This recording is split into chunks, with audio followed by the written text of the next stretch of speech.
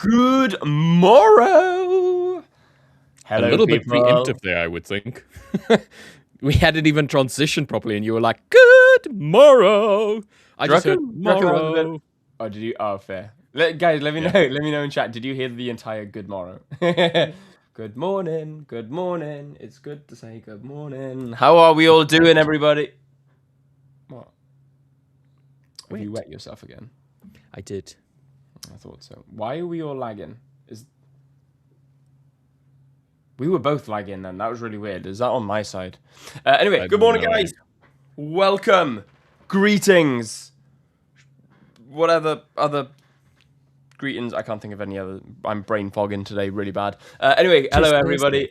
How are we doing? It is a Thursday. It's the very last stream of the week. And it is also my last trading day of the week. So I don't trade Thursdays. So I'm staying out tomorrow. I'm just going to chill tomorrow. Take the day off, take it as an early weekend, and enjoy the bank holiday. Also, it's a bank holiday in the UK tomorrow as well. It is May Bank. Tomorrow? Tomorrow. El mañana. In the morning. Is it? Mm-hmm. Yep, it is. Is it? Tomorrow is May Bank holiday. It's bank holiday weekend. Is it? I'm sorry, South Africa. I'm living here. Yes, it is. In Wales, it is anyway. In Wales, it is. Maybe not. Monday is a bank holiday. Spring bank holiday. Bank holiday on Monday. Weekend. Tomorrow to Monday. Well, not according to Forex Factory, it ain't. According to Forex Factory, Monday is the bank holiday. Yeah, Monday is the bank. Monday, I think is the official bank holiday, but all of us, lazy people, just start tomorrow. Oh. Everyone starts coming down on holiday tomorrow. So I mean, people will probably leave work early and stuff like that. Yeah. It'll be like sort of like half day tomorrow, sort of thing. It'll be like they'll probably finish. Isn't Friday half day in anyway? Maybe for you. No, legitimately, a lot of factory workers in South Africa have Fridays basically as a half day. And when we're talking about a half day, it's like coming home at 2:00 in the afternoon instead of 4. Really? Okay, so when we say half day, it's like 3-4 o'clock. Oh, no, that's regular time. 9 to 5 or 8 to 4. That's regular working hours. Yeah, fair. Except Fridays. Fridays I'm is completely like frozen. Okay, I'm back. Well, I need to close some. I need to close some of my tabs. Don't Give worry. me a minute. It's not that bad. Rich, I'm freezing. I'm freezing, man. I'm freezing over here. Yes. Yes. Okay, so for everybody in chat, myself and Will had a very quick chat about NASDAQ this morning. Yeah, you're just looking very quickly. Well. So I want to show this. I already had a sell. It's already a full sell. Got in, and the funny thing is, I'm telling Will, "Hey, dude, I've already taken profit for today." And it's like, "Oh, let me guess where you took an entry from." It was 8:30 your time, and I was like, "This is 8:30, but technically it's 8:25. The close of the 8:25 candle is when I got in, selling it lower." And he's like, "Well, he's looking for a buy," and he marks it up, and I'm like, "Dude, what a nice area." Sure. In fact, sure. Right. This is your sell. This was your sell, and I predicted it to perfection. I then said that I was in a buy, and he predicted it to perfection. Oh no, I'm not sharing my screen.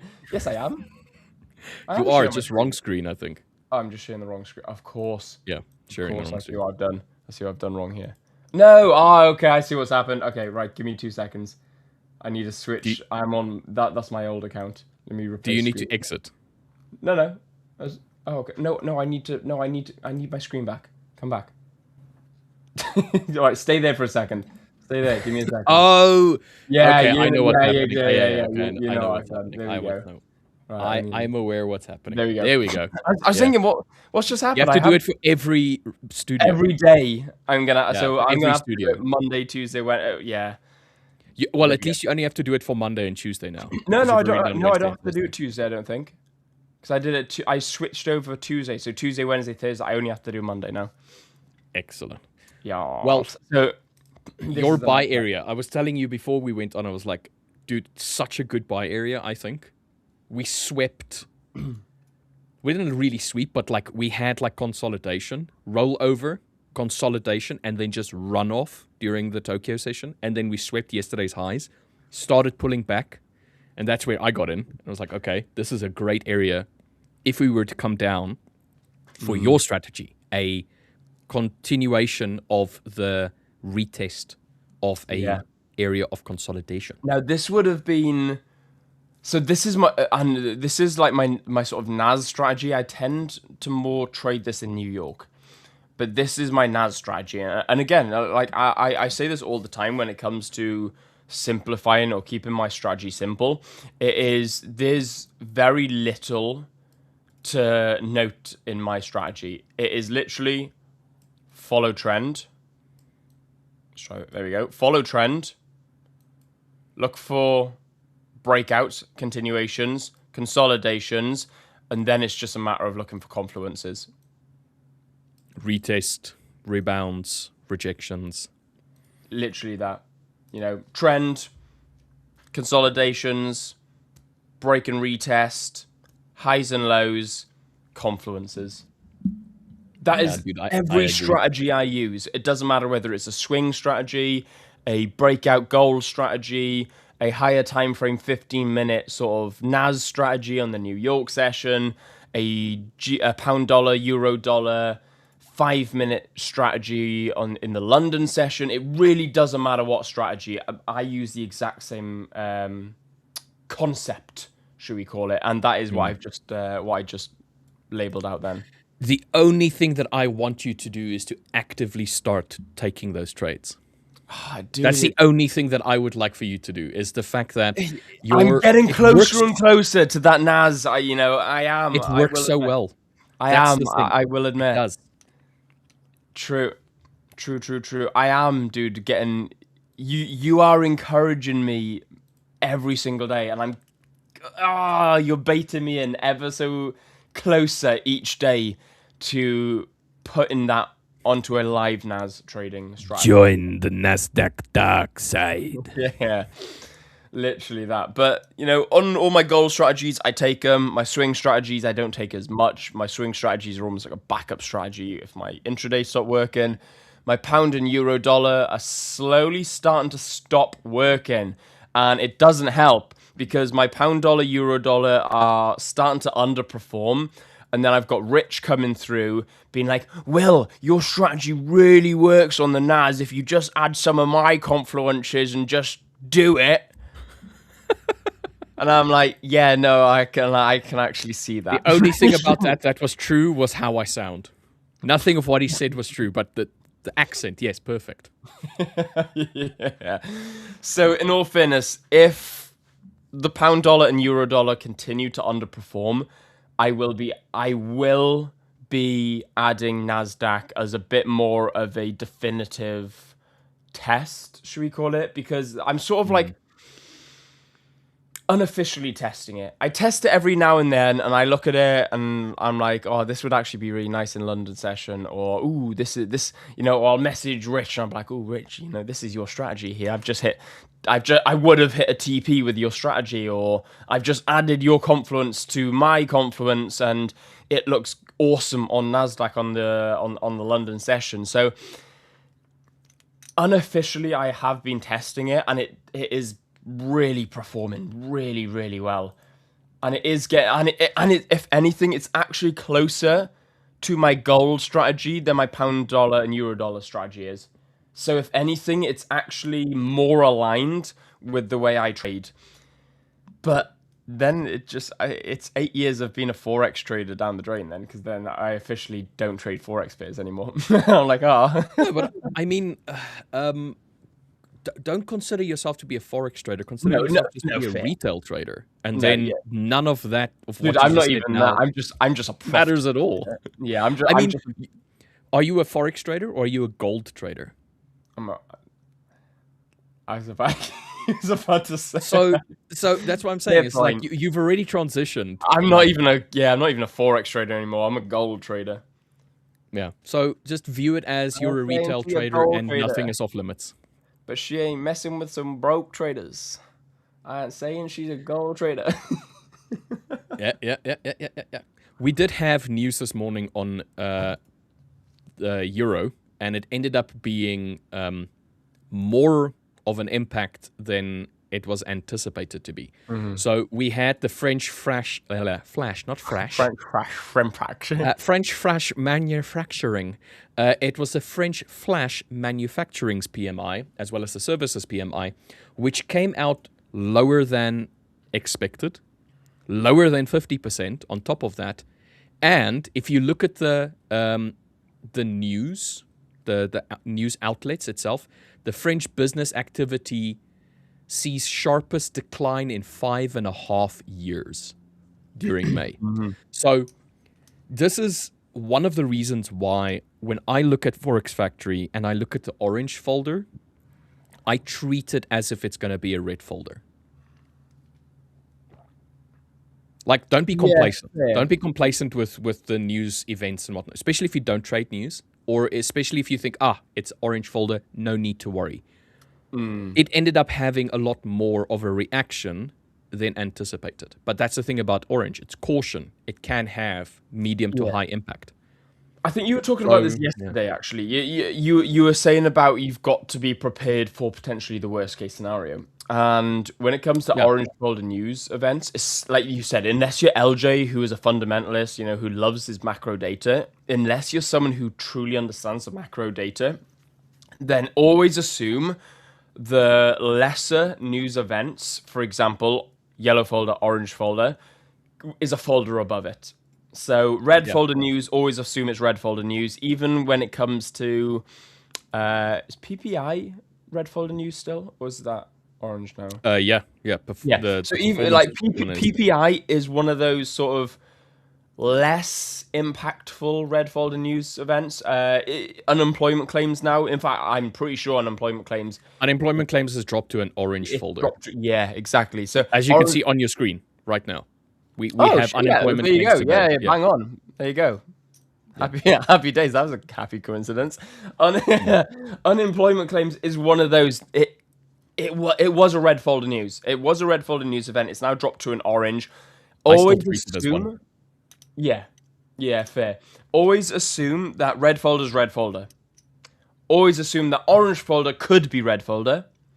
And always assume that yellow folder could be orange folder. I take out all yellow folder news events. As you'll see, I go into my top right. Unexpected.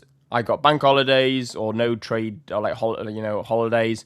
I've got orange folder, red folder, and I untick the yellow folder news. And then I have absolutely everything else. If it wasn't for the fact that if I didn't stream, I would have unticked half of these. However, because I stream, it's good to see absolutely everything there. However, I really don't care about yellow folder news. So I untick it. Although there has been a couple of times where I've been not taken out, but I've been caught red-handed a couple of times misjudging the news, where there's been a bit of volatility come in. I thought, what the hell's gone on here? I've gone into the news, gone back into yellow folder. Yellow folder news has come out, and turns out it's not been a red folder news, but it has the yellow folder has affected the markets a bit like how an orange folder would, and there's been a little bit more volatility in it than anticipated. So always overassume, always exaggerate the implications of a news folder or of a news event. Be cautiously optimistic. So the idea is that I like that. You expect the best, but prepare for the worst. That's the kind of thing. That's the kind of mentality. Like, you be aware that it can go opposite to what you expect, and be prepared in the event where it does do that. However, if you are optimistic about it, it's generally a better viewpoint. Yeah. Like, you expect a little bit of a better outcome than maybe what reality might be, but at least you'd be prepared for it. So in the event where it doesn't go in your favor, you don't get smashed. So Did you have your stop loss on the high of the move, so the high of the day, or the high of the consolidation? For my trade this morning. Yeah. Static. So I'll bring mine up, and then you can see it's a static one. Yeah. It's a static. Just because I want to dive into something really quick. Oh, okay. So fair. Okay, what was it? It's 40. So it's $40 on Nasdaq movement. So it's 4,000 points on MetaTrader. Okay, $40. So yeah. And then take profit 1 is 40, take profit 2 is 80, take profit 3 is 120, and then take profit 4 is 160. You hit full 4, didn't you? Yeah, 160. Yeah, full 4. It hit TP2 very reasonably quickly, like within 30 minutes, not even 30 minutes. Can you give me the bang on levels for that? For each one, TP1, 2, 3, and 4? No. For entry, stop, and TP4. Okay, so entry was... let me just click on this. Was 29,277.57. 29,277.57. 277.57. Okay. TP1. No. TP4. Oh, full TP4 was 29,117.57. 29,117.57. Yeah. And then stop loss was 29,317.57. 317.57. Okay, perfect. Right, now I'm going to bring my screen back up. If it was clean price action, it would have been a 1 to 4, but because I take partials, it's a 1 to 2. Yeah, of course. Yeah, of course. Right. I don't need you anymore. I need my screen back. Right. So, guys, I was chatting with a friend of mine a little bit earlier on this morning, and we were actually discussing. So him and his friend were discussing the idea of why be a Forex trader. Why wouldn't you just trade indices? With indices, you can just buy and hold, and you can, you don't really need to sell, and there's less opportunities to sell. And we were just discussing that idea. There is 2 fantastic examples, and I love this because this doesn't happen often. Back-to-back trades. Rich was in this here on the 5 minute, I'm assuming. Yeah. 5 minute time frame. Rich was in this. I can break down fully why he took this trade on my strategy and on his strategy. There are several reasons why I can see Rich got in on this trade. Now we can jump up onto the 15 minute, and I can give you several reasons why I would have gotten in on this trade. Now, I would have hit 1 to 2R, Rich 1 to 4R. Sells, TP, entry, longs. Straight in one after another. And this is the luxury about being, leverage trading. This is the luxury about being able to jump and analyze all sorts of timeframes and all sorts of sort of assets. Now, when it comes to the markets, it doesn't matter what other people think. And this is, I just want to dive into this a little bit because I think a lot of people are under the misconception that if you trade indices, you must buy and hold. It's not necessary. Yes, potentially there's going to be a lot more opportunities for swing traders to buy and hold. You can also be a profitable intraday trader on the lower time frames on the indices. So, for example, here, I'll let Rich break it down properly on why he took his trade. But let me just break down on why I would have taken Rich's trade. So we've got consolidation here. We've got price slowly moving back up here.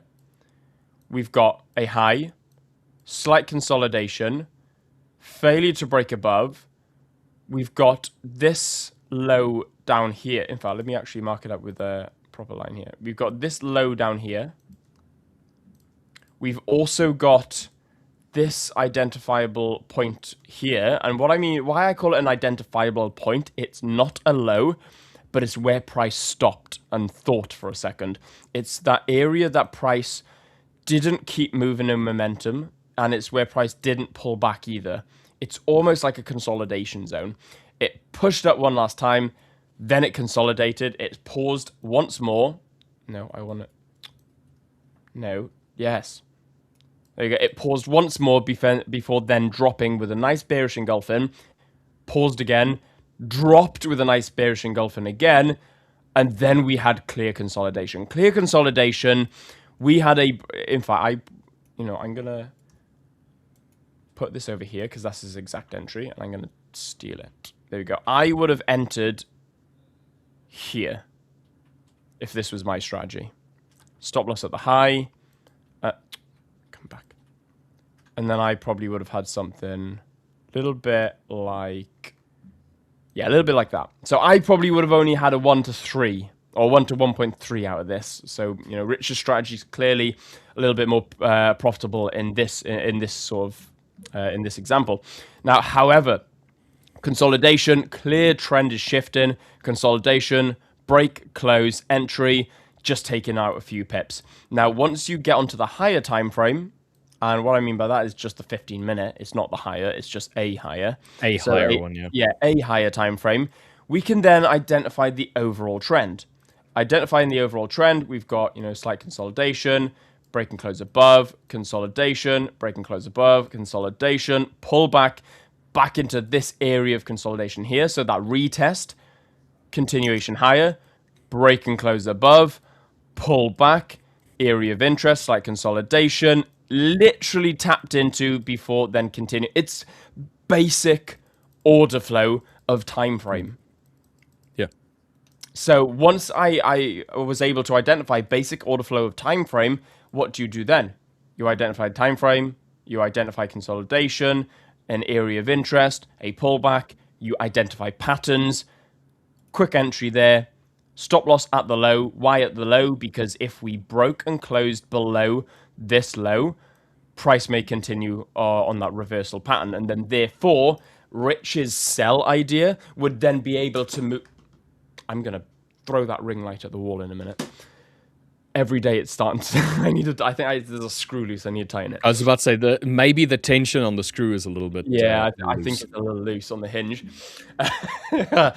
So Rich's 5-minute time frame sell shifts up to the 15-minute time frame.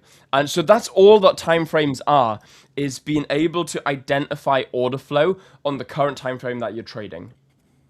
And once it moves, once you get that shift on the 5-minute, you can sell. Once it shifts onto a lower and it breaks that higher sort of low and creates a lower low, that higher time frame, I should say, the higher time frame low and creates a lower low, then that sell opportunity shifts up a time frame. And you can keep on moving price up because price is fractal when it comes to that. And you can identify sells on one time frame and buys on another until you get the invalidation. So I just wanted to discuss that real quick because this was quite exciting to be able to watch both opportunities play out simultaneously almost. It was literally back to back, selling into buying. So it goes to show the markets are always holding opportunities for absolutely every single strategy possible. And, so many people are like, oh, this strategy doesn't work. This strategy works. This strategy doesn't work. Some strategies work better than others, of course, but there's always an opportunity for any strategy to work at any given point. Yeah, no, I agree. I like everything that you've said. I don't really have much to add to it. I would just be repeating what you're saying. But I will break down my trade just to show that even though you do go along with the trend generally, there's times when you can get good pullbacks. Yeah, exactly. In this case, I didn't do anything different than I normally would. This is a trend following strategy, but you do get lower time frame trends. You get like intraday trends. You get like inter-time frame trends. Yes, in this case, NASDAQ, very much a appreciating asset in this case, or asset class, tends to go higher, as most indices are supposed to, because they are derived from stocks. And stocks, you want appreciation. If you have depreciation in a stock's value, that generally signifies weakness in an industry, or it shows a lack of profits and that kind of like stuff within that industry. So leaps and bounds, yes, peaks and valleys, fine. but the asset class itself is generally an appreciating asset class. So it makes sense to want to buy and hold an indice. Fair enough. Okay. Forex, on the other hand, foreign exchange, by its very nature, is cyclical. By its very nature, is more consolidative. You have price pushing away from a point and coming back to it again. If you have one price asset that just, or one asset class that just continuously rises, in this case, let's say UJ, what happens? It's not good for one of those two currencies. One of those two countries that are busy being like weighed up against each other. So, with that being said, I know that generally Nasdaq is an appreciating asset class. It continues to push up. Doesn't mean it does so always. So it has pullbacks. Anyway, so what we had here was we had yesterday's highs, which we wicked initially, or we established, we created it in the first place, and then we tested it as we came to the close of the New York session, providing us with a bullish day. The day closed much higher than it opened up. We already had on the daily, okay, I'm just going to move that. We already had 3 bearish days and then close of a bullish day. This was yesterday's close. Okay, so I already know from this that there has to be some sort of test of the high or either the low. If we're going to continue bullish, it's going to have to be a test of the high. If we're going to continue bearish, we need to test the low of the previous day. So we had the high. I'm going to go back down to the 5 minute. We had the high that was tested right here after it was established over here. So establishment of a key area. So a previous day high, previous day low, a session high, session low. In this case, the previous day high and the session high ended up being the same point. Not that it like adds confluence, but just the idea of it. You have establishment of an area and a retest. So the retest of this area solidifies the idea that it's an established area. So you need a test of that established area in order for it to be classified as an established area. Otherwise, I can turn around and say, oh, this is an established area because it was a low. And then, oh, look, we've tested and failed. It's no longer established area. So establishment, retest. And that retest must be in the same direction proportional to the establishment. So when it was established, we pushed away. When we retested, we pushed away from it as well. So we have an established area. We push away from it volumetrically. We come back down to a previous established area, which was the previous day's high, the previous day. So this was yesterday's highs, was Wednesday's. This was Tuesday's highs for these sessions. Not the high of the day, but the high of these 2 sessions. So you had the establishment, and then you have the retest solidifying it's an established area. When price eventually came back to it the following day, we kind of struggled a little bit. So if I go up to the 15 minute, you'll see there's a lot more consolidation in this area. So you have overlap. So this would be consolidation after an established area. So initially when it was established, we had a strong volumetric reaction pushing price lower, breaking the previous session's lows. When we came back to it, we had yet again another volumetric reaction. But in this case, we did not sweep the lows. So the follow-up day, the very next day, the Tokyo session, started printing bullish from there, signifying that this is a potential change of the directional move. We were bearish. Now we're going to try and push bullish. This was yesterday. So obviously, this is hindsight information, but you can kind of like see how it all comes together. Okay. When we got back to this established area, we really struggled to pick a side, which is generally what happens when you have a retest of an established area. It slows down. The volatility picks up, but the volume drops. So it's up and down and up and down and up and down, but we're not getting volumetric movements in a direction. We're not getting these real strong, momentous movements because it's a decision point. Is price going to continue pushing up, or is it going to start reversing back from that area as it had done previously? So in this case, we had a little bit of volatile price action in this area. It was up, it was down, it was up, it was down, and it wasn't giving you a clear directional movement. Every time you created a new high, so a higher high in relation to the previous one, so if that was the swing point, that is a higher one, and this is the low, you're creating a lower low. Then you're creating a higher high and a lower high. So you're getting this expansion. Like, I think it was LJ that referred to it yesterday. It was like a trumpet, like it opens up, okay? So you need a decision point. So what happens? Price eventually picks a side and it starts pushing up volumetrically bullish. Fair enough. So what do? We, from this movement, from this consolidation that we had down here, we created the new high of the day. We established a new high. From that new high, we eventually retested it and had a volumetric reaction again. We're pushing all the way back down to this area of consolidation, which happens to also be the previous days New York and London session highs as well. So you're going from one session high to another session high, one session low to another session low, and you're testing those areas. In this case, it makes sense because there was consolidation. It was an area of interest. Fair enough. We reacted off of that. So when we had rollover, if I go down to the 5 minute, you can see it a little bit easily as well. When we had rollover, we were at this area. So New York session coming all the way down. We have rollover. Rollover pushes us all the way down into this area, start pushing up, and then we consolidate. We're deciding where we want to go. Tokyo session starts pushing up, higher, higher, higher, higher. We eventually take the previous day highs. But what do we do with it? Not really much. We take the highs. It's a slow upward tick as well. This takes hours.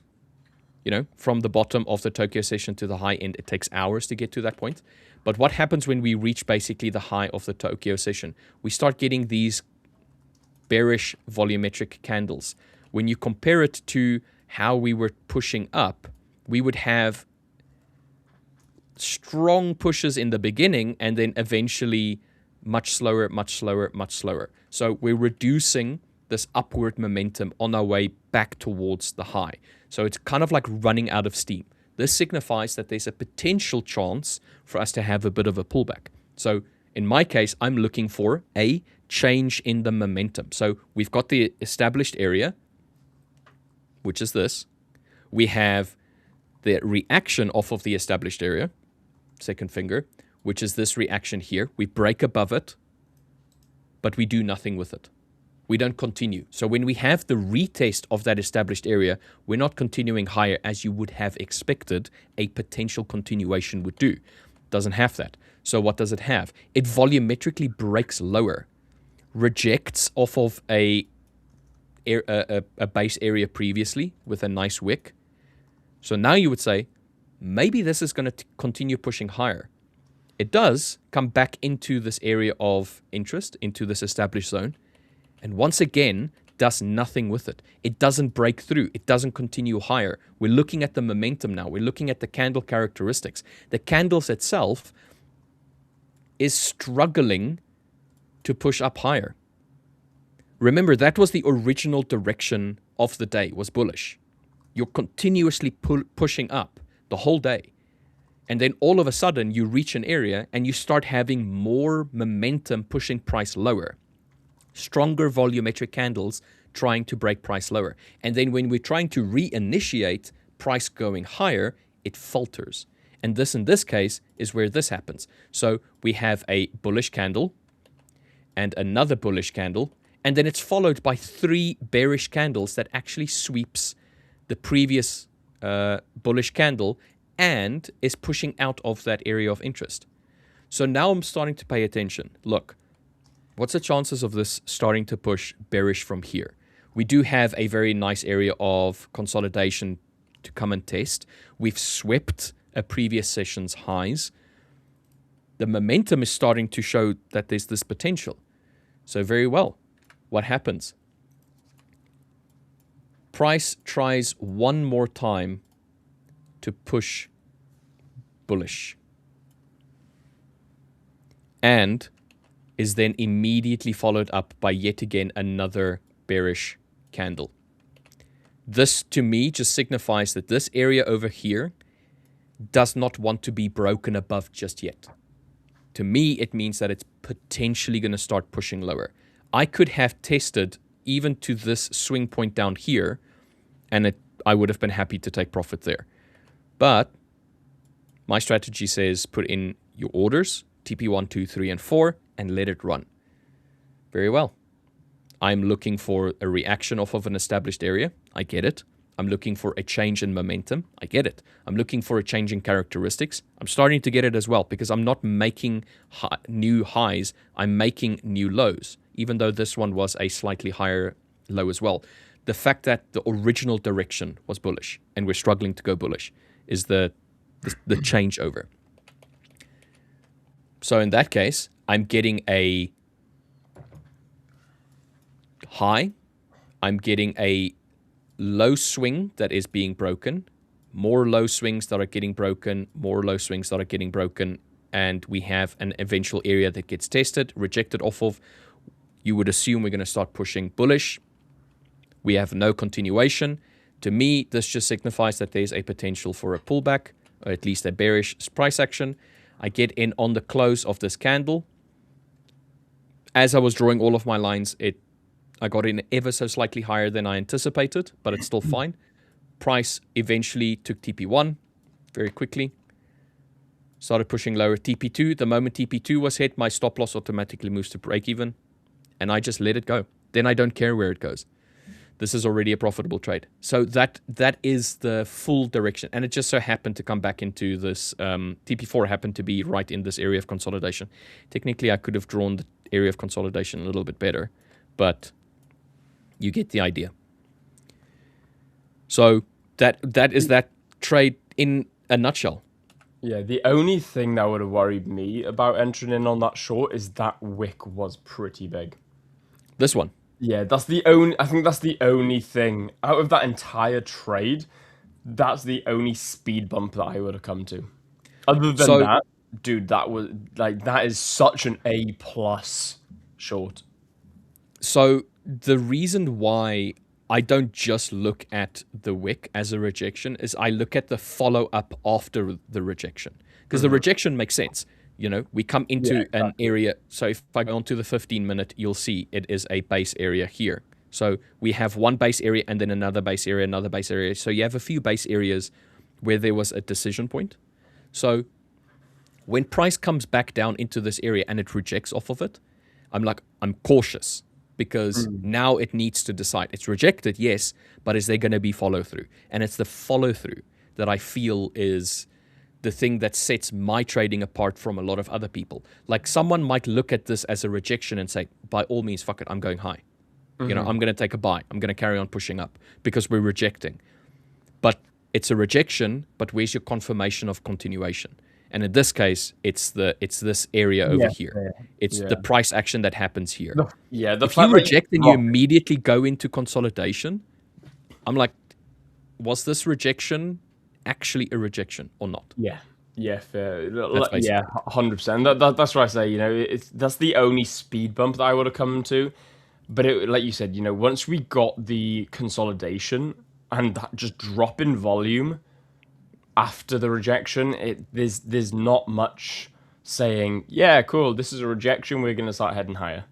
It's this is a rejection, but we're straight after. You know, so it would have still been a speed bump for me, and I would have been cautious. But those sells are just chef's kiss. So now we have this new high of day that has been swept. So we now have a new established area. So price created a high, which happens to be, in this case, the Tokyo high. We swept it, did not close above, and it looks as though we're trying to push a little bit lower. But if you look at the way that it is currently acting over here, currently acting down here, we have a lot of wicks below. Generally, a little bit worried about whether or not this is going to happen. So now I'm going to look for another area of consolidation or another area. So we had this decision point over here. That's basically where we are now. We can just as easily start pushing up from here. Yeah, I think so. But I don't think we're done being bullish yet. However, it depends on how we act. It depends on how we mature now. we For can also me, do this.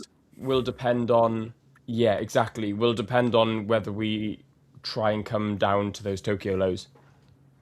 So when I switch on this zero lag one, you can see the momentum kind of like shift. If I just remove all of these things and you just look at the band itself, you can see expansion and contraction. You can see it's moving away from the band. It's coming back into it, retesting, continuing higher, while looking at all of the candles and how strongly volumetric, or how strongly, like how much candle body to candle wick, the relationship between them, relationship between the candle and the previous set of candles and stuff like that. I take this all into consideration. That's why I do like this indicator, because it just visually very quickly can see, we're expanding. We're pushing up. It's just an EMA. It's just a moving average. Yeah. That has its own band, basically. Yeah, no, exactly. And the idea is, when you have this, so you have these changes, swings, changes, swings, changes, swings. That to me is like really difficult to get into a directional move. Mm-hmm. Then I have to look at the higher time frame and be like, okay, Yeah, we are indeed what's the momentum pushing saying? up. What's the momentum saying? What's the directional push saying? So I do like this one. I don't always use it. I generally have the 50 EMA more as a confluence than the other one. And then I do like the MACD as well, because the MACD also shows you when you're losing some Strength, momentum, when you're gaining momentum, when it's slowing down yet again, when you're getting those little changes. I do like the MACD for that specifically. So yeah, fair. Well, I rate a moving average. I'll be honest. I do rate a moving average. I do like them. If you can use a moving average crossover, and what I mean by use it, I don't mean just place it and look at it and go, "Oh, it's crossing, cool." I mean, if you can really understand the moving average crossovers between two different moving averages, and you understand what it works for you and how it works for you, because a lot of people, there's a million and one different moving averages. So if you can try and work out two of the best moving averages for you, because I may like the 20 and the 200, Rich may like the 10 and the 100. Like, there's no correct answer. It's about what works for you. And if you can find a moving average that works for you and it helps you as a confluence, dude, I rate that so much. It's the understanding of what is a moving average. Yeah, exactly. So a moving average plays the role of a dynamic support or resistance point. How does it do this? It does this by looking at all of the candles in a series and determining where it on average moved. Where was the average price across that specific section? So if you have a 200 moving average on the hourly, and I look at price anywhere, let's choose any point. When was this? This was the 5th of May. From the 5th of May, 200 candles back, this was where the average price would have been. So 200 hours of price action, this point right here is the average price that it was. The average 100 candles was slightly higher, and the average 50 candles were higher as well. So if you drew a line straight through that section, you kind of get a broad idea of, we are moving up. Mm-hmm. We're expanding away. We're moving away from the 200 average. The last 100 candles have been bullish. The last 50 candles have been bullish. The last 10 candles have been bullish. The crossovers is a problem because you're not using the same time for each one of them. Mm-hmm. Because as you're moving away, you imagine, where is a crossover? If I can find an hour. I was going to say, you may find a messy one through a long-term consolidation area. So here you have across the 50 over the 100, you have across the 50 over the 200, and then you have a cross of the 100 over the 200. Instead of saying, I'm going to take the crosses, so there's the cross, so it would be maybe that candle. I'm going to take the cross as a trade. Instead of using it like that, look at it like, okay, the averages are crossing. Is this a signifier that we're potentially going to start pushing higher? Because the lower time frame or the lower moving average is trading either a lot closer to where the last higher, in this case 200 average, was trading. Now the 100 is also a lot closer. So on average, on the current time frame where we are now, the section that I'm paying attention to, we are slowly but surely moving in the opposite direction. We're trading higher than where we were on average. And the averages are converging. So you'll see that on the lower time frames like the 15 or even the 5, you get a lot of areas. Where the hell are we now? I think you were... Just as an example, here you have an area where the 200 and the 50, the 200 and the 100 are pretty much the same. So on average, your price on the higher time frame is coming a lot closer, even though on the 50, you have these dips. You have these strong dips. It comes back to it. It looks like it's trying to move away, then comes closer, and then eventually you have a crossover. Don't use crossovers as a definitive answer. As a trade entry. Yeah. Because that's what I mean. You're going to pull back again. Yeah. You're going to pull back again. And then you're going to continue higher. Use it as a confluence to say, I think we're going bullish now. I'm going to start looking for bullish price entries pushing up higher. And that's what Use I mean. it as a dynamic support. A lot of people will use the moving average and think, you know what, the moving average is super cool. I'm going to use this, and the minute I get a crossover, then I'm going to get an entry. It's like it doesn't necessarily work like that. And you've just explained it perfectly. Is that if you can use the moving average for what the moving average is used for, and it's an indication or potential forecast of what price could be doing. Like if you get the crossovers of the right moving averages, and then, for example, you know, it may be a little bit messy. A lot of people would be like, oh, it just looks messy at the moment. But then it starts to disperse into something that you think, right, okay, now it's starting to disperse into the correct order that I like the look of. I can see potentially now price may start expanding into that upwards direction because, you know, like you said, the lower is moving higher than the lower before that, and the lower before that is moving higher than the lower before that. And we're starting to, instead of intertwining and looking all like that, we're starting to disperse up and out. Then it's that ability to be like, oh, okay, we're starting to get a bit more clarity in the markets over the past 100, 200, over the past 50, 100, and 200 candles. Now that we're starting to get a bit more clarity, we can start having an encouragement of bias on the longer time frame, on the sort of longer trend. What does this mean now? Because then I always recommend you do that on the higher, maybe the 4 hour, the 1 hour, and maybe 4 hour, 1 hour. Yeah, maybe the 15-minute, but I wouldn't recommend it on the 15 because I think that you're going to get caught up in noise. So like the 4 hour and the 1 hour, it's perfect for, in my opinion. And then drop them. Get rid of the moving averages then. Drop onto the lower time frame and go, right, okay, now that the moving averages have told me this on the higher time frame, this can be an encouragement of bias. Like, okay, now that I know potentially what I'm looking for, what does the lower time frame tell me? And what you're doing then is you're using the moving averages for what they were designed for. They're not entry criteria. They're exactly what Rich just explained. They're dynamic, and they're encouragement to help you read a potential trend movement of the markets. Yeah. Like, imagine this. This is the 4 hour chart, and we have a 200, 100, and a 50. What does price need to do? What needs to happen to NASDAQ? This is the NASDAQ chart. What needs to happen for it to come and test the 200 moving average? Where the current 200 moving average is to where price is currently, it needs to drop 6.3% in order for it to come and test the 200 average. So dynamically, as a support level, it needs to massively lose a bunch of price action, a lot of its actual worth, just to come and touch the 200 average. Yeah.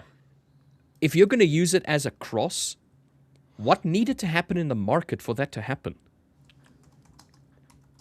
It's like saying, okay, I'm going to use it as a cross every single time there is, and then I'm going to have a swing trade. Fair, it might work. You would have had a great entry point somewhere over here if you caught it on the right side.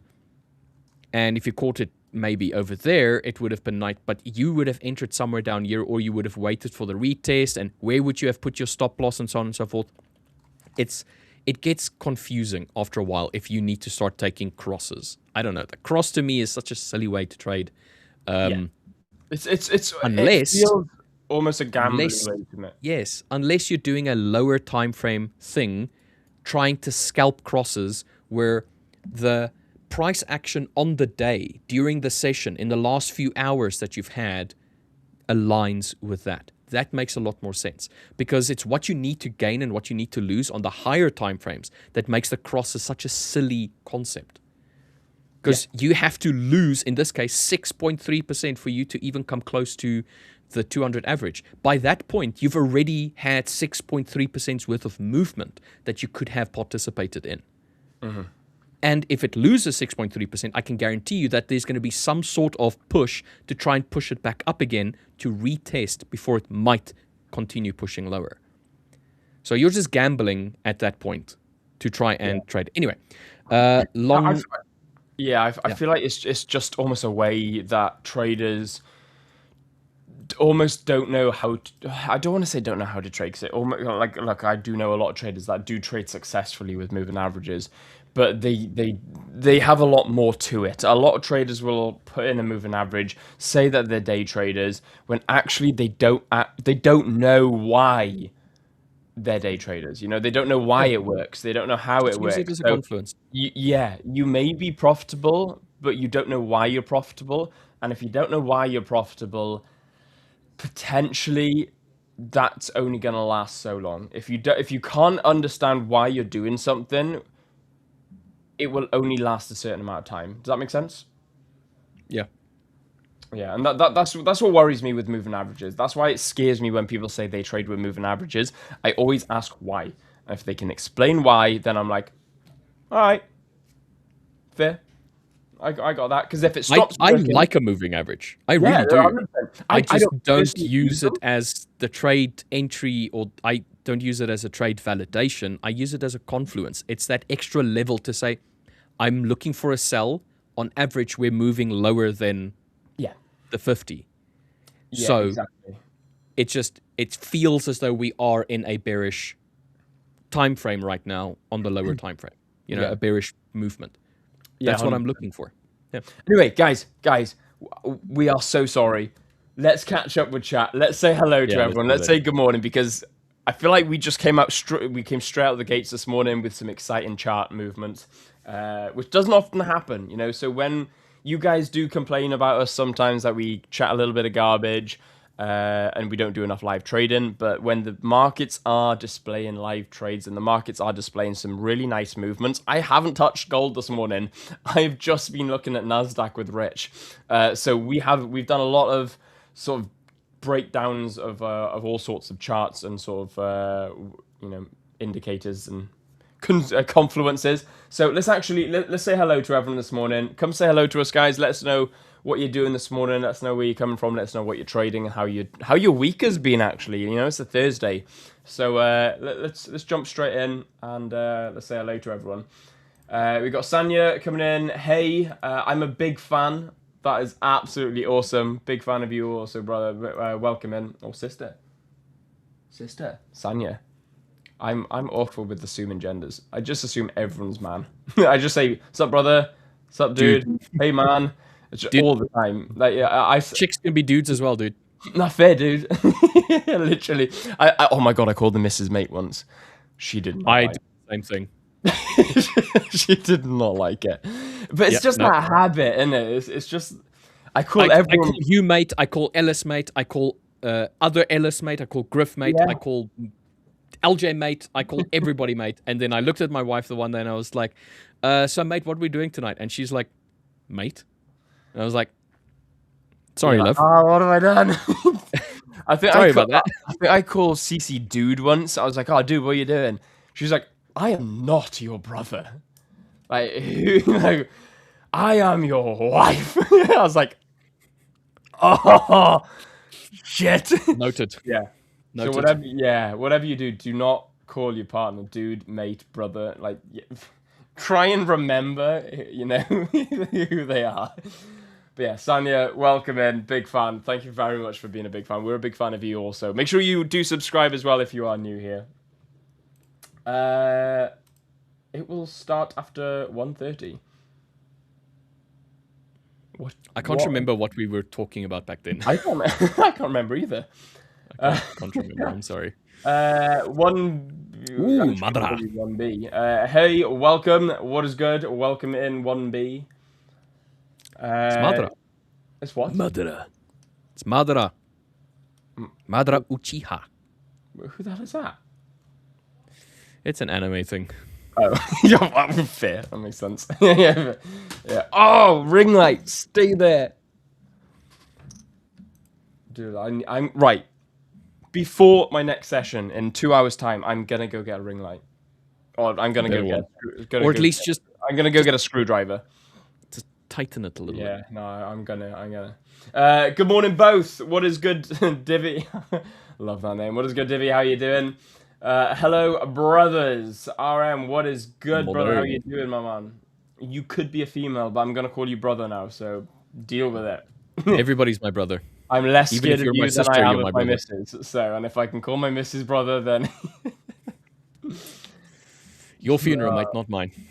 Yeah, literally. Yeah. I will start watching regularly from 25 because my exam, from the 25th, I'm assuming, because my exam will get over and will be we'll learn a lot from you. One day I will learn to read. Divi, that's absolutely awesome. Best of luck in all of your exams, my friend. And look forward to seeing you come on a little bit more regularly as well. That's absolutely awesome. Ty Keith, what is good, Ty Keith? Yo. Hi, Rich and Will. Well, hello there. Yes, Unbiased Trader. Good morning, all, and dear hosts. Good morrow, sir. How are you doing? And the one and only MJ Thalantur. Greetings. What is good, brother? How are you doing? And at least I know that I can call you brother. For the time being, at least. Yeah, fair, maybe. For now. Is there a way to anticipate whether the market intraday is likely to trend with higher volatility or be slowed and choppy? This is a really interesting question because, we were just discussing the moving averages, and that is a way to identify and determine intraday. If you can use the lower, like the smaller moving averages, for example, the 5, 10, and the 20, then you're going to get a better idea on more intraday price.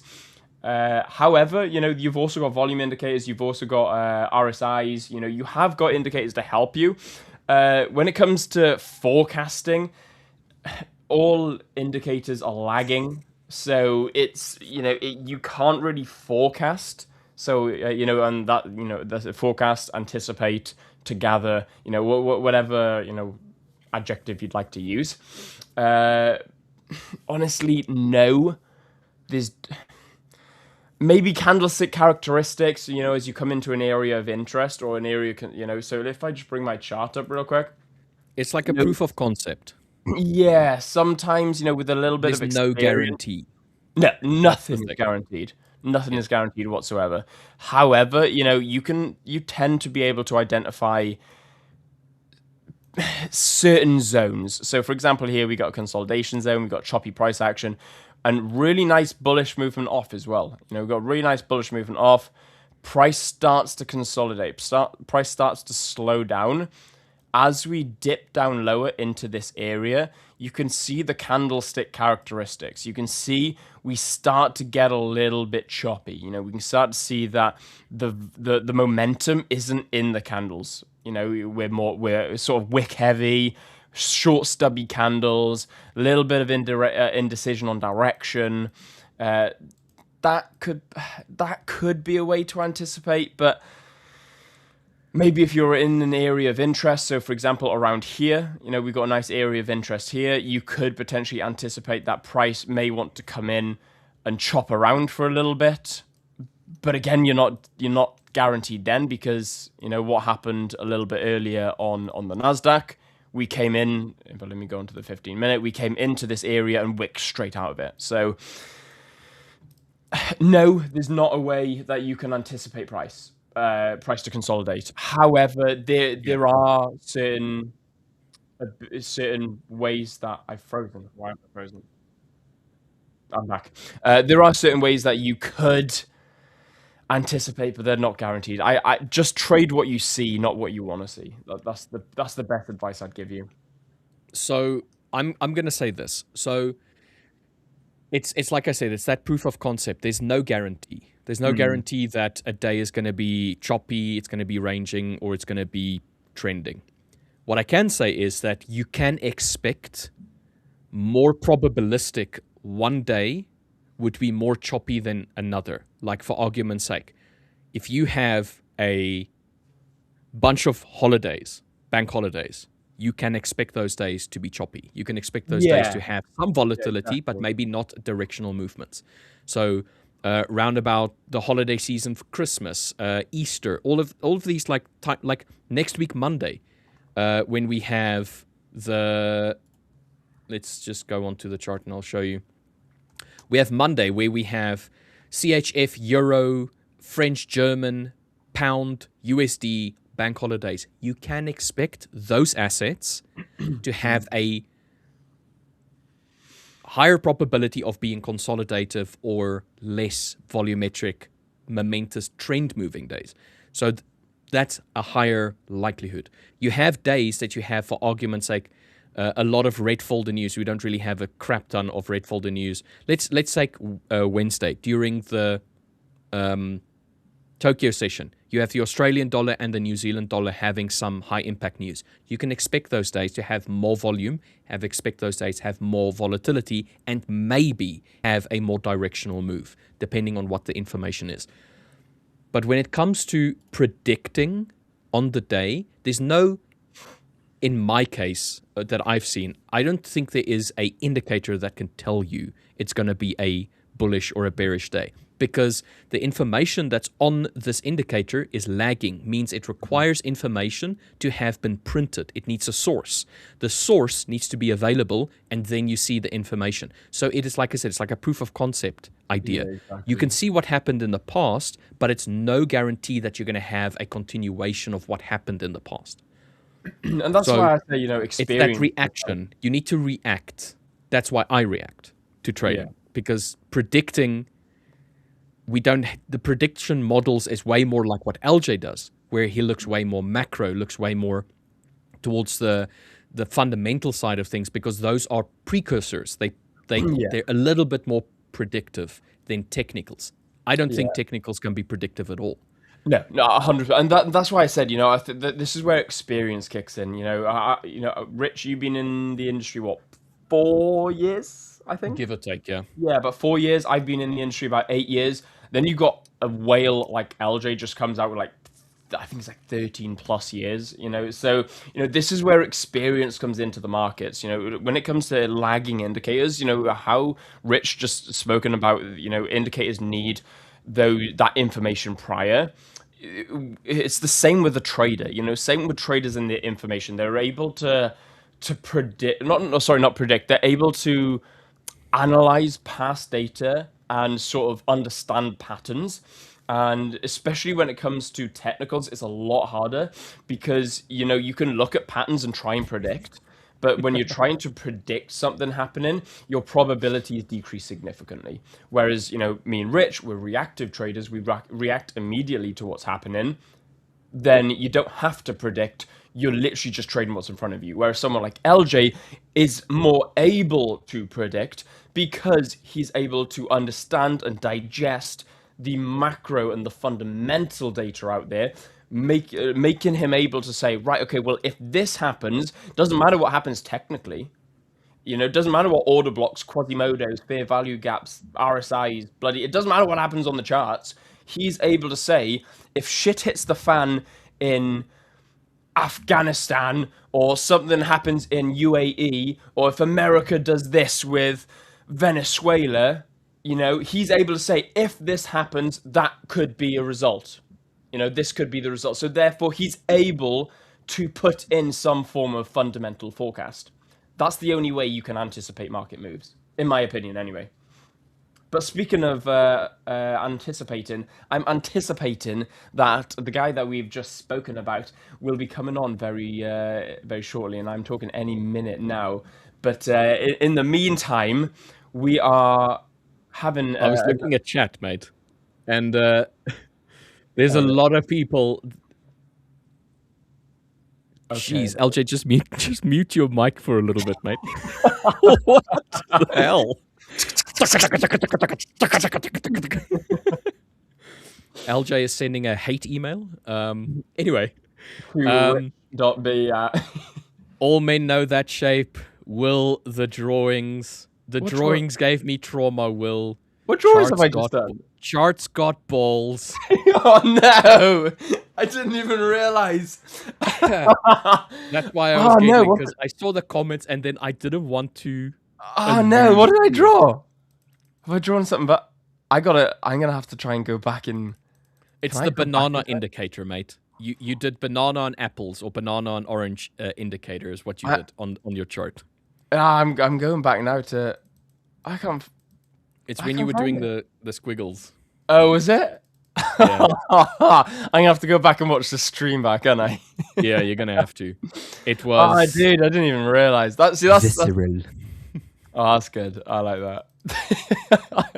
This is what I mean. This is, you know, when you watch live TV and like an actor forgets his line or an actor does something and you're like, oh, he did it.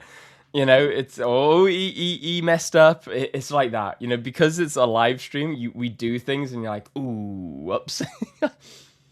Oh man, that's funny. CC Cat Lady, I don't know who she's talking to, but she says, hi, William Davis. Hello, CC Cat Lady. Hi, Rich. And good morning, Handsome. Who the hell is Handsome? Because we've both been addressed. Yeah. Maybe the chart was handsome. Maybe that's when you were doing your squiggles. Ah, maybe she loved the I'm assuming was a phallus squiggle. Banana, mate. It was a banana. Banana squiggle. We are all innocent people here. Innocence. Oh man, chat got paused. Dude, I'm seeing the comments now. Yeah. Dusan Alex asking, Richard, are 5 minutes established areas good enough to frame our trades intraday? I find that it's fine enough because I trade the 5 minute. So I enter on the 5 minute. I look maybe for with a little bit time of help frames. from the 15, you know. Maybe Yes, I mean, yeah. really, it's fine. But I would say don't limit yourself to just one time frame. But if you're going to take a trade, choose one time frame to take a trade on. Try and be consistent with it. I've chosen the 5 minute. I look at the 5 minute, but I also look at the 15, and I sometimes look at the hourly as well. For me, it's about momentum changes. I want to see changes in momentum, whether it's reducing its momentum, looking like it wants to slow down and start turning direction and change, go to opposite side, or if it goes into consolidation, or if it breaks out of consolidation. So I look for changes in momentum. I see it the fastest on the 5 minute because I'm going to react to that very quickly. I don't have to wait for the 15 minute to close to see whether or not there's maybe a potential shift on the way. So I choose the 5 minute to do my entries, but I do the analysis on the 15 and the 5. It's as simple as that for me. Dude, it can be strong enough. Yeah. I just rewound the stream and I just saw what everyone's on about. Yeah. It was pretty good. Apologies, guys. Did not mean to do that. Yeah. Omak is saying, hey, Rich, I would treat that wick at 7:30 as a break of structure and enter at the previous supply point. I get that. As I say, whatever floats your boat, mate. Like, whatever floats your boat. So, in this case, the 7:30 would be here, this one. because you've broken, I'm assuming, this little wick there. And then your previous supply zone would have then been all the way up over here, I'm assuming, because supply in the sky. So you would, not entirely sure where yours would have been, but something like this you would have wanted to get in there, as an example. Or maybe the actual high. You probably would have gotten in somewhere there. I'm just assuming. Please correct me if I'm wrong, Omak. Or are you referring to the actual change here as a new supply zone? So this as a supply zone, and then you would have gotten in somewhere over there, as an example. And then maybe stops just above the previous swing point, or the stops just above the supply zone, and then you would have searched for something like that. I'm just assuming now. But yes, this is a general beginning of a break of structure. But for me, it's about this volumetric reaction leading into a break of structure, into a change of characters as well. So how volumetric is that movement happening at an area? Are we slowing down? Are we expanding? Are we contracting? How volumetrically are we moving when we reach those points? I'm referring to the big wick. Oh, this one. All right, yeah, that makes sense. And then you would want to get in back again here at the top. So this here is the break of structure. Yeah. Henry, so can we clip it or not? Go ahead, Henry. Clip it. Make a painting of it. Put it on your wall. Yeah. Clip it and chuck it in the Discord, mate, and make sure you tag a Will Davis original. Yeah. Okay. Well, how do you manage that noise in the lower time frame? Honestly, by trying my hardest to keep things sort of as simple as possible. You know, if I with the noise from the lower, I refuse to go on the 1 minute, and I only use the 5 minute as sort of entry criteria, and that's where I float between the 15 and the 5. However, I like to have some form of bias on like the 1 hour 15 minute, because it allows me to sort of mark out areas. Now, if I already go with predetermined areas of interest, for example, if I just move over onto my chart, there we go. I'll make this my last point because I got to shoot off, guys, and I'll continue in about 2 hours time. However, if I come up onto the 1 hour time frame and I'm like, right, okay, you know, where are my areas of interest? As you can see, I'm going to try not to draw anything inappropriately now. Yeah. We've got areas of interest here. You know, area of interest here. We got high points. We got target areas. And then we've got, you know, price starts failing to break lower. And then we've got direction. If I'm able to determine some form of area of interest and a direction on or on some form of bias, I'm able to go in with a lower time for got to shoot off her. Yeah. I'm able to determine some form of bias already. So I'm like, right, okay, if the higher time frame, and what I mean by higher, I mean the 1 hour and the 15 minute is moving in a certain direction, and I've got 1 hour, 15 minute sort of areas of interest, then already it doesn't matter what's happening on the lower time frame. I don't care about all this because I've marked out my high, I've marked out my low, I've marked out my areas of interest. I don't care what happens then until, for example, a range breaks, a consolidation breaks out, we get a retest, we get a tap into an area of consolidation, and then we get some form of continuation.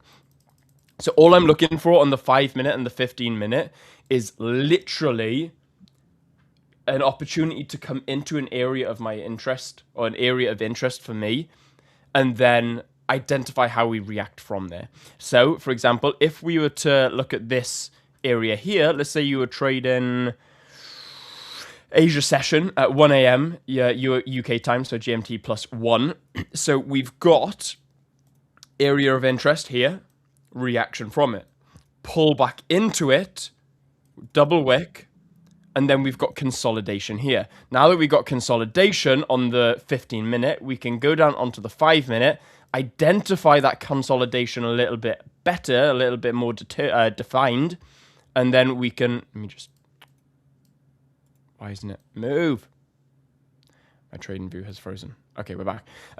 Yeah, what we're able to do then is identify, now that we're in this bullish momentum, because we've marked out on the 15, we can see that we're clearly in this bullish momentum heading up. We've pulled back into a 1 hour and a 15-minute area of interest. 5-minute consolidation, breakout above, and then what we can do is be like, right, okay, now that we've got this nice breakout, we can find an entry criteria. Where's our entry criteria, or where's our exit zones? We've got our stop loss at the low of the consolidation, or we can have our stop loss at the low, which is the wick down here. We've got this wick down here of the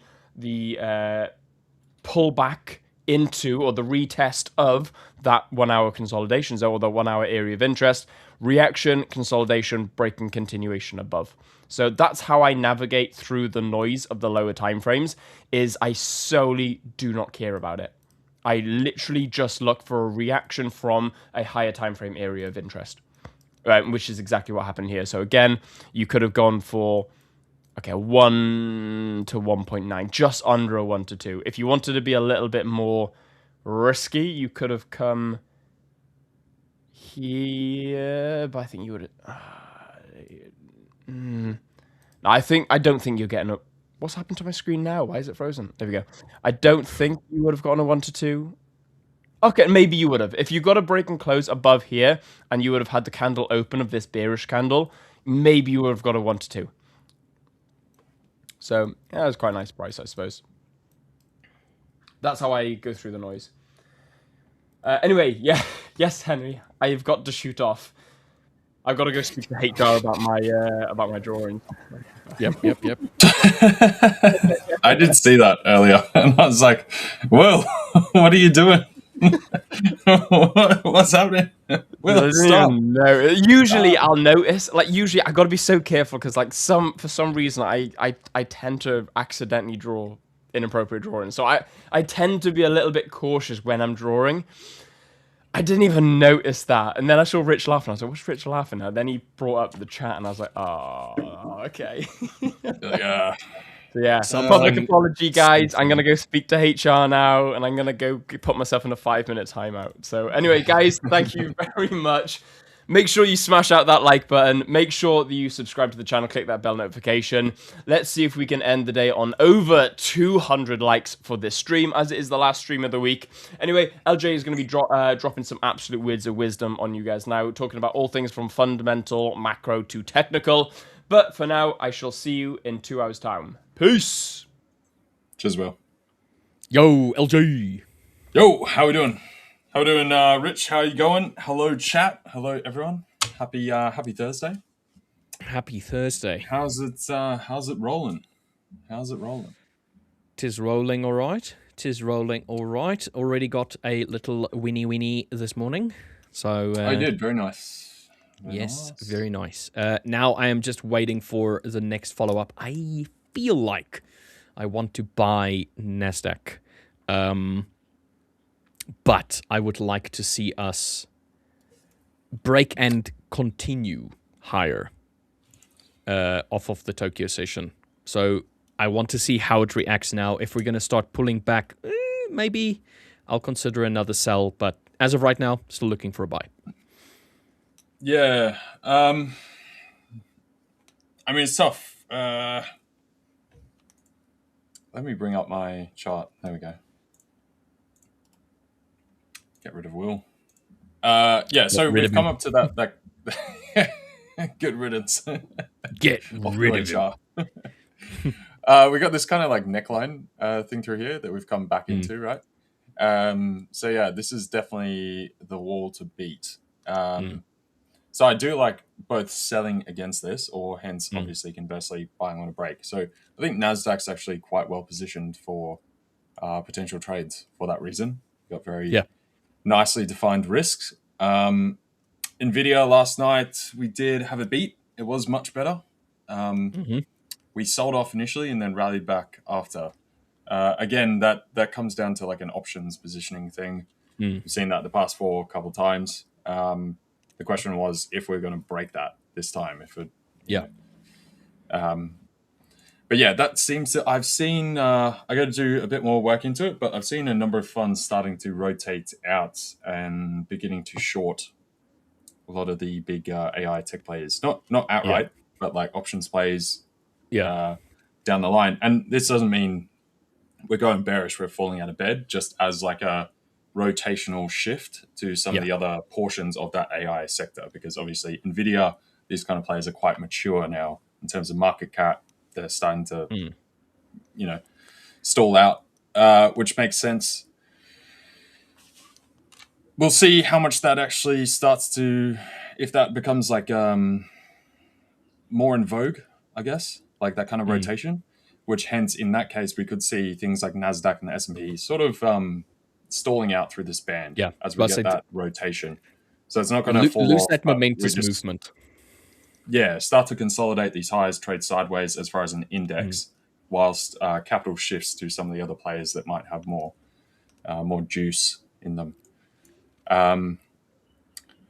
So yeah, I'm very much aligned with you. I wouldn't have a call either way. I think this is literally just going to be down to that exact thing we were just talking about, a bit of the positioning.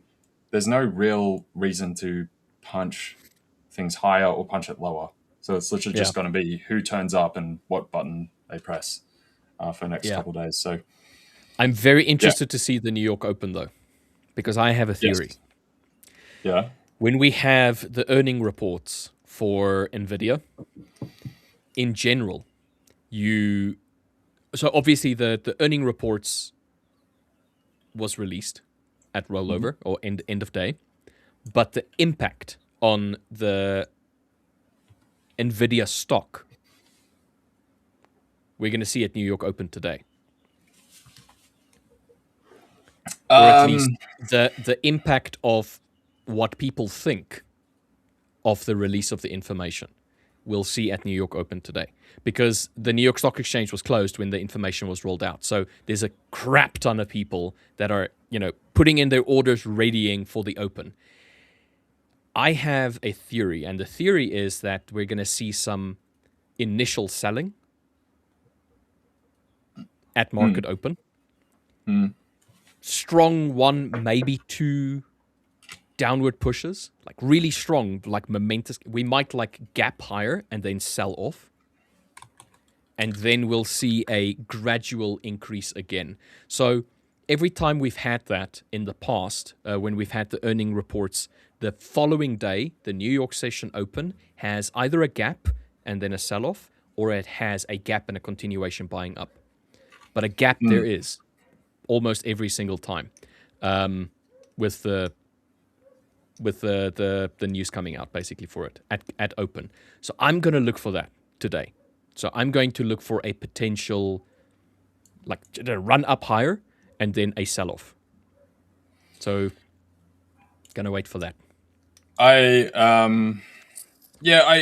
agree to a degree. That is typical. It always depends, because there's the clearing once to actually sell or buy certain shares directly. There's always that flood from people that played Nvidia earnings via options, that kind of thing. Either they held it to maturity. Depending on the maturity, they posted out a bit post the earnings, or taking zero DTEs or something like that.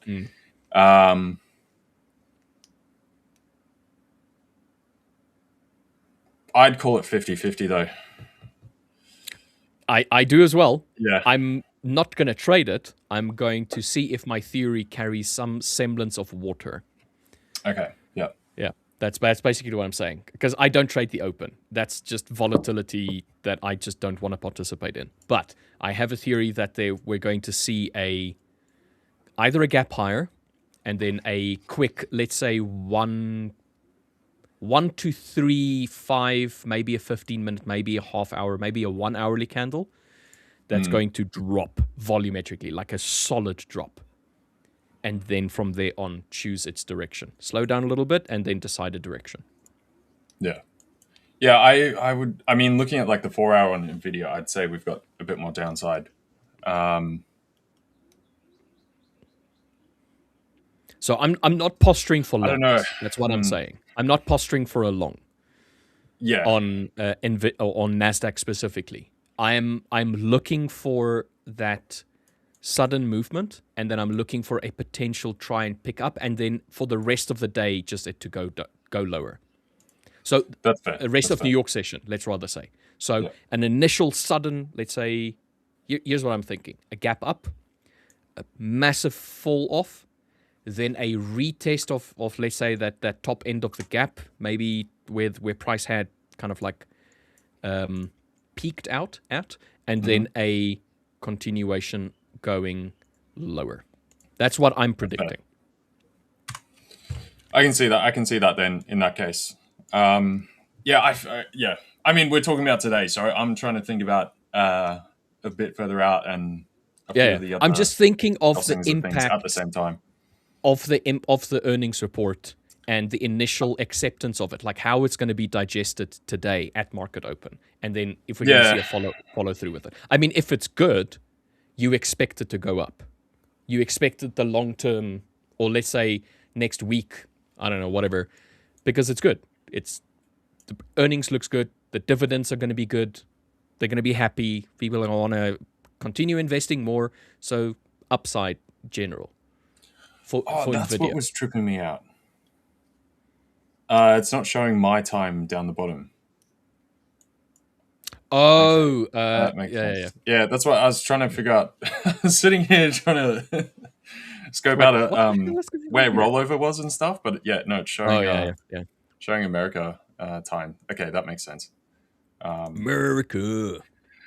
Yeah, no, I agree. I mean, as ever, when you have earnings released, you tend to get that pop, and then it's buy the rumor, sell the fact. Everyone, gets that quick sort of trade and that pre-positioning, and only when it's like an exceptional beat, you tend to get people who are under position, obviously driving into it. Nvidia is very well telegraphed, especially at this stage. So kind of the same way that we've had the past 4 releases, they've ultimately come off. Yeah. Pretty much. And I'm kind of, I wouldn't say banking on that fact, but I'm hoping that is what is going to happen, because then I can capitalize on that with another trade later today, and maybe potentially make another 2.5% today. Then I'll be happy. Then it's a 5% day, mate. Good. I agree. I was going to say, if I jump back to your chart for a second, this 4-piece get rid of Will trading thing, the TP1, TP2, TP3, 4, going quite well. I can see you liking it. Like it's working really well. You've stuck with it. So. Yeah, since we had the discussion and me doing the back testing and just kind of like playing around with the expectancies, looking at what would be the best risk to reward, all of that kind of like stuff, like where am I taking off what percentage of the trade, how am I splitting it up, all of that stuff kind of like came back to this, and I was like, I really like this. And the thing about it that there's a lot of stuff about it that I like, but the biggest contributor is the fact that when it goes in my direction and I start getting a break-even portion, like after it hits TP2 and then it automatically moves the stop loss, it's the feeling. It's just like, because now you're clean. It's that what's the meme from Your Friends and Neighbors, when John Hamm's like dancing in the club or whatever, and he's like, oh yeah. Yeah, yes, it's that one. It's that one. It's that feeling, because it feels like it's an acknowledgement, first and foremost, that it works. On top of that, it's the feeling that, great, I can go, and even if this now goes back to stop loss and I take another trade and that one immediately goes to stop loss, I'm only down 0.25% for the day. And you know that the likelihood is a lot higher that it's going to reach TP1, TP2. So you may even have a TP1 and then have it go to stop loss or break even in this case. And then you have a break even day. And that's just as good. That's just as good as like saying, at least I didn't lose anything today. I can try again tomorrow. It's like that little mental notch. Just that little, you know what? I didn't lose money today, because this is one of the only industries where you can come to work and not only not make any money on a day, but They go actively backwards. lose money. Yeah. And it's that if you can eliminate one of those things, okay, I'm eliminating that to a degree, I can have a break-even day or I can make money today. That is one of the best feelings in trading. At the end of the day, when you look at your P&L and you're like, what a day. Yes. Yeah. Exactly. That's pure risk management, right? That's peak risk management. That's exactly what you're doing. You're kind of capping that absolute downside, and you're pushing forward and allowing to run that upside. That's precisely what you want to be doing. So yeah, perfect. And in And this case, like you said, also even coming to the table when you start the day, knowing that that's like a likely outcome. That you just, at worst, you probably end up flat. Like, yes, you can end up down, but obviously, on average, right? On an average basis, like you turn up going like, oh, today won't be too bad, even if I kind of don't get it right. Yeah. You know? Yeah. And this structure, and for everybody that was wondering, it's LJ that kind of like initiated the spark in my mind of saying, look, consider holding your trades longer. Because it was like, because you told me, like, dude, you have great entries. Why don't you just let them run? And it's just like, anyway, it rewards you for staying in. Yeah. Because the way that I've set it up, where I'm taking profits and where I'm taking off some of the risk, the longer I'm in it, it's exponential. Because TP1 is a 1-to-1. And the risk is a quarter for that one, so it's a 0.25% reward. TP2 is 0.5% reward.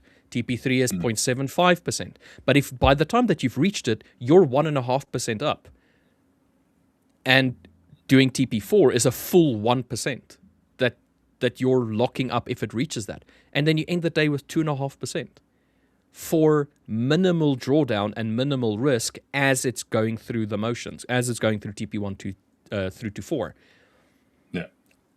If I could, I would have introduced this way back. Never thought of it. Never considered it as an option. I was always, it has to be a 1-to-1, or it has to be a 1-to-2, or it has to be a positive risk to reward. Never considered taking partials.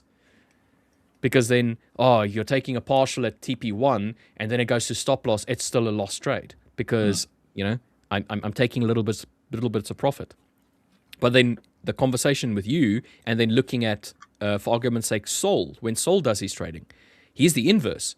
He takes partial losses. He doesn't take partials on his wins. He just takes partial losses. So as price is going against him, he starts cutting a little bit of the trade, and then he re-enters them as it starts proving that it's going in his direction again. And then he averages his entries. His losses are minimal. The other difficult thing, though, that Sol always talks about with that, the trouble with it, and he openly talks about it, is the commission factor. You rack up so much more commission because he's jumping in, jumping out, and it's a new set of commission every single time. Where with you dragging down the stop, you're also reducing those losses to a degree, but it's just kind of, it is inversed, right? But then you're not having to re-enter. So it's the same concept, just like reworked, reimagined in a different form. So yeah, I feel like this in particular works very nicely for FX for that same reason, because it helps curb that commission aspect, which is obviously very hefty, especially when you are trading on lower time frames, trading a bit more active. That does rack up. I mean, a lot of people, it's 10 to 20% of their return is just commission. And scalping, it can be even higher. It can be up to 40% sometimes. So got to be very, very on it. Very careful. Right? But yeah, no, that's really good. Sorry, guys, I've been kind of distracted today. I was in the background before doing a bunch of other work that had just like pop up. So I'm trying to reset back into the markets because I had my focus shifted elsewhere. I don't know how close your microphone was to your keyboard, but it was just like... It sounded like you were on a typewriter, mate. Just slamming those keys. It's just like... It's not. Whoa. And it's not. And I've got like a silent, like one of the streamlined mechanical keyboards, so it's quite quiet. But I know it does pick up on mic. Which I think is because I had to increase the sensitivity the gain, because it used to be too low. So from me talking here, because it's only a kind of cheap mic, it's nothing special. I need to go buy like a Rode mic or something decent. Just haven't done so yet. Yeah, I have a Focusrite. That's the system that I use. So it's called the Focusrite Scarlett, and it comes with a interface, cables, earphones, microphone, everything.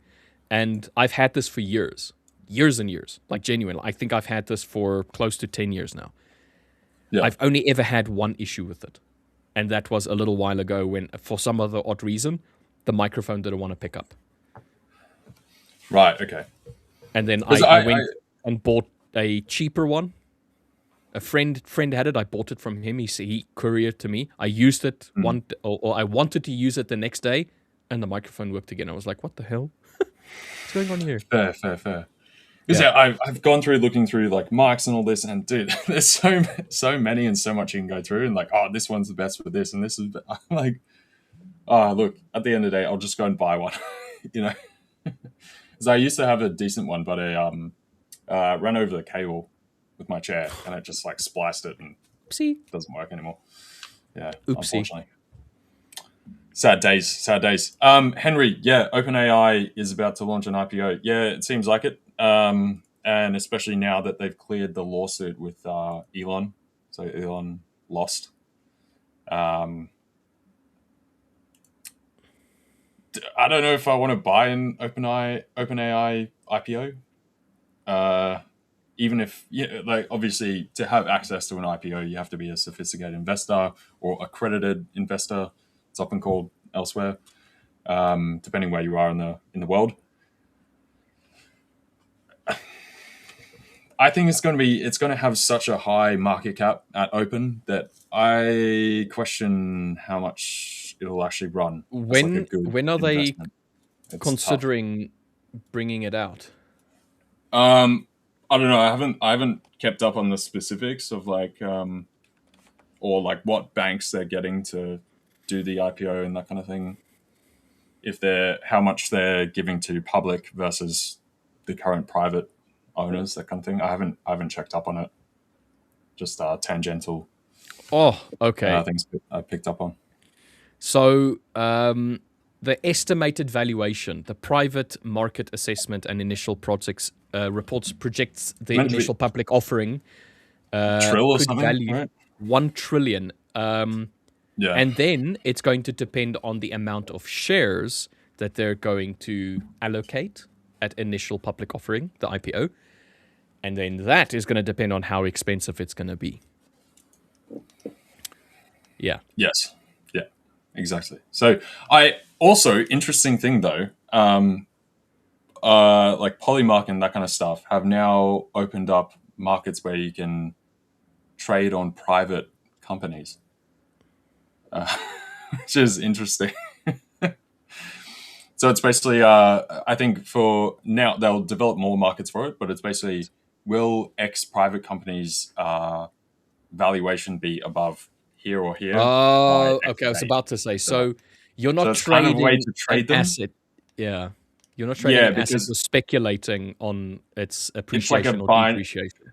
Yeah, it's almost like a binary option. So it's almost like taking out an option. Obviously, implied thing of like a stock going up is because their revenue went up, so hence the valuation implied. Yeah, valuation changes. Rises, thus the stock rises, right? But this is not like an option where you have the option to jump out at whatever time per se. It's more like a binary set. I was about to say it's way more gambling. Because you're looking at one of two outcomes, and depending on the outcome, you will get a leverage payment, basically. So, yeah. So it's more like a what do you call it? Like a what do they call it? Not boundary option. Like there's other types of options you can purchase, which are like if X currency or X stocks hits this level, then you get paid out. If it doesn't, then you don't. which is similar to a binary option, but you can also sell it before the actual date of the outcome, right? So it has some differences. But yeah, interesting. I'm sure people are going to highly speculative, like, but that's going to be rife for insider trading.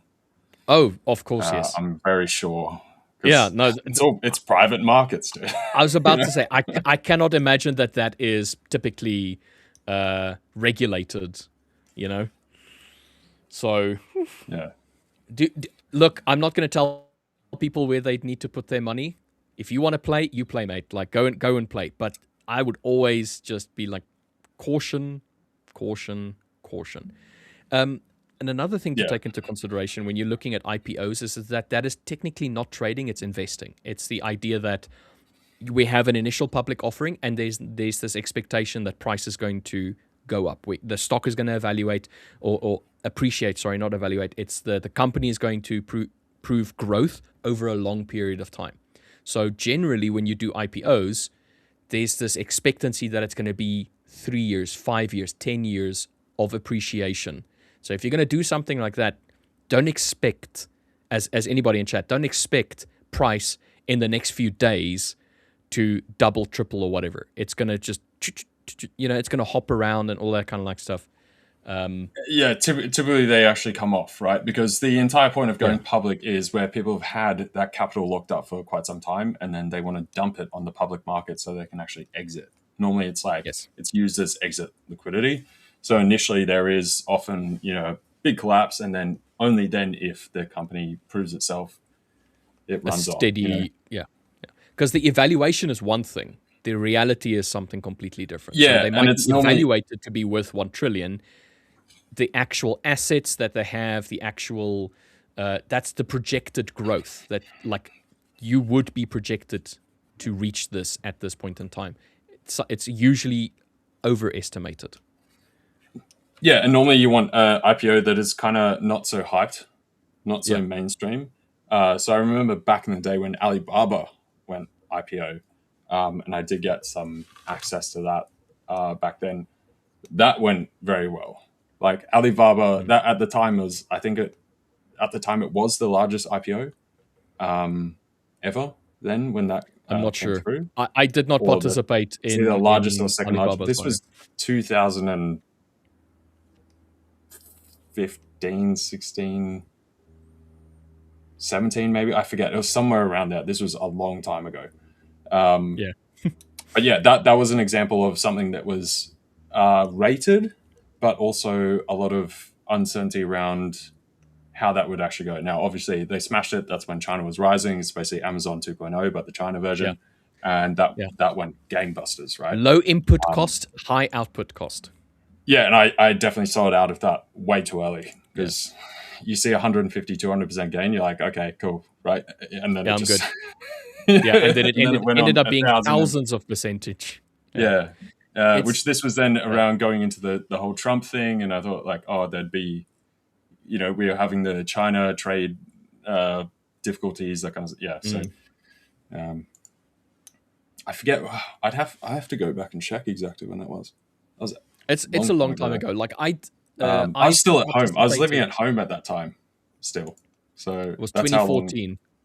2014, there you go. Yeah. 14, yeah. There we go. Yeah. That's when I was still...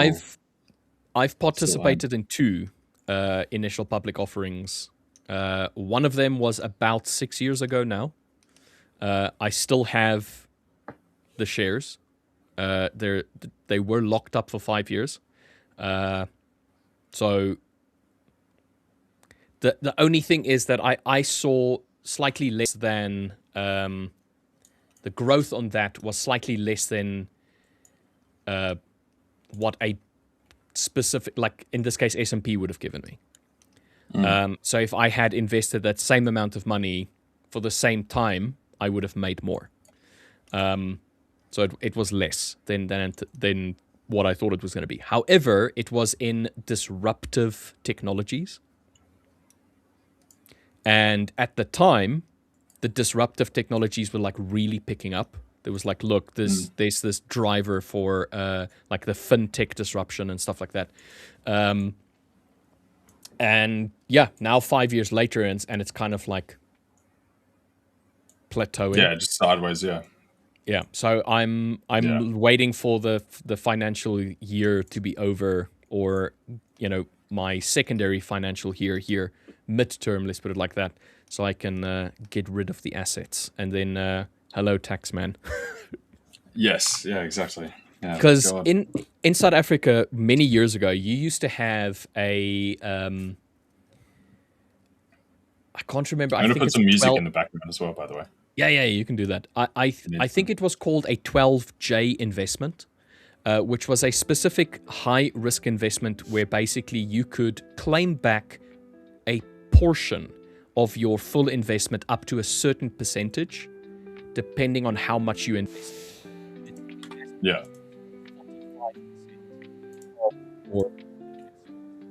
I think you went underwater. Oh, wait, no, wait, it's back.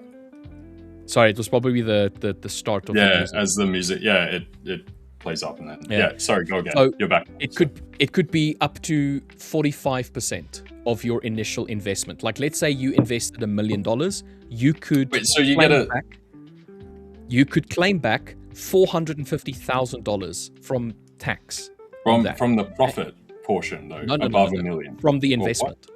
The investment. So it was a very specific investment model. So it was known as a 12J investment, and a 12J investment meant that you would take a high risk asset or a high risk investment and marginalize the risk.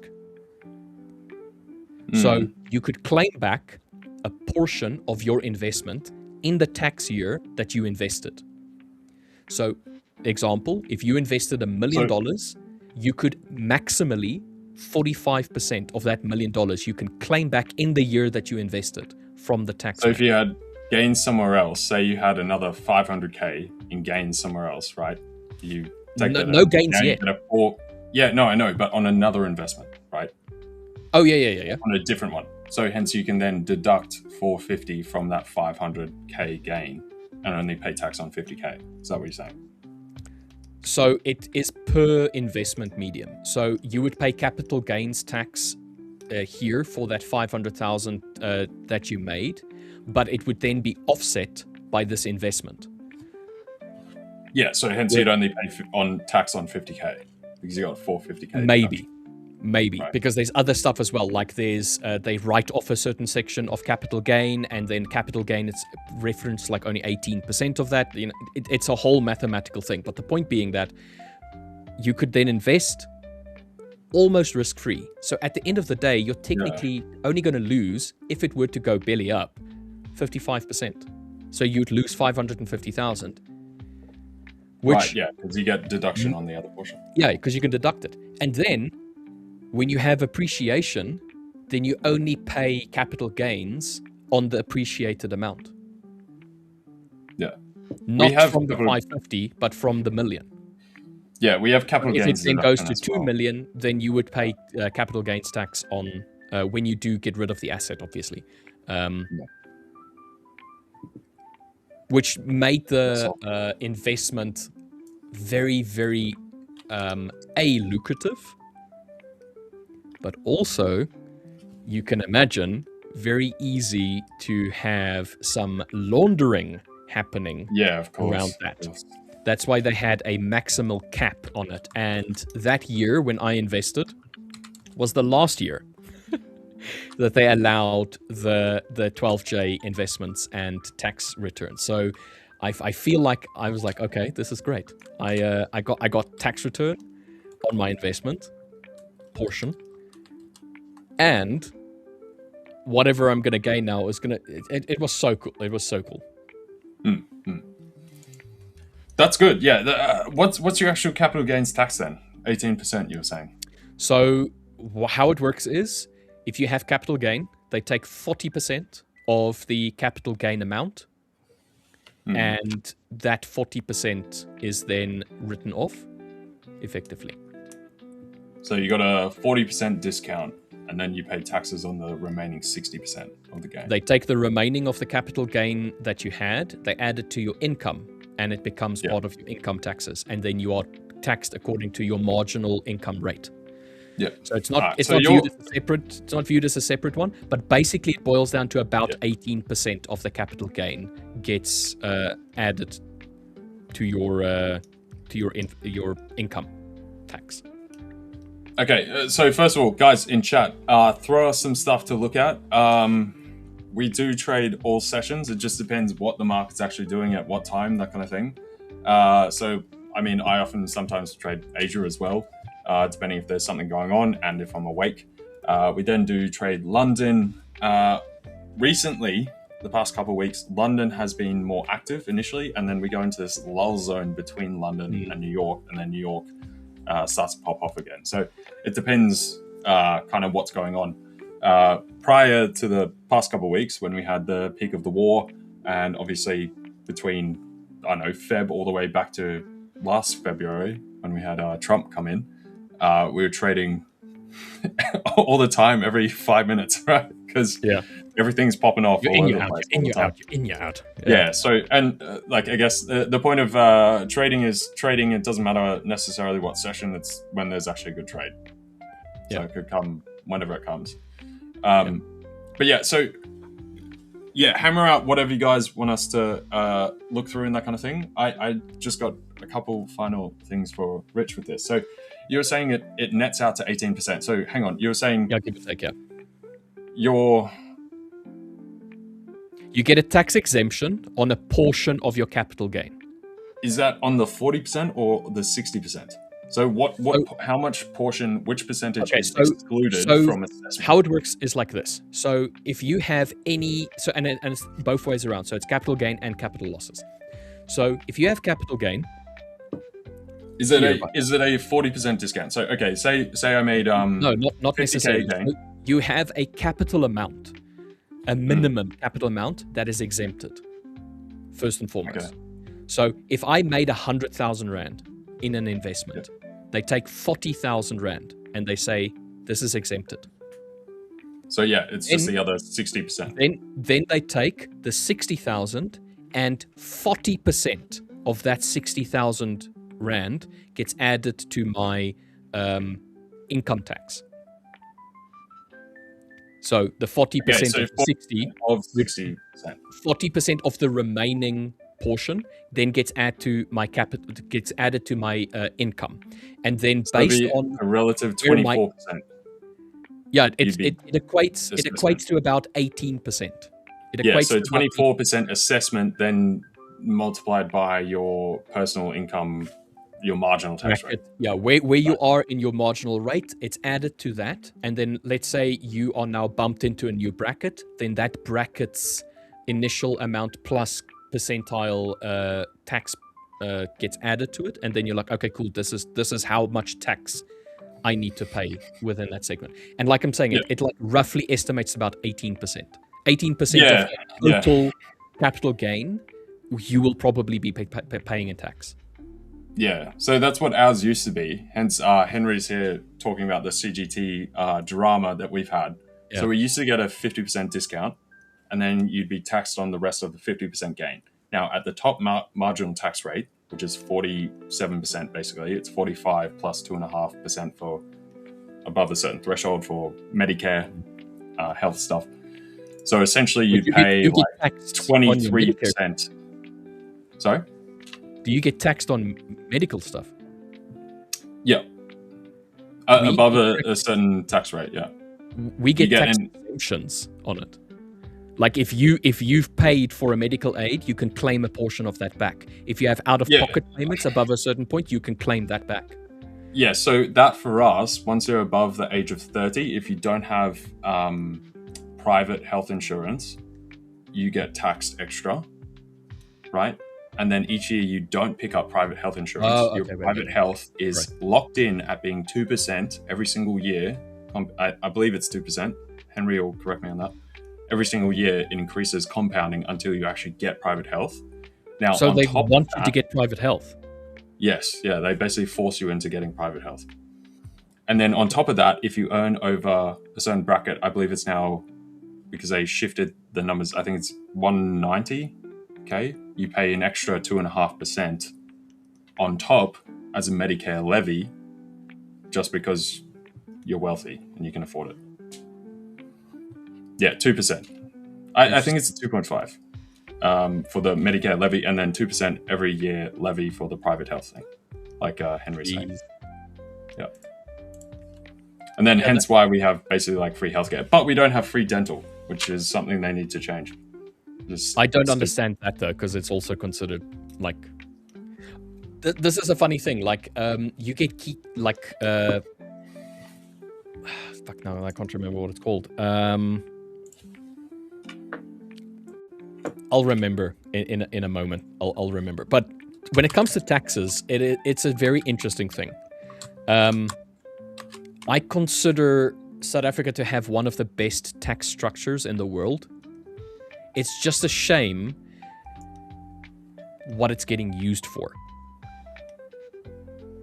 Like how they gather tax, how it's distributed across the different like income levels and stuff like that, and where you get exemptions, where you get rebates and all that kind of stuff is really good. It's just what it gets used for is the problem. It's if they could sort that out, we would have an amazing country with regards to how it's operated and how it's run. It's like, for argument's sake, if you go and compare a country like Denmark versus the USA. Denmark technically pays more in taxes per person, basically per capita, than the US. However, what the people are getting back for those tax payments, Denmark is way ahead of the USA.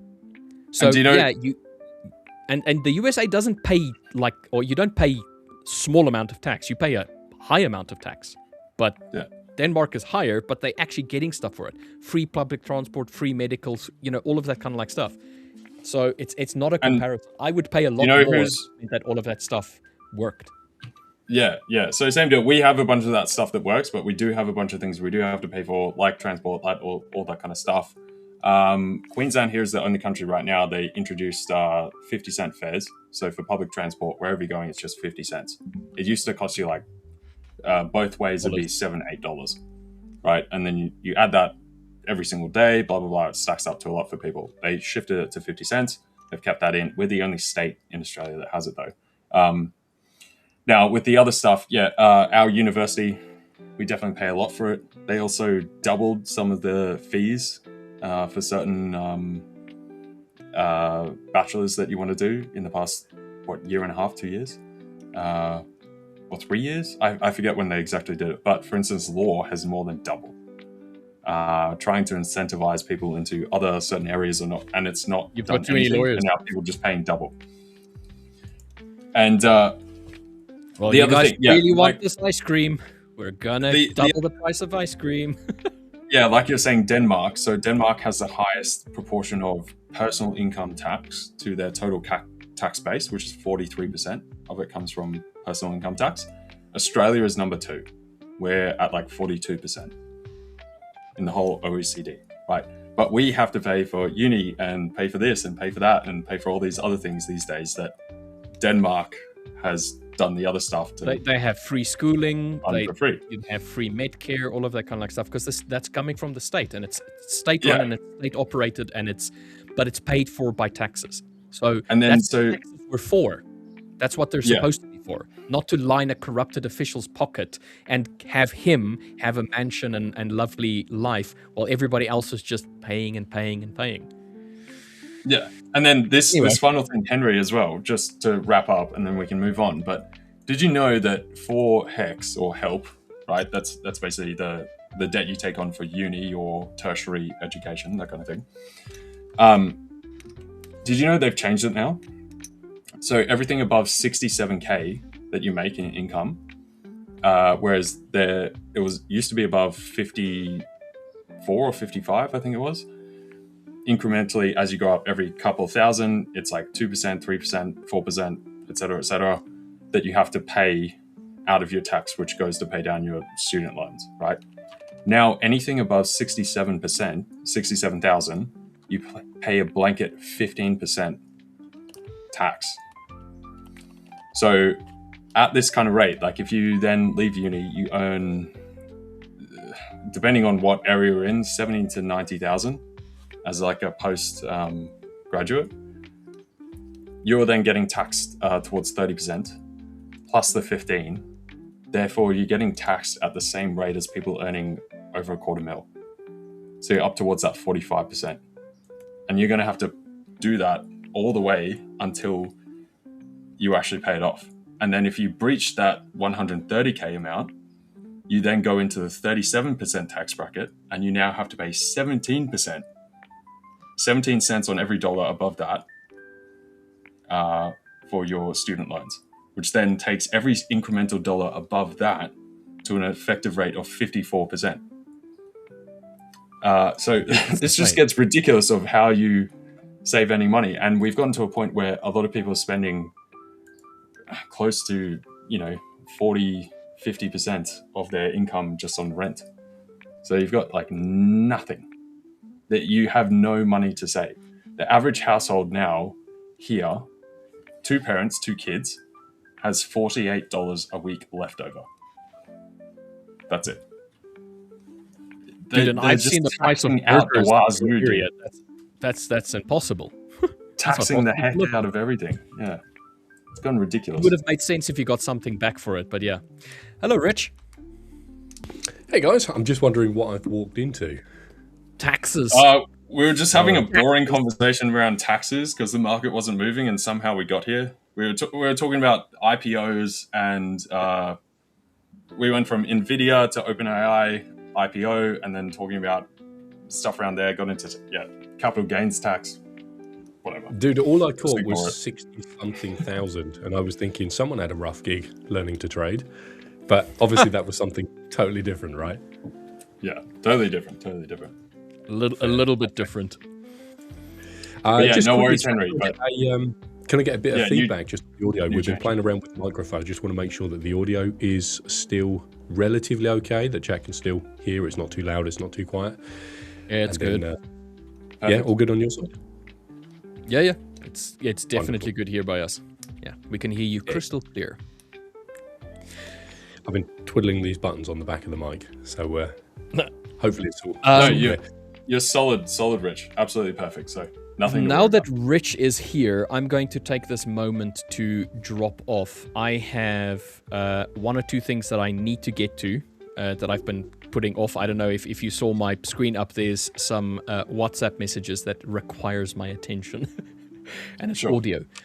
So I'm going to have to hop off, guys. I will see everybody else a little bit later, just after the segment when Will is back, and I'll be joining Will as well. So quick hour, I'll be back again. All right, guys, I'll see you in a short amount of time. Cheers. Wonderful. Catch you in a bit. How are we doing, Rich? I'm good until I read this message. I'm trying to understand it. It says, guys, go to the washroom and later get a cup of coffee. Richard W. has parked his car. Help me out with this. I don't know how to interpret this. I think he's saying, like, I should just leave and just let you speak. So, all right. Excellent. Just what I wanted. Shane saying audio is still all good. Dude, I got a juicy topic for us today, so you better hop back on here right quick. So I've got a choice of 2 things. 2 things I've been playing around with. One is the idea of trader intuition. Does it actually work? Like, when you have that gut feeling that you think your trades are going to fly into profit, or let's say you've got an open position and news is coming out in 5 minutes, and you get that thought in your head, I'm gonna hold this because it's gonna absolutely go to the moon. And then you close the trade and it does. Is there anything to it? Do we think that gut feeling and trader intuition is a real thing, or do we just think it's a whole bunch of wives' tales? That's very interesting.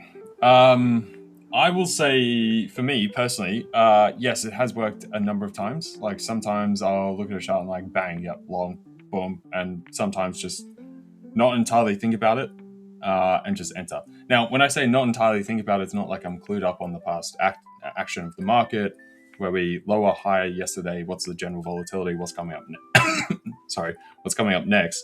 But yeah, sometimes the same deal when I might be largely in profit and I've maybe got my TP a bit higher. Everything's still trying to creep, but you're seeing the kind of on like a 1 minute chart, just how there's a bit of pushback and we're still gradually moving up, but you like feel like, oh, we've hit kind of a wall and it's going to snap off, right? And then I'll often TP early and then we do pull back. Same deal on if I'm in a drawdown position. I'm like, oh, we should hold here. It's not hit my like cut level that would invalidate the trade. I'm kind of looking and going like, I think this is going to hit my cut level and invalidate the trade and actually run further.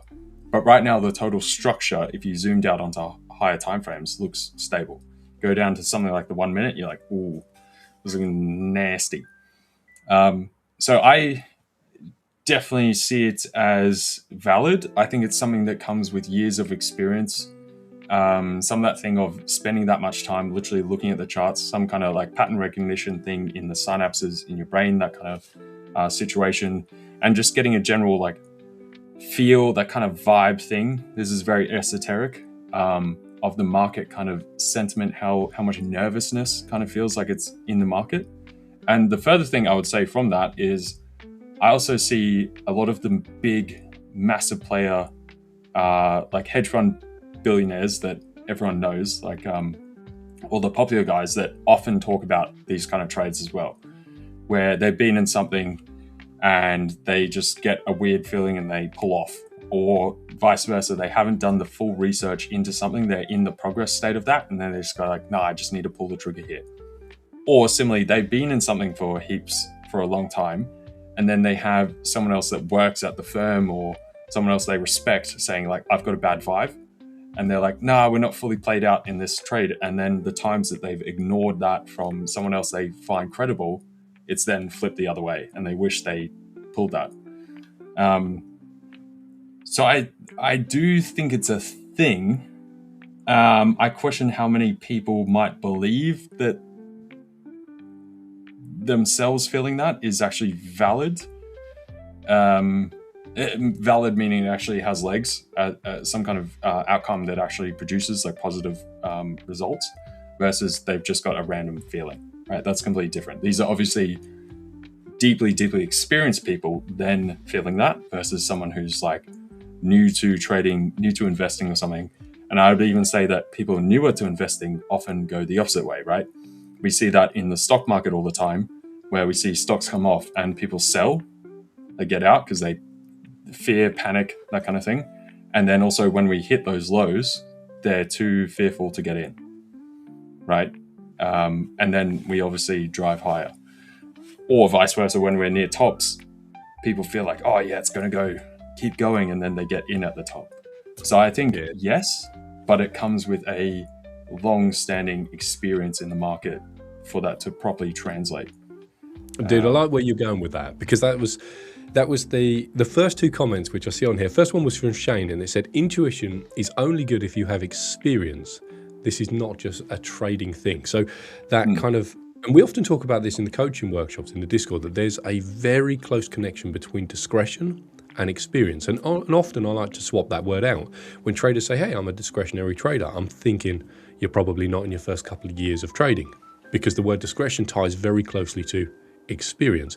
I kind of know how to read price. And the only thing I would say, and I really like that Novel Navigators has brought this up, intuition maybe, but most likely optimism bias. Now, do you remember where we spoke about this a couple of times, that what is it, like 75% of drivers think they're above average? So if we look at like newer traders coming in and having an optimism bias, what does this look like in real time? This could be a trader saying, you know what, I'm pretty sure this is going to go up. And as LJ said, it's not really built on much experience and exposure to the markets. It's more based on they're just confident in their, I guess, themselves, which actually has, I would say, very little, if not zero, correlation to the market. Someone feeling confident in themselves doesn't dictate how other users interact with the market. Now, imagine for a moment that you do have an optimism bias. You're a newer trader. You've come into the market and you go, we've got red news coming up in 5 minutes, boys. I am long 30 lots EU with no stop. I'm pretty sure this is going to fly. Now, if this thing tanks, can you imagine the emotional roller coaster this trader is about to go on? And do you think their next decision is going to be based on logic when they're 30 lots offside watching the market just fly towards their maybe like daily loss or something like this? So I really enjoyed both of them comments, and I think you nailed it when you said there is something to it, but for traders to really tap into it, they want to be in their later stages of their trading journey. So if we're to follow that narrative down, Typically. how would you lean in? Okay, typically, but let's say we were to follow that narrative down. We're going to say newer traders might suffer from optimism bias, more experienced traders might be able to lean into their intuition. But how do we start to actually quantify that into a chart and execute on it in a way that you go, you know what, my intuition actually saves my backside 6 times out of 10? Yeah, I think that's a really tough part. I think a lot of people do that when they try and automate their approach, for instance, right? And then straight automation, they'll see that when they backtest it, right, they go look at the past trades that were taken over a certain period, and they go like, look at the charts, and you like, when you click onto where that trade was placed, you're like, yeah, I probably wouldn't have taken that, right? Or particularly difficult when there's like news events, that kind of stuff around it as well, where in reality you might skirt away from that. I think that is where it becomes very difficult to actually quantify. It is very tough, right? And slight deviation, but to use another example from a different industry, is innovation in general often is when, or trendsetters, right, is when people have a certain feel for the society. This often happens in like art, fashion, that kind of thing. You see certain fashion houses where people just know what the next kind of like trend, what the kind of the vibe, this underlying tone of what consumers, great marketers do this as well, where they figure that out ahead of everyone. They're ahead of the curve. This has not been established, but they're just like, I feel like this is the right thing. They do it, and then everyone else copies.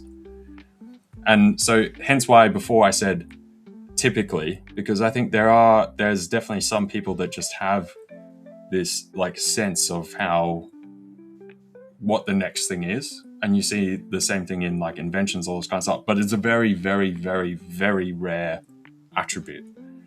Now, the rest of it for everyone else, for the majority, is going to come from that experience aspect, just like we were saying. So then hence when you're coming off the back of experience, how just loosely intuitive is it, right? Because it's obviously built off a huge backlog of prior knowledge, all these kind of wiring that's built up.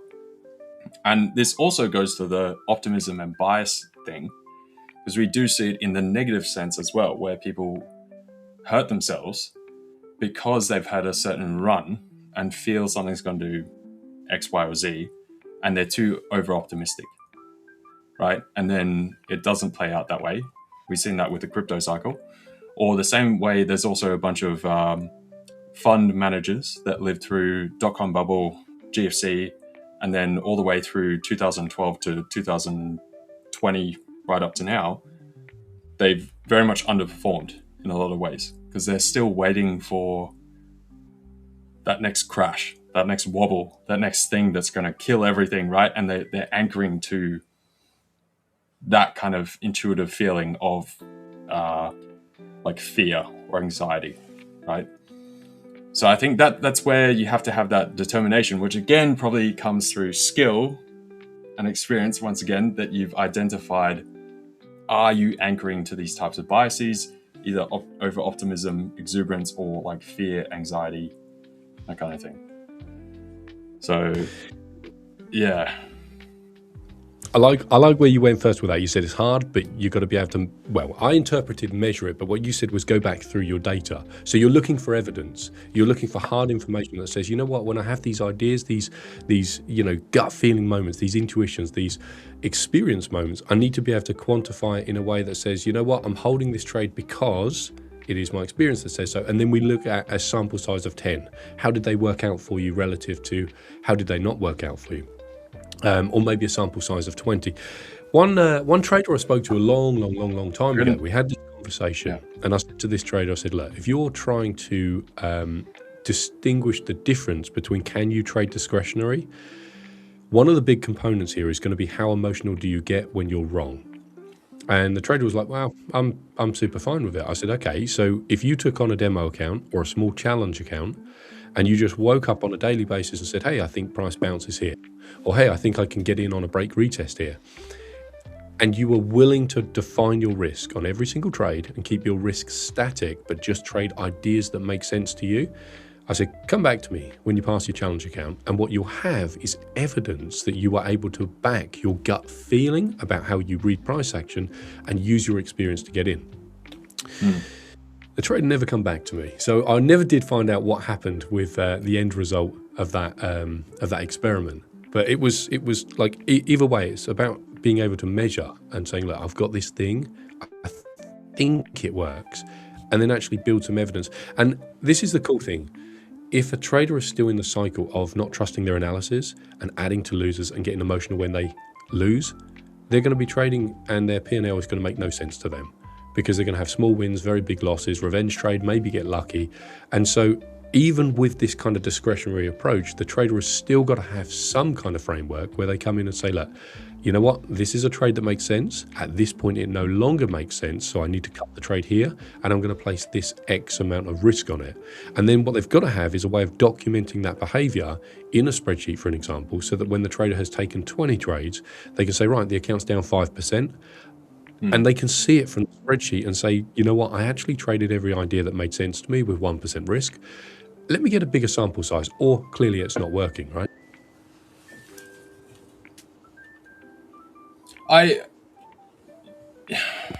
Okay, hang on. Let me go back to some of these comments here, because I've also got an interesting other way to frame things. I was curious what unbiased trader was saying before. Okay, this is kind of a separate question. Okay, sorry. Yeah, I thought there was, we can pivot into there was like A, B, C, D on. No, that's okay. That's okay. So yeah, no one can predict the market every day for a long period of time.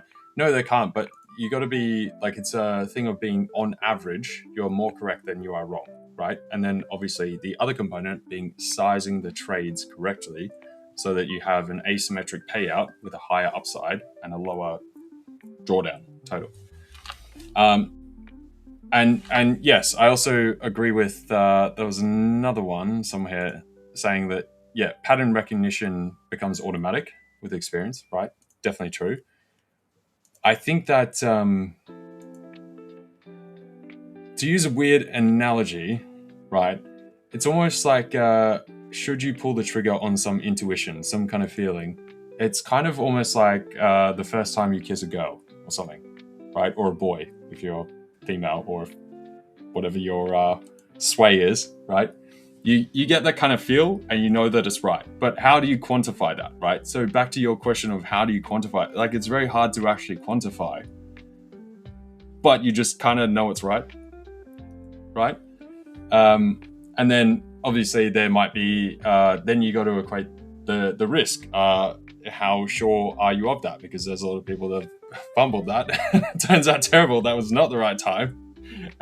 And now they've been palmed off and you never see that person again, right? Too early. But when you know, and it's hard to say. And then I guess you'd potentially play it as like a risk reward thing of, okay, if it's right, then things go really well. If it's not, then you didn't lose too much. And I guess that would be kind of the way to think about it with trading, that if you do take those kind of trades, how much are you risking per that kind of more arbitrary, almost flip of the coin? The idea is there's not just a 50-50 flip of the coin, hence you're actually deciding to take the action. You, for whatever reason, believe that it's a greater probability, but how certain are you? And then in the case that you are wrong, have you limited your downside? And obviously you've got a larger exposure to the upside. That's sort of the best way I can try to quantify the outcome rather than the feeling itself, because I think that's difficult, because like we were saying, it comes from that broader long-term experience, which is very back of the brain, and you kind of just get something sparking with the synapses in there, but you don't know exactly what it is, but you just kind of know, right?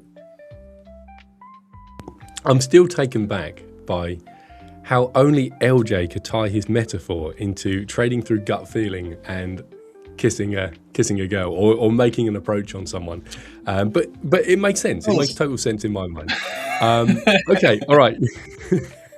What we're going to do, we're going to hard pivot quickly because I've seen something in chat which I think would be really, really good to go into in detail.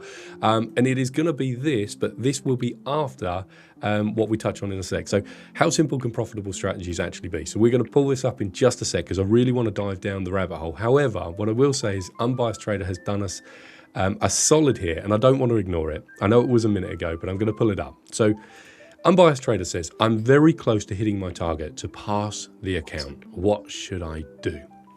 So Unbiased Trader says, option A, trade strategy as normal. Let us know in chat what you think, what you would do, right? Option B, trade strategy normal, but adjust TP to pass the account. Option C would be trade a normal risk to reward as per your plan, but reduce lot size. And then option D is wait for a valid setup. Now, I'd love to hear what you in chat would do. You've got an account that's getting really close to your target. Let's say, for an example, you're a 1 to 2 risk reward trader and you are 0.5% away from finishing your phase and getting funded or moving to phase 2. Do you increase your risk? Do you decrease your risk? Do you adjust your risk to reward? What would you do? So this is something that's happened to me on several occasions where I found myself to be less than 1 full trade TP target away from my passing criteria. And what I found is that, let's say for an example, I need 1%, but I'm going for 1 to 2 risk reward. I always want to trade my plan. I want to commit this to muscle memory, okay? So I want to commit myself fully to following my process. Now, if I start going for 1 to 1 and pass the account and just get lucky, then I'm going to start giving myself feedback that, hey, I can break my rules and I can get lucky. But it's also not logical to risk such a large amount and overqualify the account and get way past the target. So what I do, and I have this rule, and again, I guess this would probably come back to what we were talking about earlier about having that sort of gut feeling, is I trade the plan. But what I do on the copier, I adjust the trade size so that following the plan perfectly will make the account just hit past the profit target. Now, obviously, back in the days where, you know, you would close out manually and try and get it on the target. LJ, do you remember when you'd be like, I need $8,000 to pass, and you're at like $8,003 and you smack close and it's like 7,992 and you're like, are you kidding me? I genuinely watched a trader tank their entire account trying to make that last $8, and it was savage to see that. I was going to say exactly that. Like, I've seen people be on that final like 300, and then they come in the next day just trying to pick up 300. They end up back at like down 3%, and then try, you know, all they had to make up is like 0.3%, right, on like 100K or something. And I mean, I've done that before, where I've just taken a sort of flyer trade because I'm like, oh, surely within the, you know, flux, I'll just hit 300. I can wipe it. And then I'm like, oh, shoot. I should have actually thought about this. So I'm not immune. I've done it before as well. Yeah, I remember one time I had an account that was like $12 below its break-even balance. And I remember thinking like, I just want to pull this account back up. Dude, I tanked most of the account just trying to make $12 on it. It was a long time ago, mind you, but we're still, none of us are immune to it, right? So the reason we pull this up, and I really appreciate chat for saying actually, you know, like what would you do under this situation? Because if we don't have a plan for it, then what we're going to do is we're going to be left in a situation where we're trying to wing it or figure it out when the pressure's on. So these are good examples to start thinking about what would you do to manage that trade. So again, for me, I'm always trying to just follow my plan and I just adjust my risk. And I can get lucky because let's say, for an example, this trade loses, but it was a valid trade. Well, I only lost a smaller portion of the percentage that I would have lost because I slightly adjusted my plan. Now that way, I'm still following the trade analysis, but my risk was ever so slightly adjusted. So for me, I always found that was way less triggering than trying to pass by going for a lower TP target and giving myself like a big amount of exposure. But I'm curious, LJ, what would you do? You're a 1 to 2, 1 to 3 risk reward trader. You're about to pass your account. Maybe you're 0.5% away. You don't need to risk the whole 1% that you'd normally risk. How would you navigate that? Would you go for a lower TP? Would you reduce your risk? Or other, whatever other might be? Yeah, sorry, what distance are we away? 1%, 2%? Is that what you're saying? Yeah, you're close to passing, and a full trade analysis is going to scorch the trade 3% above target. So you don't need that much profit. How would you navigate that position? I mean, if it's a clean normal trade and it's going to go 3% up, then yeah, I'd just take that and then obviously have the TP lower. Like if you have a high probability trade of hitting that larger portion, it's going to have a much higher probability of hitting the lesser amount that you actually need. So I just take that same trade.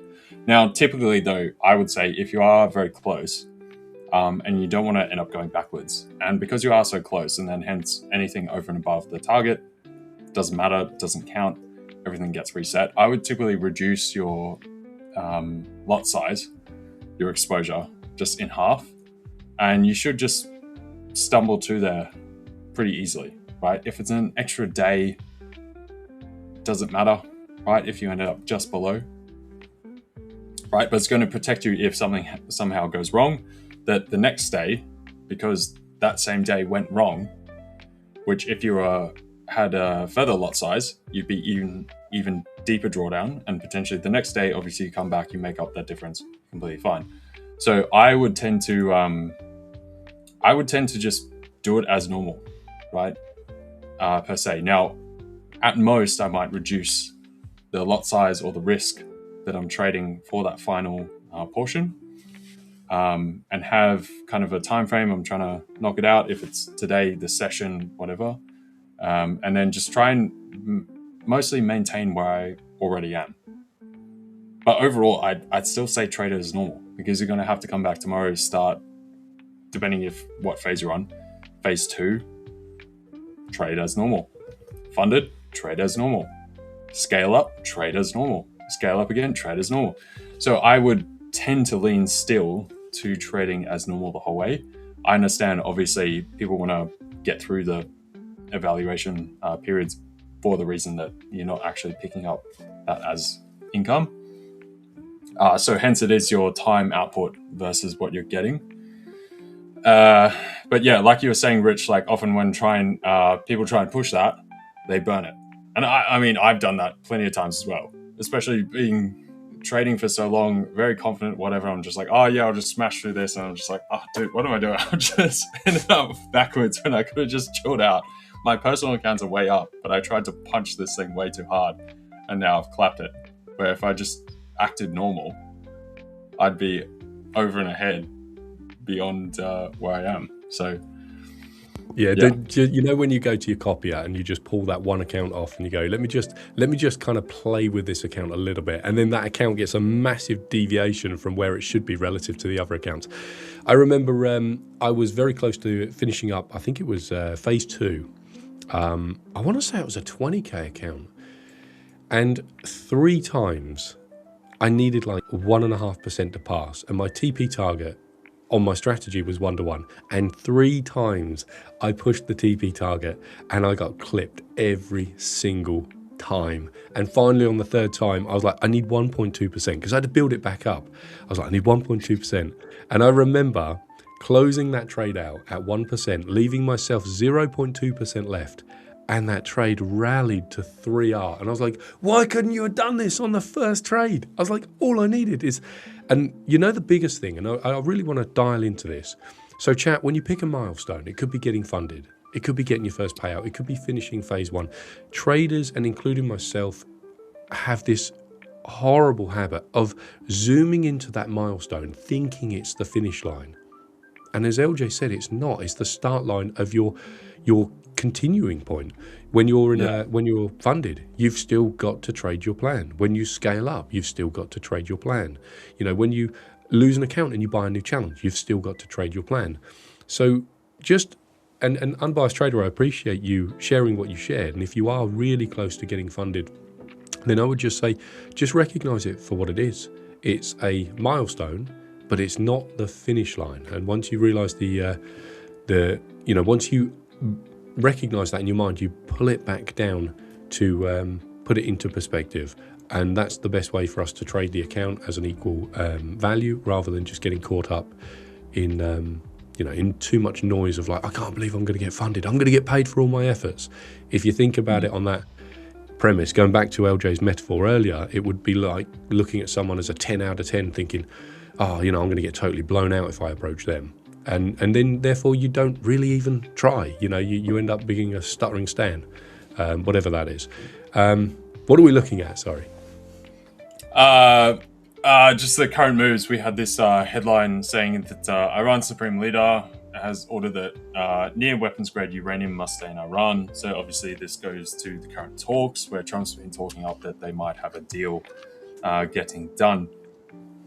Looks as though there's still a lot to go through. So question is whether we are going to get a deal done 2 to 3 days over the weekend, something like that, or if this is again another one of those chatter boxes, and we'll be here the same thing next week. Nothing really done. The idea right now is for them to get a general agreement for the Strait to be opened, and then figure out the nuclear stuff and other bits and pieces down the line over the next 30 days or so. I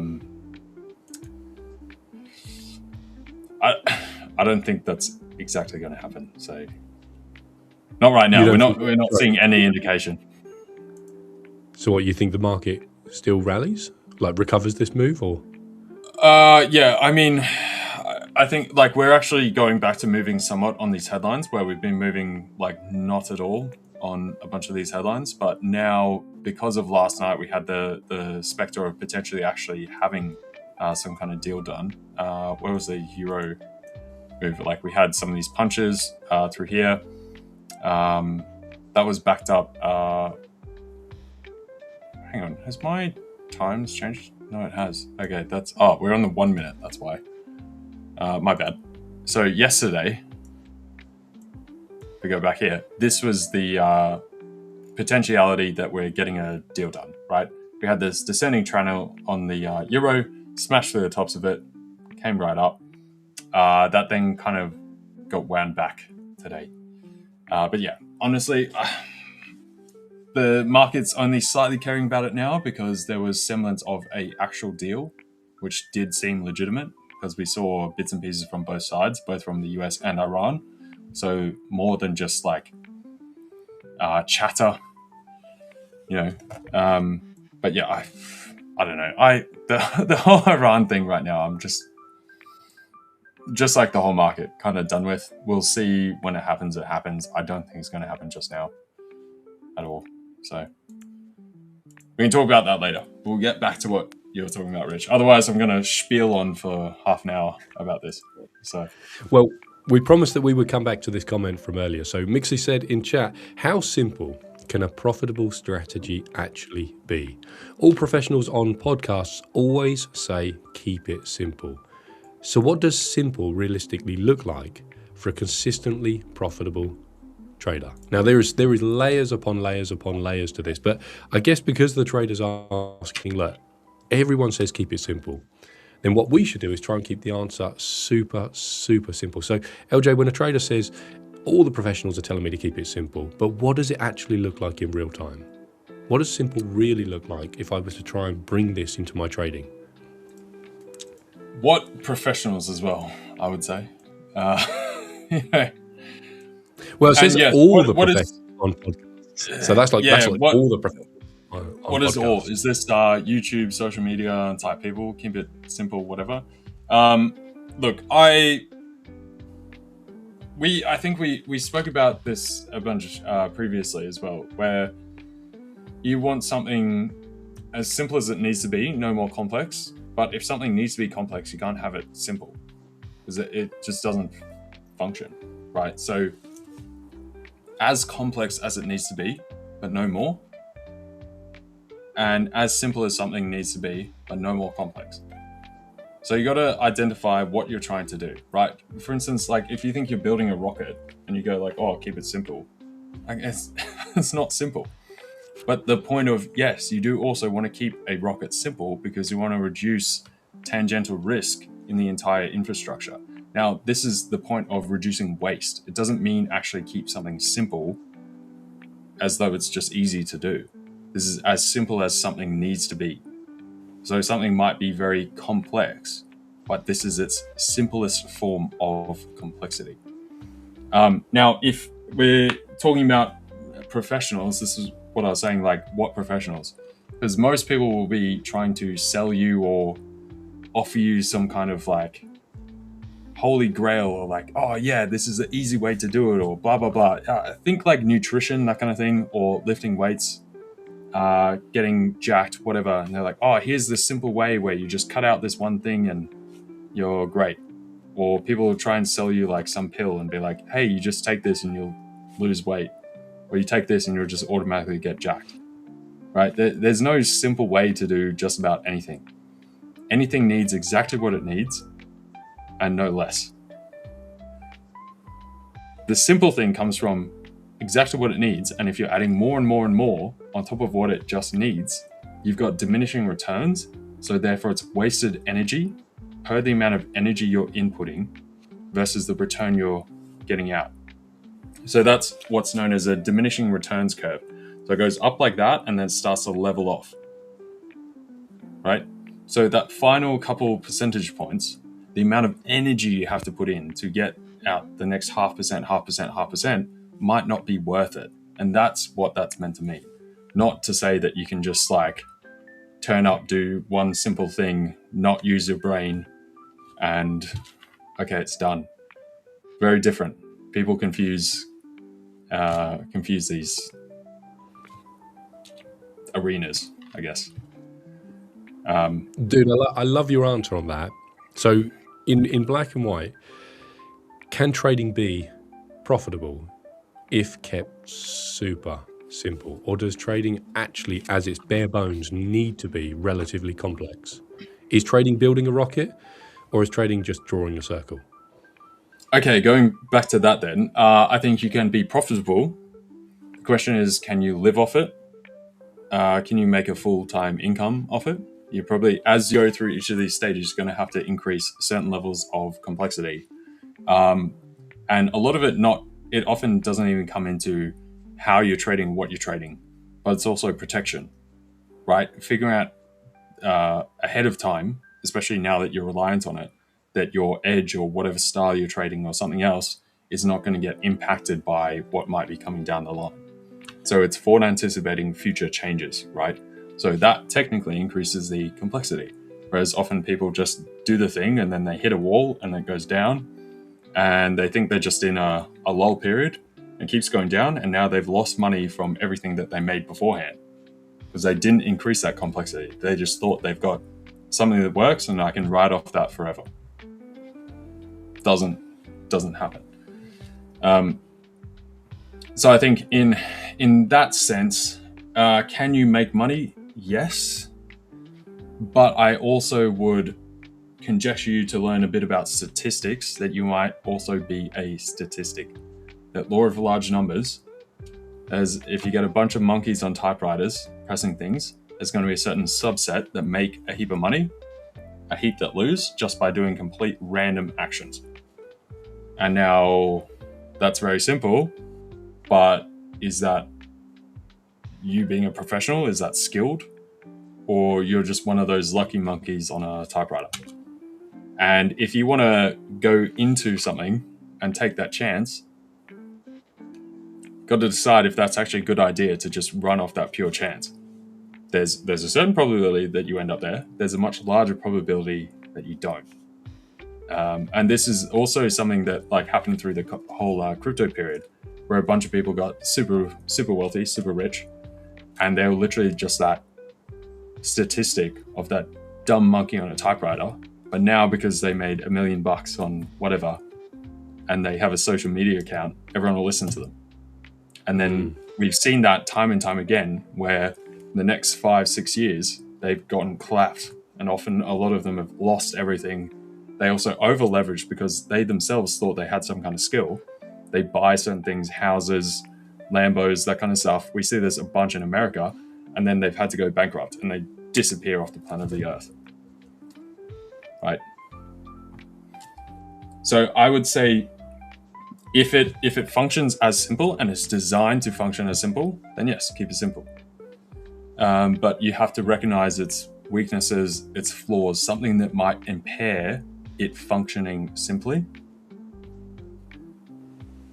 And then obviously prepare against that. If something needs to be complex, it has to be complex, right? But you do always want kind of an Occam's razor approach, which is hence keep something as complex as it needs to be, but as simple within that complexity. I feel like there's another sentence that I have in my brain that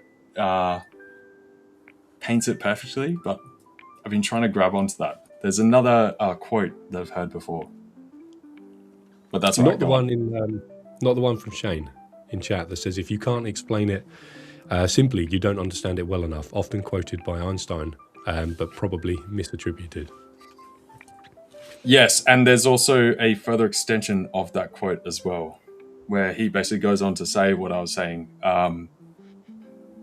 pretty much saying that don't explain something complex simply, and don't explain something simple in a complex manner. So they need to be appropriately adjusted to whatever they are. So if something is complex, and if you can't explain it simply, that doesn't mean you don't understand it. It means explain it in the simplest complex form that is possible. So don't bloviate. Don't go with all this other jargon and useless nonsense around it. Just get to the stock standard base core competencies that you need and scrap all the rest. That's what it's meant to be. I forget the full quote off the top of my head, but yeah, you guys can Google it for sure. So I guess if you can have something that works just as well with 3 components instead of 5, why have the extra 2 ingredients? If you don't need it, you don't need it. Now, I'm going to give you a caveat that actually agrees with what you're saying, but in a very roundabout kind of way. So, in a nutshell, could I have been profitable? Very simply, no. Now, the reason I'm going to say no is because I tried to be profitable through a very simple pattern that I was trading in the market. I see that we've got this question on risk to reward. We'll touch on that in a second. So I was trading a simple pattern. I could teach anyone this pattern in 5 minutes. I could probably give them a masterclass inside of 3 hours on how to pick up all the nuances of this pattern, right? Profitable pattern. Nice. TP hit 5% day. So why couldn't I be profitable with a simple pattern? It came down to I couldn't accept the probabilities of a mathematic-based model that would go through drawdowns, losing periods. And what would happen is I would then go, okay, there's something wrong with the strategy. There wasn't. There was something wrong with me. I couldn't accept the probabilities of going through a drawdown. So then what I did is I then added another ingredient. I was like, well, let's get ingredient number 4 in here. And let's get ingredient number 5. And every time I would go for a drawdown, I personally would struggle to accept that this is the normal expectations of a trader because I hadn't got the experience. So I then went down the route of, well, simple doesn't work. Let me go and refine my edge. Let me go and learn more about psychology. Let me go and build more strategies to diversify my risk. And as a result, what I did is made my trading very, very, very complicated. So in the search to make my trading complicated, what I learned that was simplicity could have worked for me in the very beginning, but it couldn't have worked until I had the experience and the exposure of a probabilities-based mindset, which I was so focused on strategy and a bit on risk management that I actually learned nothing about self-management and managing myself as well, and how I would mentally deal with drawdowns. So in hindsight, I can tell you, yes, I believe trading can be simple. But in reality, I wasn't able to make that, which I understand sounds like a contradiction, but hopefully it has the right context based on what I've just shared. Excuse me. Right. Dude, you are nailing the analysis today. Yeah, knocks it out. Yeah, this was something I took earlier today. That was then today. I mean, we had this big downdraft. We had the negative employment data for Australia today, and so hence overall, I'm still biased to the downside, right to down here for AU. Dirk and I have been loving this lately, and especially with the negative employment data today, we jumped up 0.2% in unemployment, and we've already had the 3 rate hikes, so it definitely curbs the future rate hikes for the Aussie, and we've still got the pressure of upside for the dollar in terms of rate hikes and everything going on. So, net downside for the Aussie overall, but yeah, been loving it. It's been good. Been good. Welcome back, Rich. Hello.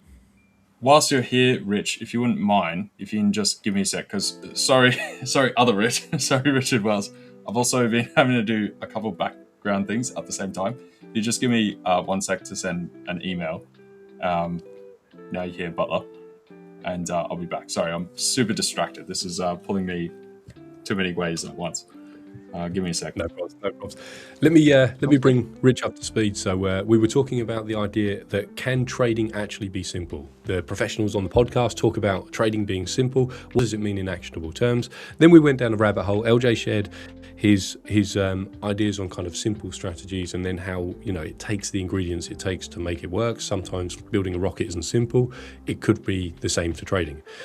I then shared my ideas about how trading I thought could be simple, then I made it overly complicated, only to learn later on that if I accepted a probability-based mindset, I could have just been successful with a simple way of thinking about trading. We also had a who wants to be a millionaire style question from the unbiased trader, who was talking about, do they adjust their TP targets when they're close to finishing? I can see they've just put in chat. To my question earlier, I chose B. Lucky my DAX trade hit TP. Reduced to just past. Big congratulations to you, and well done for passing your live account as well. Now, Richard, you've turned up just in time because we have got the question of all questions. Okay, it's not the question of all questions, but it's still a good question, and I think you've got some good insights on it. What do you reckon to this bad boy? Which RRR is better for long-term growth? 1-to-1, a 1-to-2, please answer. This is a very contextual-based question, I think, and I think the answer is also going to be contextual-based as well. I don't believe that there is a one glove that fits all kind of approach. As I've come to notice, the way that I've been trading worked. The way that I'm trading now works better. If you asked me a year ago which is better, a 1-to-1 or 1-to-2, I would have told you, dude, go 1-to-2s every single time. Doesn't matter what, just take a 1-to-2 and, But context in this case matters in my opinion. So it depends on where you're placing your stop losses. It depends on the asset that you're trading. It depends on the typical moves of said asset. How long is a typical drawdown? All of these things play a role. And I don't think that is a simple option A or option B. I think yourself and myself, Rich, being very good examples of this, you mainly trade 1-to-1s and sometimes negative risk to reward, if I can remember correctly. Whereas I, a positive risk to reward, in this case, 1-to-4, but it's actually a 1-to-2.5. How do you find it? Which do you think? Do you think that I have the right way of doing it, or do you think you have the right way of doing it?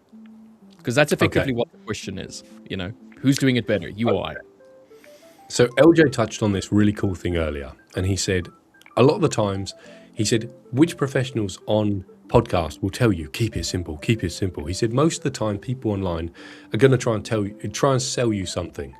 Okay, so I'm sitting there thinking, well, if I was trying to sell you something, how would I keep it really simple based on the idea of lower TP targets?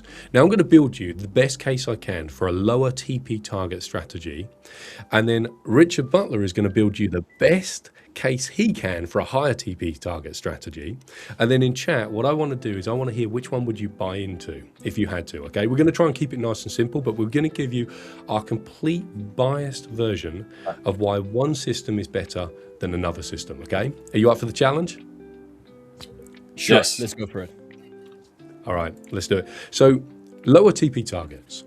Why would I choose a lower TP target over a higher TP target? Now, bearing in mind, I am the 5ers performance coach, so I should sit very neutral. But for this exercise, I'm going to take the bias of a lower TP target, which is actually why I trade the way I trade.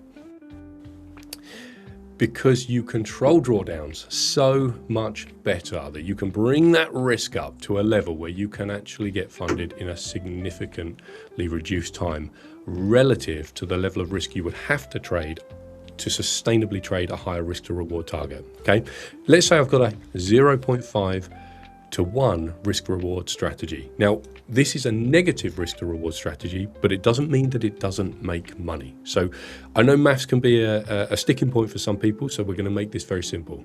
I risk $1,000 and I'm only trying to make $500. All right? Sorry, maybe I made this too simple. But I've got it was just funny after we were talking about the idea is people making things simple, right? And you're like, I'm going to make this simple. Sorry. Dude, if you caught the 10 seconds earlier, it was a reference and a nod to what you said. People on the internet who are trying to sell you something will keep it simple. So I was like, I'm going to try and sell you on the idea of low risk and reward. That's why we were doing it this way, right? Yeah. Okay. So let's say I'm trying to make a $500 target and I'm risking $1,000, but I win 80% of the time. Now, statistically, I'm going to start having 5 trades in a row that are winners, 10 trades in a row that are winners. Now, what that does is puts me in a camp where I don't have to trade with 0.5% risk. I can bring that risk up to a level that typically is going to be sustainable within my biggest drawdown. Now, my biggest drawdown with that kind of negative risk to reward might only be a 4 losing trade streak, which means if I was trading at 1% risk, I wouldn't even go halfway down to my biggest possible target of losing the account. So I might be able to bring my risk slightly higher. Now, I'm not advising that, but what I am saying is when you have a high win rate or a way of managing your trade so that it keeps your win rate relatively high, what you do is you're able to control drawdowns much better. When you control the drawdowns much better, you can bring that level of risk up massively. And apart from the fact that you get paid 8 days out of 10. I mean, we all got into trading to make money, right? So if I can rock up 16, 17 days a month and make money and only have 3 losing days, and the cool thing is, if you're negative risk to reward, a win still feels as powerful as a win. A loss, it still feels like a loss. It doesn't matter that you lost twice what you would have won. And you're only experiencing that negative emotion 4 times out of 20. And the really cool thing about that is, when does a trader tilt? It's not when they're riding high on life. It's not when they're sitting there. I mean, that's when they become overconfident.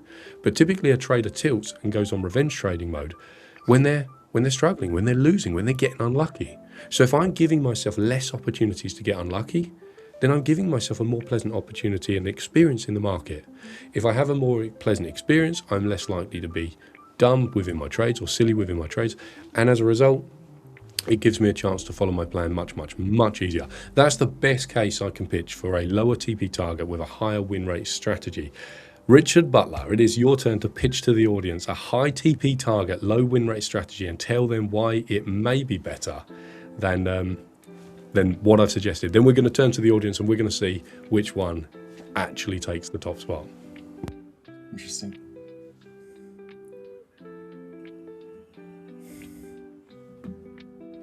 Enough said. So here's the real thing, and that's why I say it's context based. Okay, it depends on what it is that you specifically are looking for. better drawings than Will. Fair. This is a trade that I had literally just taken now. I took it just before I jumped on, before the news. Luckily, news was in my favor. So I'm done for today. I've made my money. Okay. You cleaned house. I cleaned up. Props. Anything that I'm going to do after this is going to be extra. Okay. This is pretty much what you're looking at. It depends on your equity curve, what it is that you're comfortable with. This would not necessarily be a happy medium for people, but this is pretty much what a negative risk to reward equity curve might look like. You have to remember that win rate and risk to reward needs to be placed together. On their own, they don't mean anything. They need to be placed together so that you can see what is expectancy. And in this case, if you have a small change on a lower risk to reward ratio, or even a negative one, a small change, that can lead to stuff like this, where you have, it's an ugly drawing, but the concept is the same. Every time you lose, you need to win once, twice, 3 times just to be back to break even if you have a negative risk to reward ratio. It obviously depends on the ratio, but you have to win more often. You're forced to win more often. Win rate needs to be high. Otherwise, it's going to be a net negative result for you. So, yes, technically, you can go ahead and you can lose often with smaller risk to rewards or smaller risk percentiles. Let's not talk risk to reward. Let's talk risk percentile. Instead of risking 0.5%, you're risking 0.1% as an example. Yes, you can win many. But when you lose, you're going to take up all of that profit that you had won. And psychologically, you're going to feel like, crap. I need to win another 3 just to be back to break even. Just an example. If you have a positive risk to reward ratio that runs more towards the idea of slightly lower win rate, but when I do win, I win quite a bit more. I can still have a 0.1% risk per trade. The risk allocation doesn't really matter at that specific point in time. You're just looking at the risk to reward to the win rate. I can win 1 and lose the next 4, and then I'll be break even, as an example. In my case, I do a 1 to 2.5, which means that for every 5 trades, or every 5 trades that I've lost, I only need to win 2 to be back to break even. That's effectively what it means. So if you just look at it from that standpoint, I need to have a 40% win rate in order to be break even. So mentally, I'm feeling to myself, that I don't have to win as often. And then I can play with my risk to reward, not my risk to reward, my risk allocation per trade. So we're not talking backtesting. We're not talking about the expectation of a runner of losses, consecutive losses, anything. We're literally just talking risk to reward versus win rate. If you have a 1-to-1, you would typically see something more like this. So when you lose the same amount. When you win the same amount. So your equity curve is going to be slightly more even. It's going to be it's either going to be a slightly even down or a slightly even up. But in general, if you're averaging around 55 to 60%, this is roughly what's going to look like over a long period of time. It really just depends on which one you're comfortable with.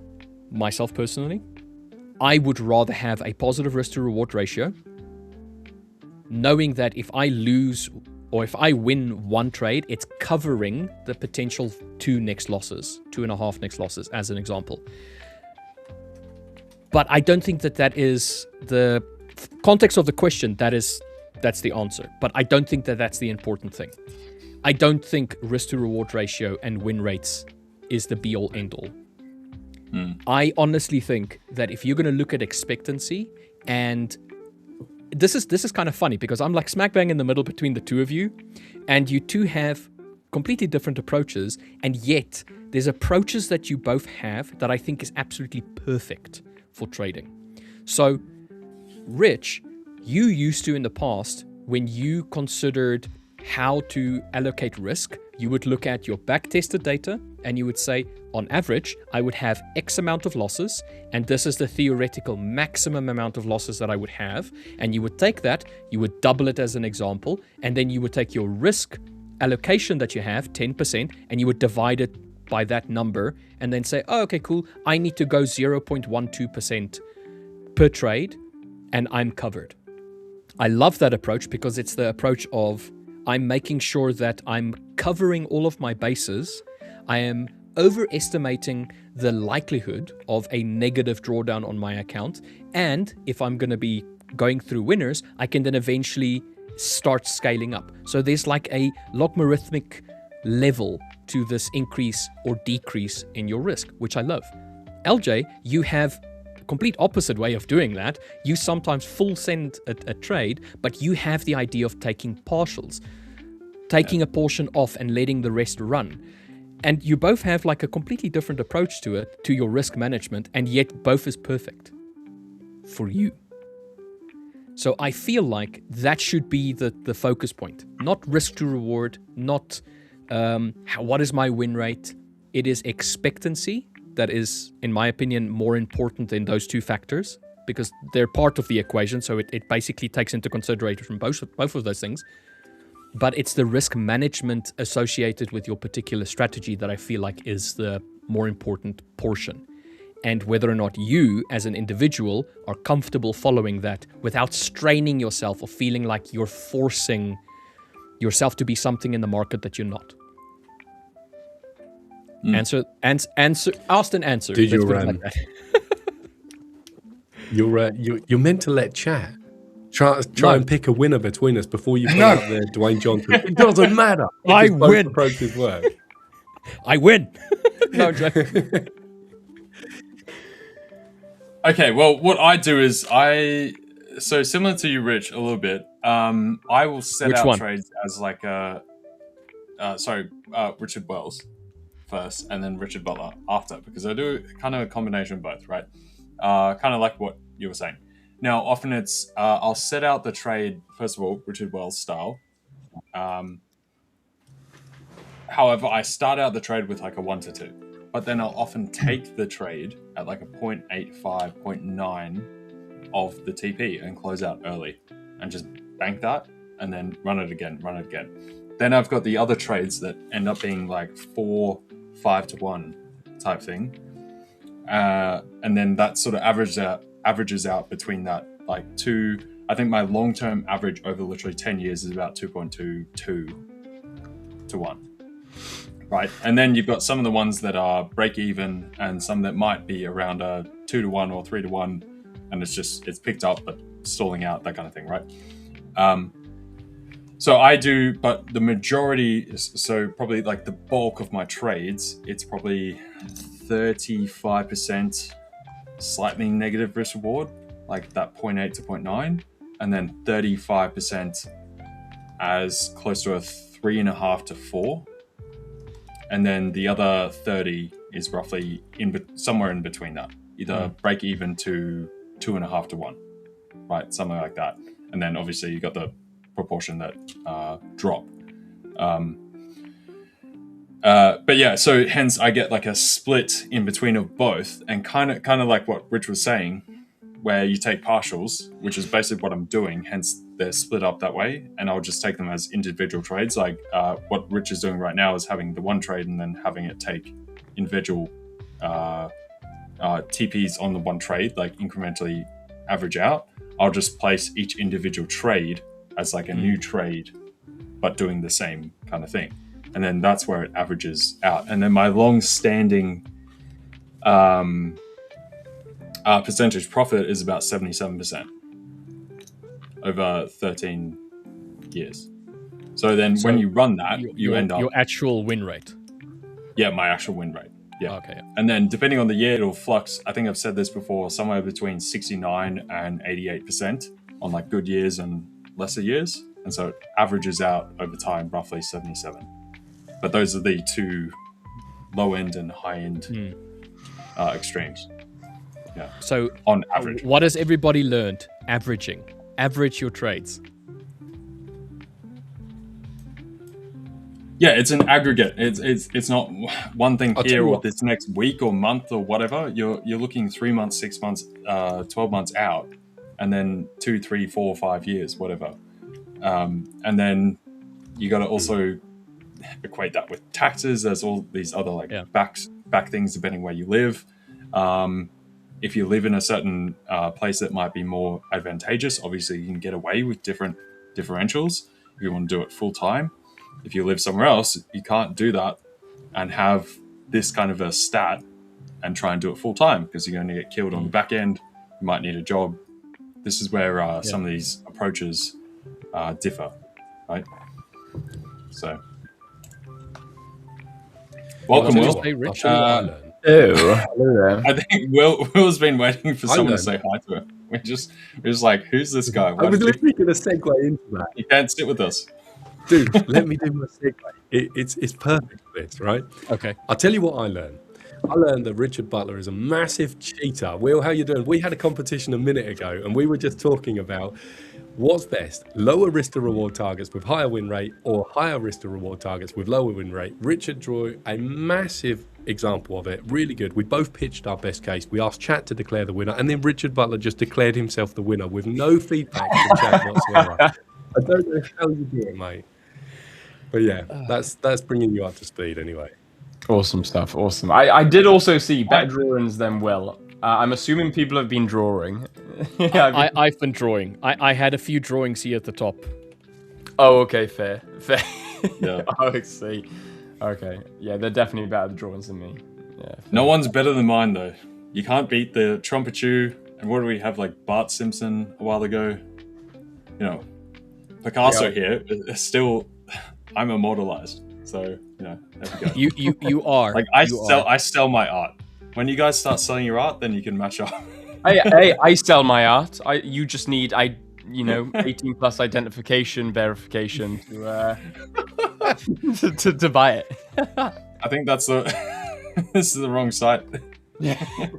I There's remember a lot of orange and black on the site that I sell. Will's like, all right, guys, link in bio. Will Davies official. If you click through.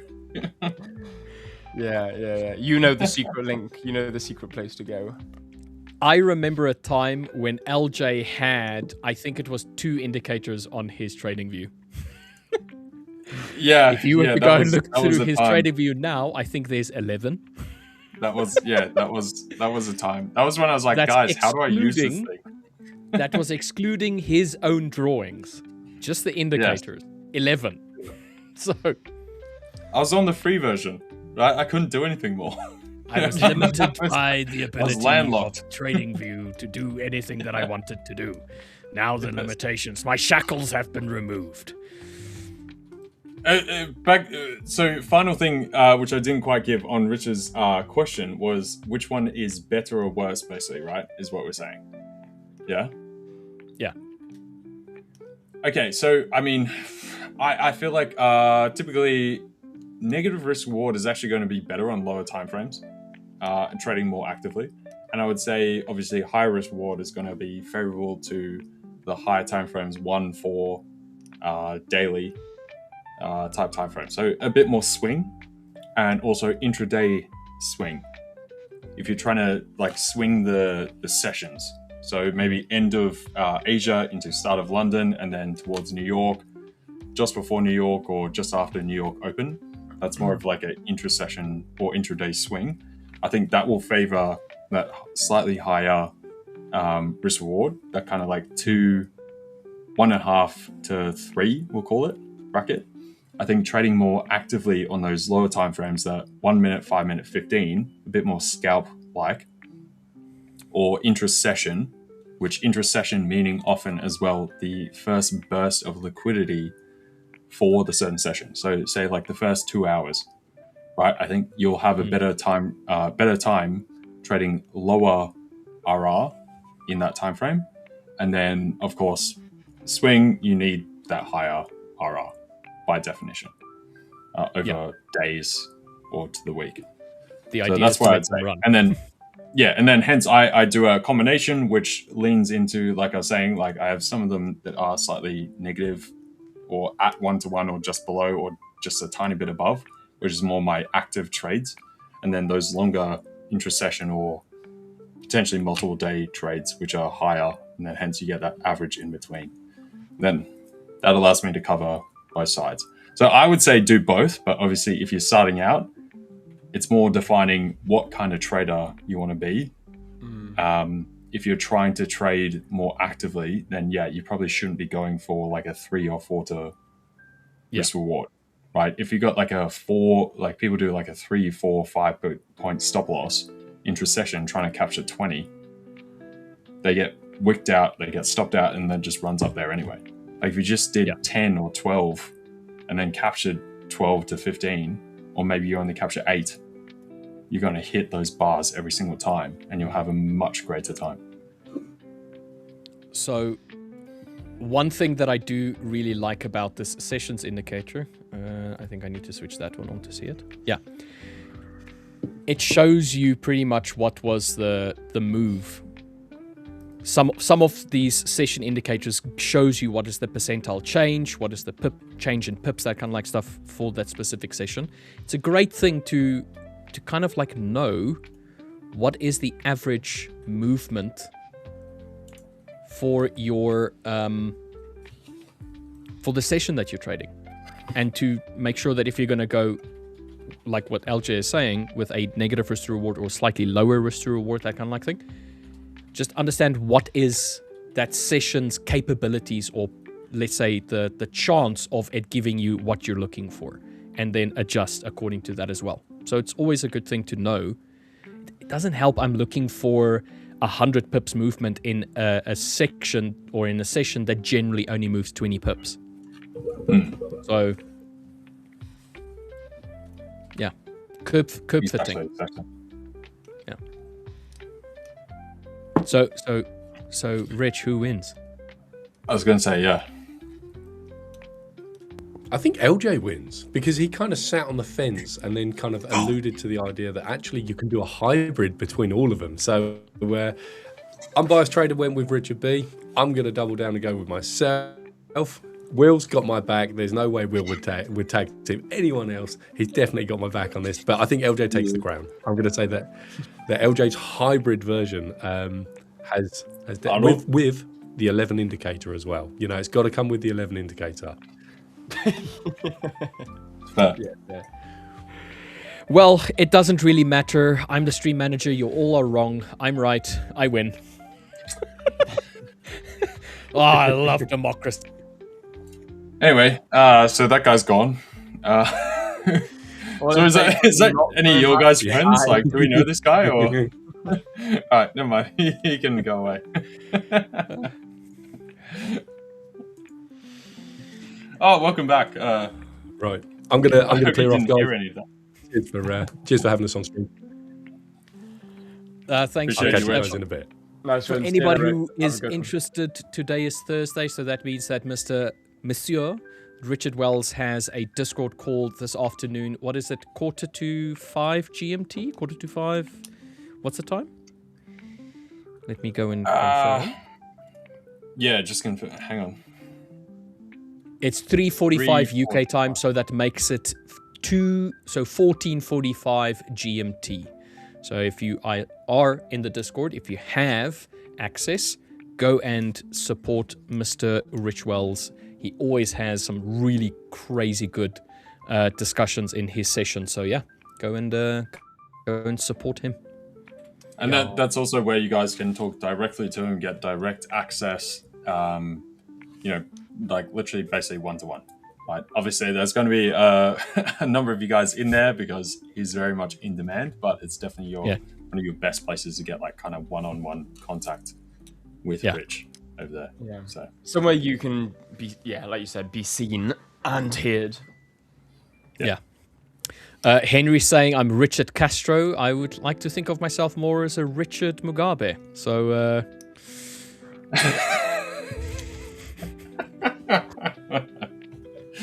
Richard Castro, Richard Mugabe. Yeah, Robert Mugabe. He was the dictator of Zimbabwe for many a year. Yeah. I could be Fidel Castro. That is fine. Dude, Akram as well. Like LJ and Zizmo. I think I missed something. Oh, classic. Yeah, you did miss it. Akram, where were you? Are you not here before? What are you doing? I will come back. I'll hang around with you guys after. I just got to go down to the local Korean chicken shop because my partner ordered me a chicken burger for dinner. And she was like, "Oh, I ordered nice you something. Go pick it up." I was like, "Yeah, very nice." I just got to run down and pick that up. And then been knocking out the stream account that we've got, so I can share that with you guys. Oh yeah, right when I come back. Yeah, do that. Do that. Indeed. All right, LJ, we'll see you in a moment. Go and it'll take me 5 minutes. Are you going to have your burger? No. I'll have it later. Oh. But it's at the end of the street. So I just got to walk down there. No, I'll just put it in the oven so it stays warm. Just put it on low heat, and I'll keep it warm. It's gonna come back crisp. It's gonna overcook your patty, mate, and it's gonna make that bun of yours bone dry. Dude, just your bloody joking, burger, dude. I'm joking. Come back after. Just chow down on that burger and enjoy it. Get out your of here, burger Will. and come back. I'll be back. Alright, see you in a bit. Yo, Will. Well, hello there. Dude. I know. How lucky was this? Mate. What so what made you enter? Because I was literally about to say that we had all of a sudden high impact news.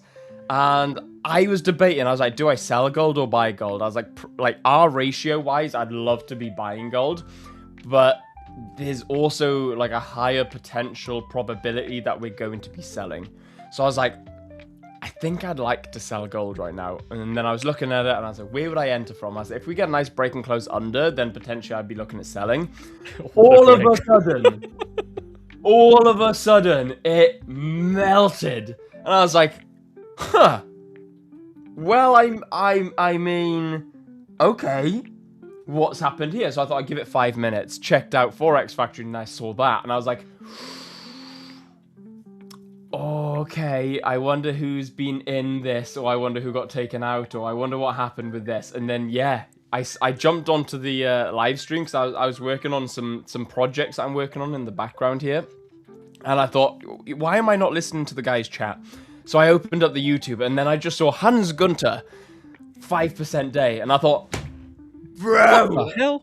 I was like, I know exactly what's happened. He was selling during that market news.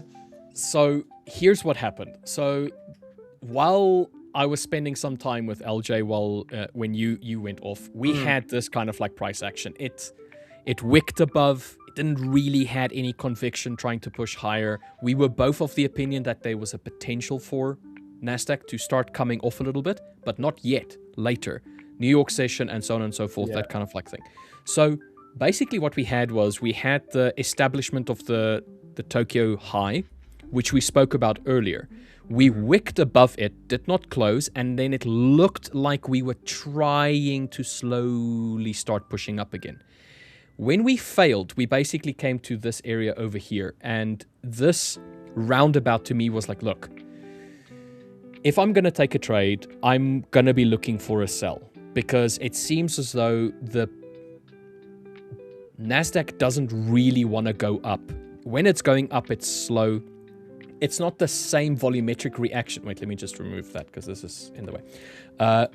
We had this massive rise up from this established zone down here, which was the consolidation at rollover, or just before Tokyo session.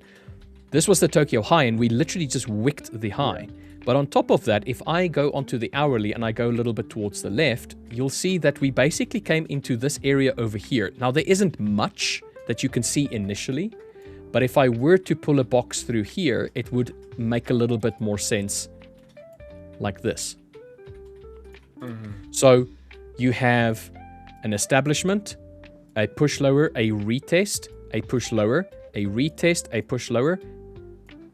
Coming back into it, you push higher, you retest, you push higher, you come back to it, you break lower, you retest, and you get the idea. It is a higher time point of interest where there was more reactions in and around this area that then led to a sudden, let's call it sudden, a volumetric movement in one or other direction. You can go ahead and say that this is an area as well because there was a lot of reactions there. There was a lot of price action there. There was a lot of staying within that area, but there wasn't a lot of reactions. I'm talking about a reaction being you're breaking away from it volumetrically, you're coming into it, slowing down, and then breaking, and so on and so forth.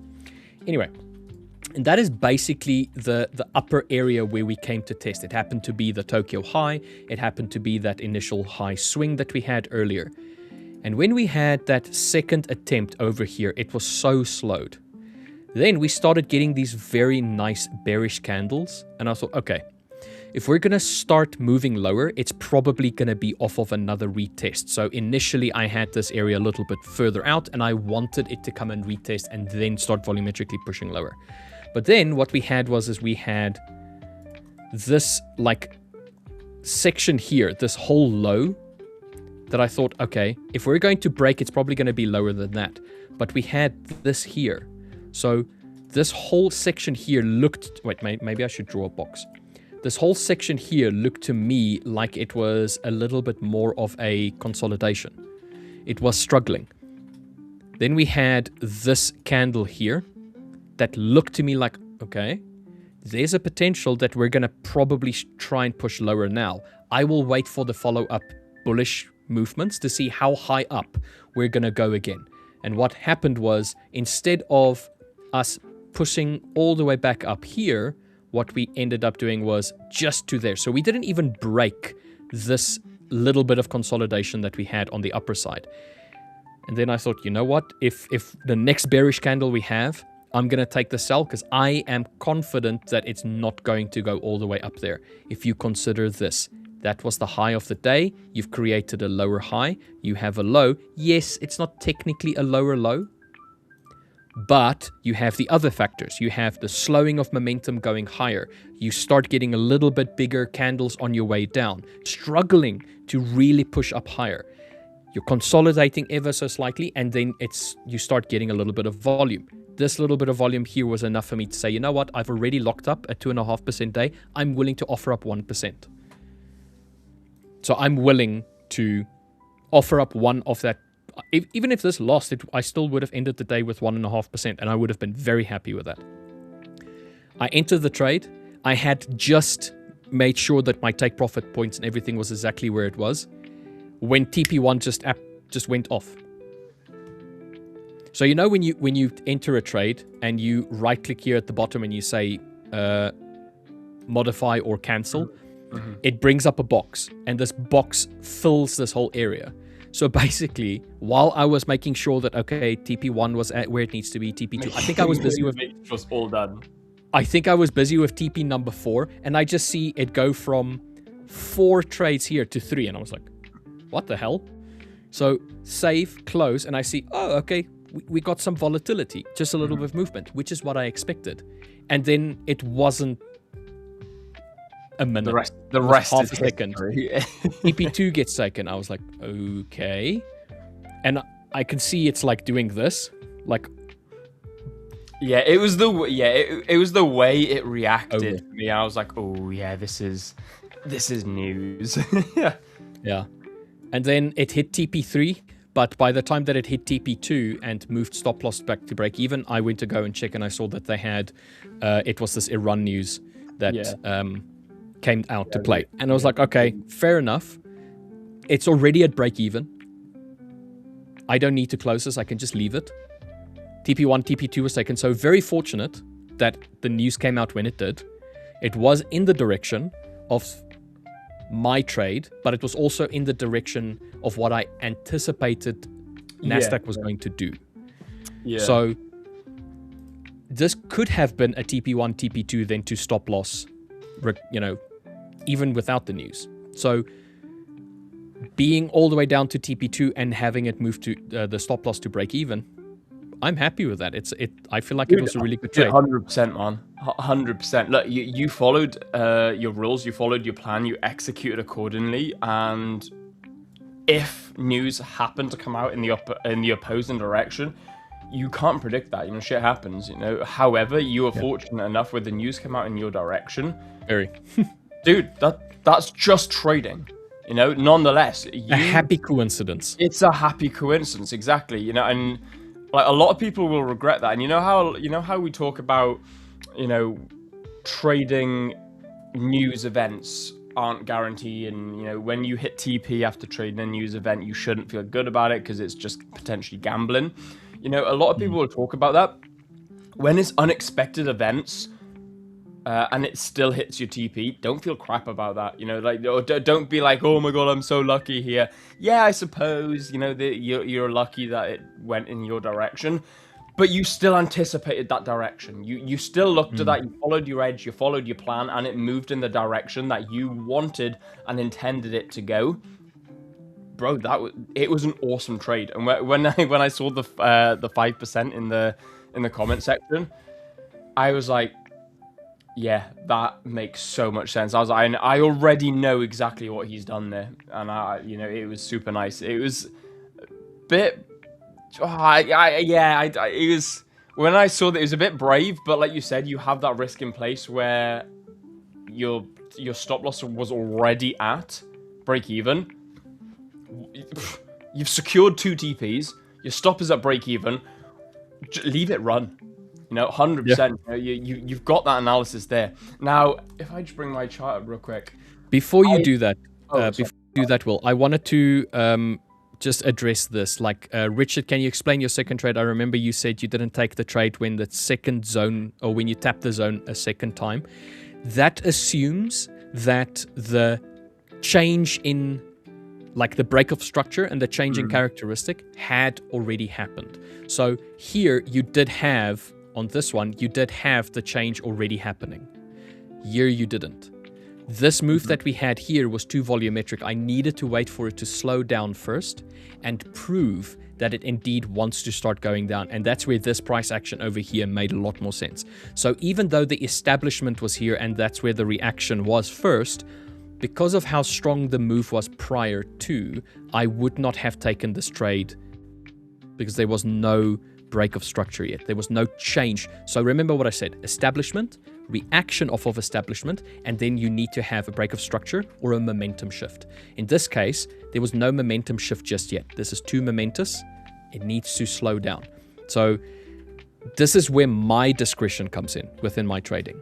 So yes, there's a rule that says don't take the second reaction, take the first reaction, but that first reaction has a caveat. It's the ensure that the price action leading into it is of a certain momentum,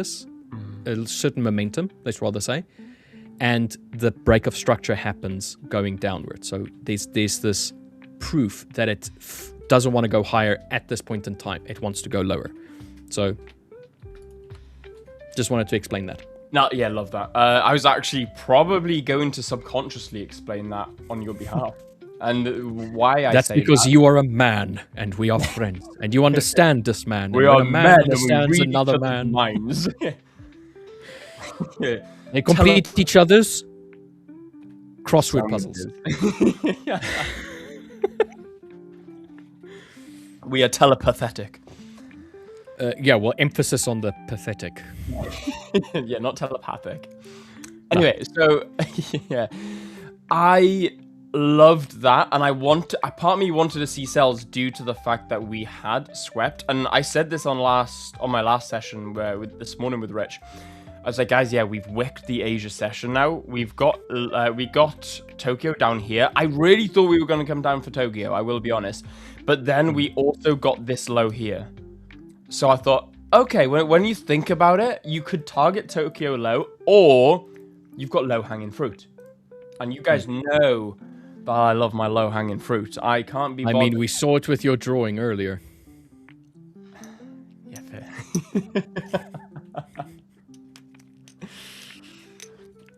Dude, I'm never going to live that down. No, you are. It's just we're going to reference it every now and then. That's gonna be alive for at least a month or two, I reckon. I was about to say, low-hanging fruit has a whole new meaning. It's I need to come up with a new slogan for what can I call my low-hanging fruit? My easy grabbables. That's almost as bad. That's worse. I heard it in my head and I thought I must say it anyway. Anyway, so yeah, like I was saying. Anyway, moving on. Whew, moving on swiftly. I wanted to be seeing these sells, and this is what separates me trading between Rich trading, and this is why Rich, at the moment, I really do want to say that Rich is a more I'm gonna call it a more opportunist trader. Opportunistic. Yeah, because he has those higher chances of getting in trades. And I'm not saying that I'm more careful. I'm not saying I'm safer. I'm just slightly different, which does prevent me from entering in certain trades. Now, it's a shame because I really did like this trade here, or this opportunity. Right, be careful, Will. Right, concentrate. No fallacies. We have we have this wick above. Price pulls back. We've now put in a low. Okay, there's no reason this could go wrong now. Pulls back again. We've put in a lower high. Now that we've put in this lower high, ooh, I gotta be very careful how I do this now, actually. Yeah, I'm seeing it. I'm already seeing. Oh dear.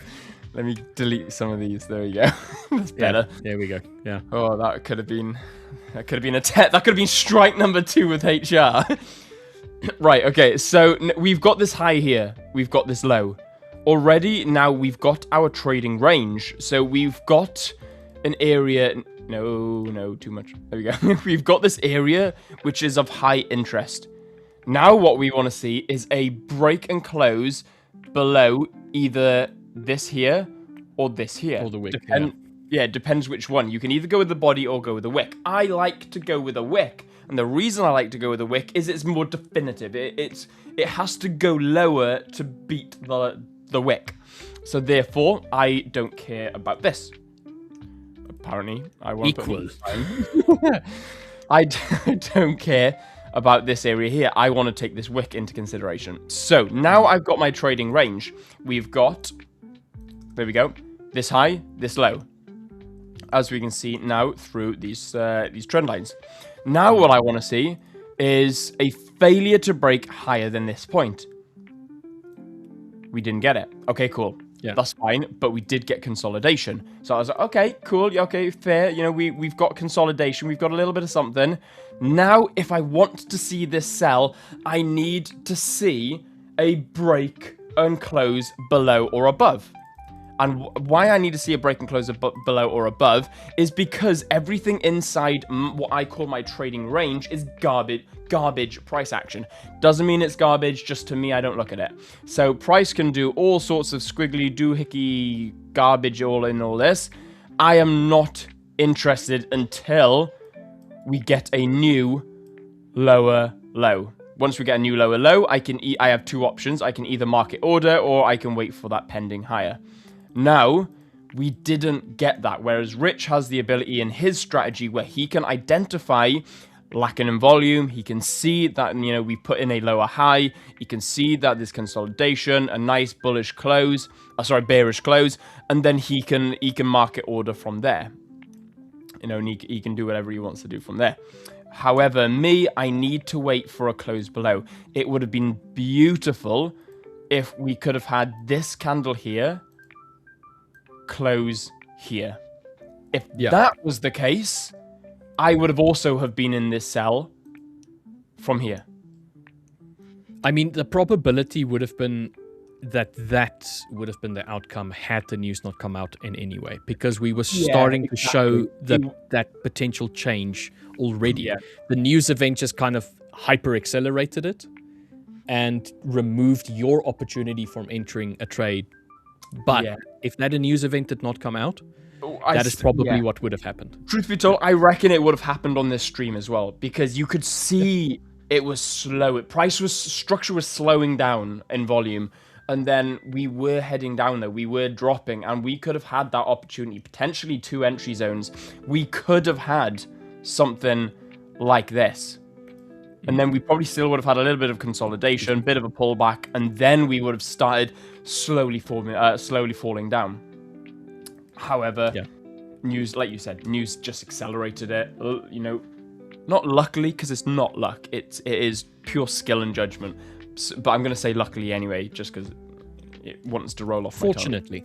Yeah, okay, yeah, let's go with that. I prefer that. Fortunately, according to your strategy, you're able to get in prior to the break and close. Unfortunately for me, I got to wait for that break and close. Goes to show, well, this time trade, nothing. This time, yeah, no, it was.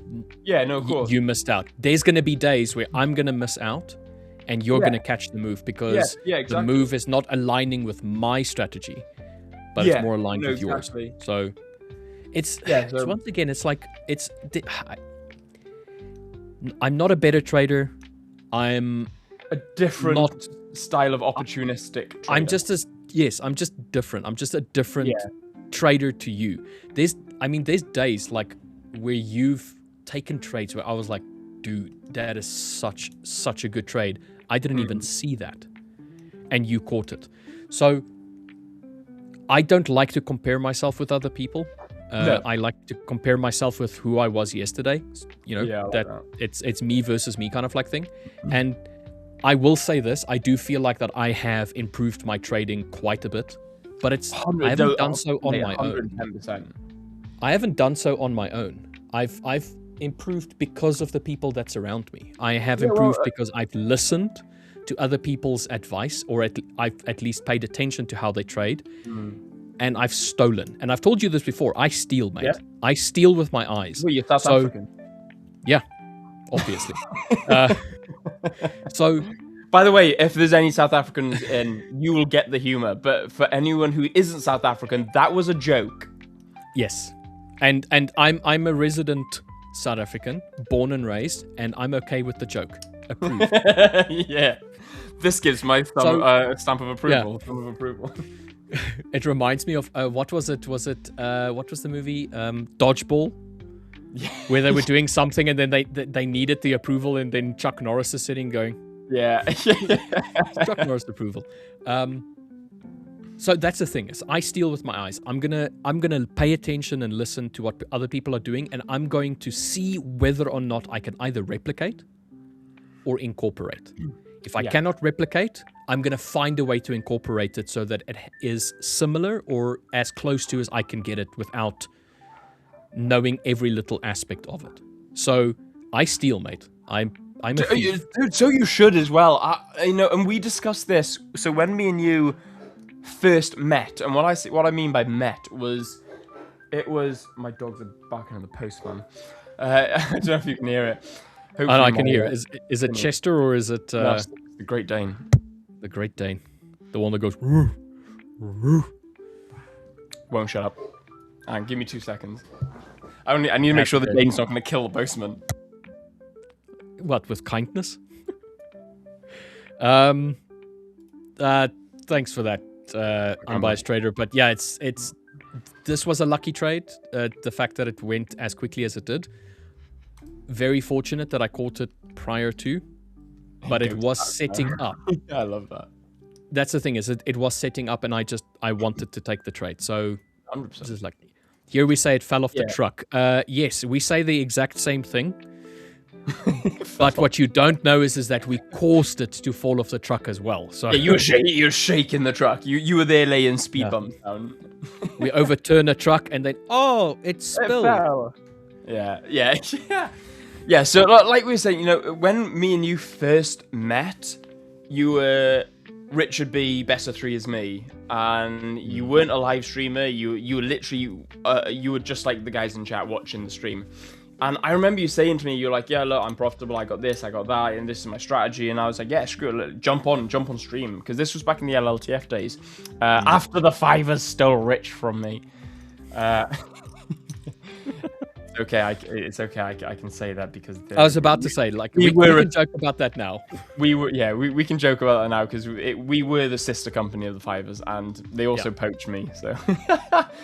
And they poached Rich. We all came from the LLTF. It was like, you know how they have like feeder squads to the pro teams? LLTF. We really need to thank Jordan. Yeah, we do, dude. We really and Steven. Yeah, absolutely. But anyway, so, and I remember you coming to me and you were like, well, like, I got a lot of improvement to do, this, that, and the other. You know, I got this strategy, I got that strategy. I want to work on this, that, and the other. And fast forward to now, even like, so I don't want to say that, oh, I'm a better trader than you, because I'm not. I'm just a different trader, like you said. And I remember you sitting down once saying to me, I've stolen a lot from you. I was like, bro, help yourself. I was like, yeah, 100%, man. I'm happy for you that you've been able to steal this from me. Rich, I'm going to say this on stream with 150 odd people watching right now. I am about to steal shit back from you. Because, and watching you repossess? I'm a repossess, yeah. You're going to repo it. I'm a court order you. I'm the repo man. A little repo semi-bot. Yeah, I'm the multicolored repo bot.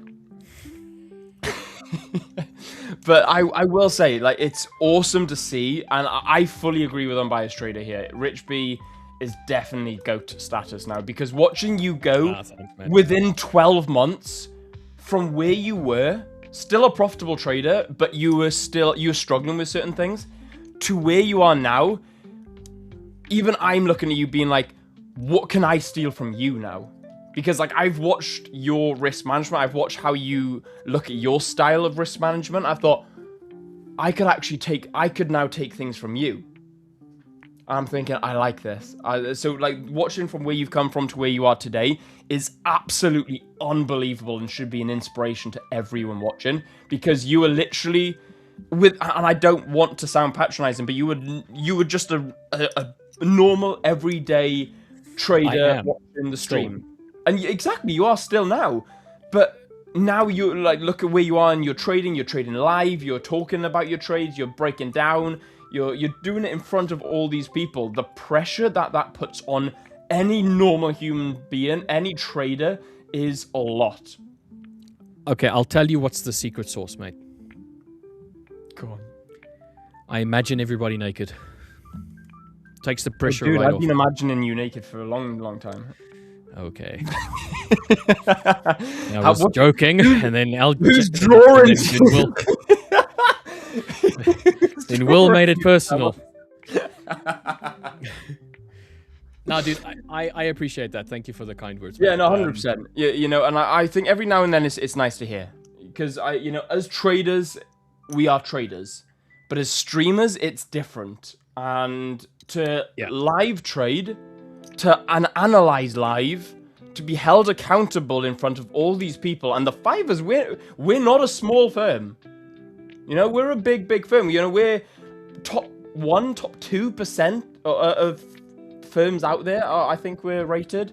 I don't know. We're up there when it comes to like prop match. So to be able to do analysis on stream, live trade on stream, break down trades, take losses, and deal with all that. What are you doing? It's hard going, and it's stressful for any trader. And to be able to go from struggling with certain parts of your trading to improving your trading and doing it all live, bro, 100%. It's kudos to you. Kudos to me as well, and kudos to LJ. Yeah. Kudos to the lot of us. You know, it's hard, it's tough, and especially when you get people who sometimes don't like us. Thanks, Will. I'd like to let you finish, but I think I had the greatest album of all time. Just put the Kanye right here. Yeah, when oh, right, okay. I'm the best. Yep. Beyonce had the greatest album of all time. Yeah. Yeah. Giving it to Taylor Swift is a travesty. Okay, Kanye. What did I miss whilst I was away? Just give me the quick TLDR. Basically, I was saying Will stroking my ego. Yeah, and like then I also admitted to imagining him naked, and then also that was his drawing that I drew earlier. So yes. Am I getting an invite to the wedding? No. Yeah? No. We're too afraid that you're going to stand up. So Will and I are having our very first fight as a couple. I'm saying yes, he's saying no. We're going to compromise. Half of LJ is coming, half of LJ isn't coming. So well, as long as it's the half that doesn't object when they say, "Does anyone oppose this wedding?" LJ, you wanted to show us your accountsies. Yeah, sure. Because we're just this stroking each account. other's egos here, but let's stroke LJ's ego just a little bit. No, LJ's he has enough stroking. So, guys, let me just call it a day early. I have this MT5 account. I've tried to reconfigure it a little bit. It still needs some kind of work so I can put it on stream properly, but I can still use it how I typically use MetaTrader per se, but still show you guys stuff. So the idea is that this is a 10K hype growth here, and the idea will be to run this through as many bars as we can, I guess, right? So right now we're doing pretty well. All I've traded at the moment is Aussie dollar, just like myself and Doug have been €1. talking about. Yes, exactly. So hence the trades we've been talking about. This is what I've been taking with this. I was just trying to figure. I still can't get the only trouble is I can't get the web version to work, right? So I can have it next to TradingView with the other assets and other stuff we mark up for the previous days. Because obviously marking things up on MetaTrader, quite frankly, kind of sucks, right? Yeah, it's we'll not try known and for its drawing capabilities. try and tab between. We'll probably go TradingView and mark that up and stuff, and then I'll just show you on MetaTrader after, like that kind of thing. Or we can then after that bring up MetaTrader once it's live and that kind of stuff. So, but yeah, it's going to be a fun journey. But we're going pretty well at the moment. So. Good. $750 with a $58 commission for a total of $692. So for those of you who are keeping count, that is just shy of 7% after commissions paid. And that was in 1.5, well, for you 1 day, because you do rollover, right? You trade rollover basically. Or is that your time? No, this is server time. Okay. Hang on, can I drag these? Why is it not? It seems frozen. Is this a screenshot or is this live? Okay, it does seem frozen. Okay, hang on. I might actually have to reconnect. Restart it.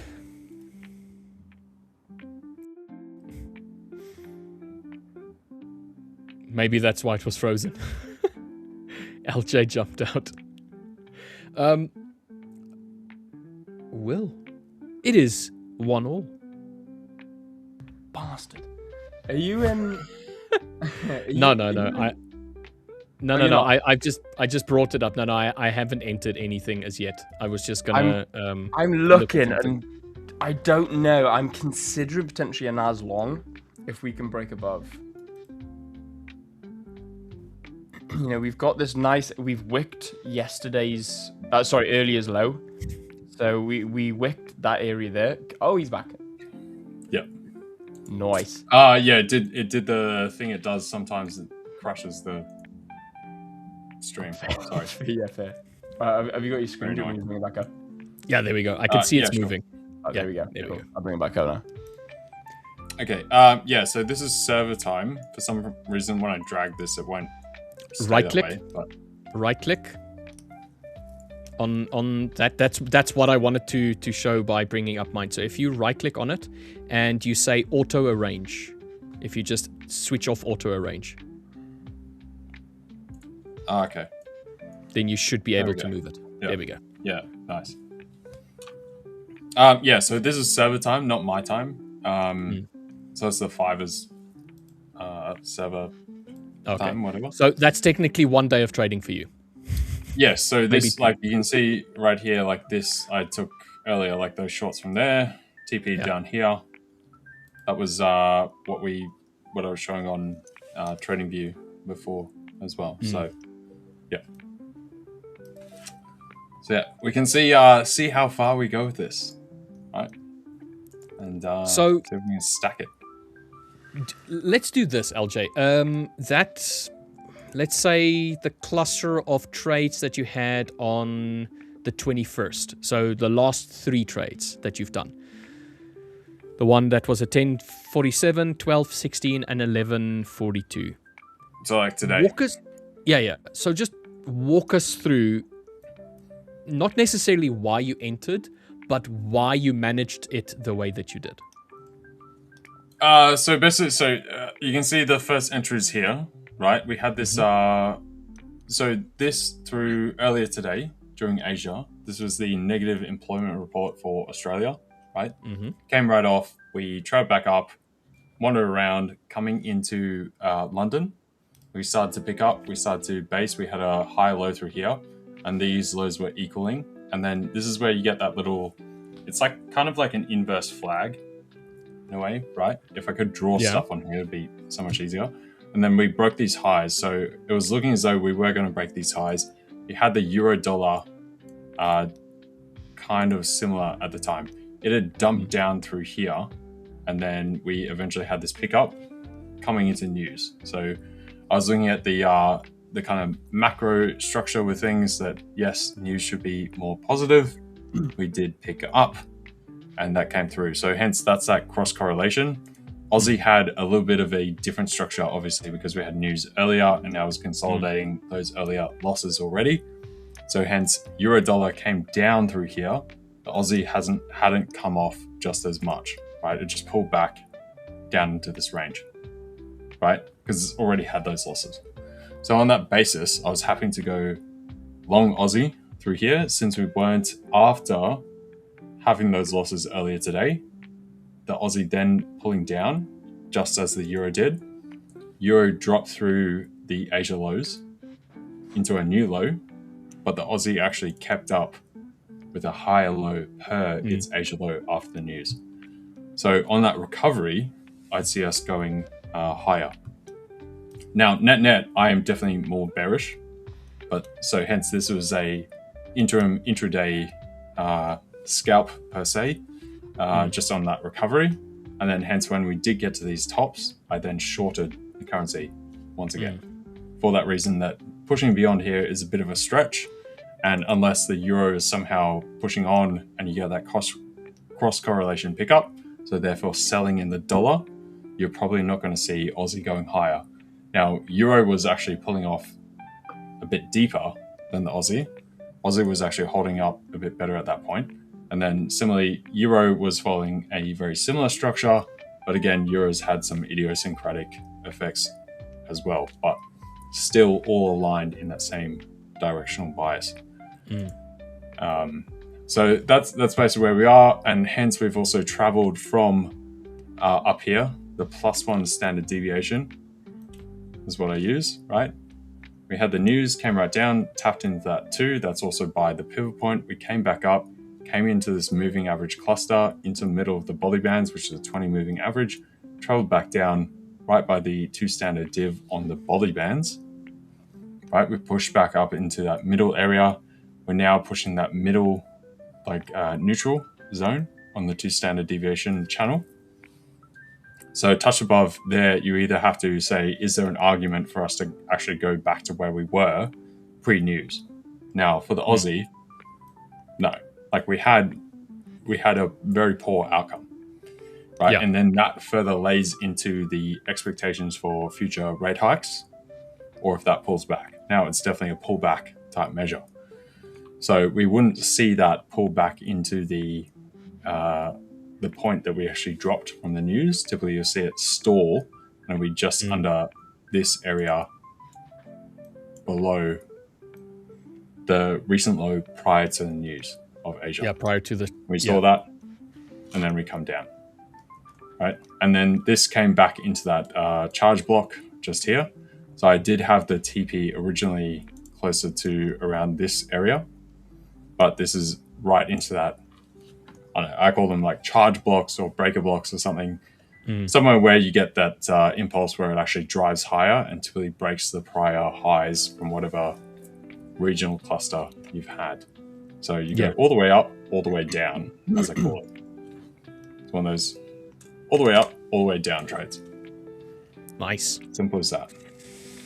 Simplicity itself. Well, as simple as it needs to be. Oh God, not this again.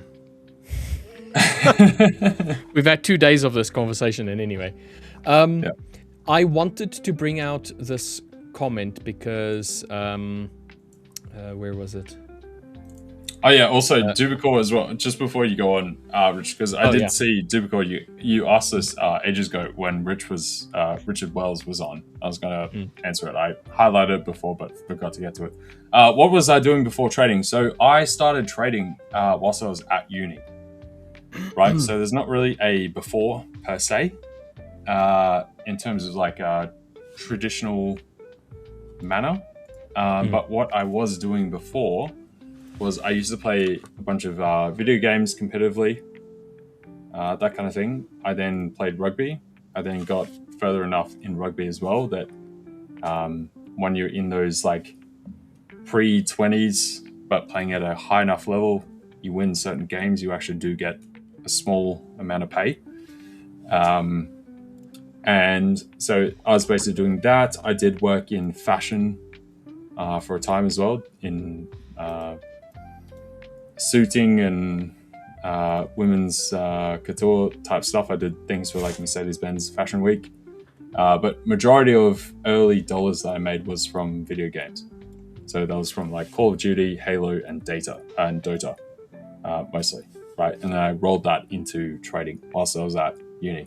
So I also made enough whilst I was at uni to pay for my uni fees up front, which back in the day when I went to uni, outside of getting HEX, which it used to be called HEX, now it's called HELP, like Henry was talking about before.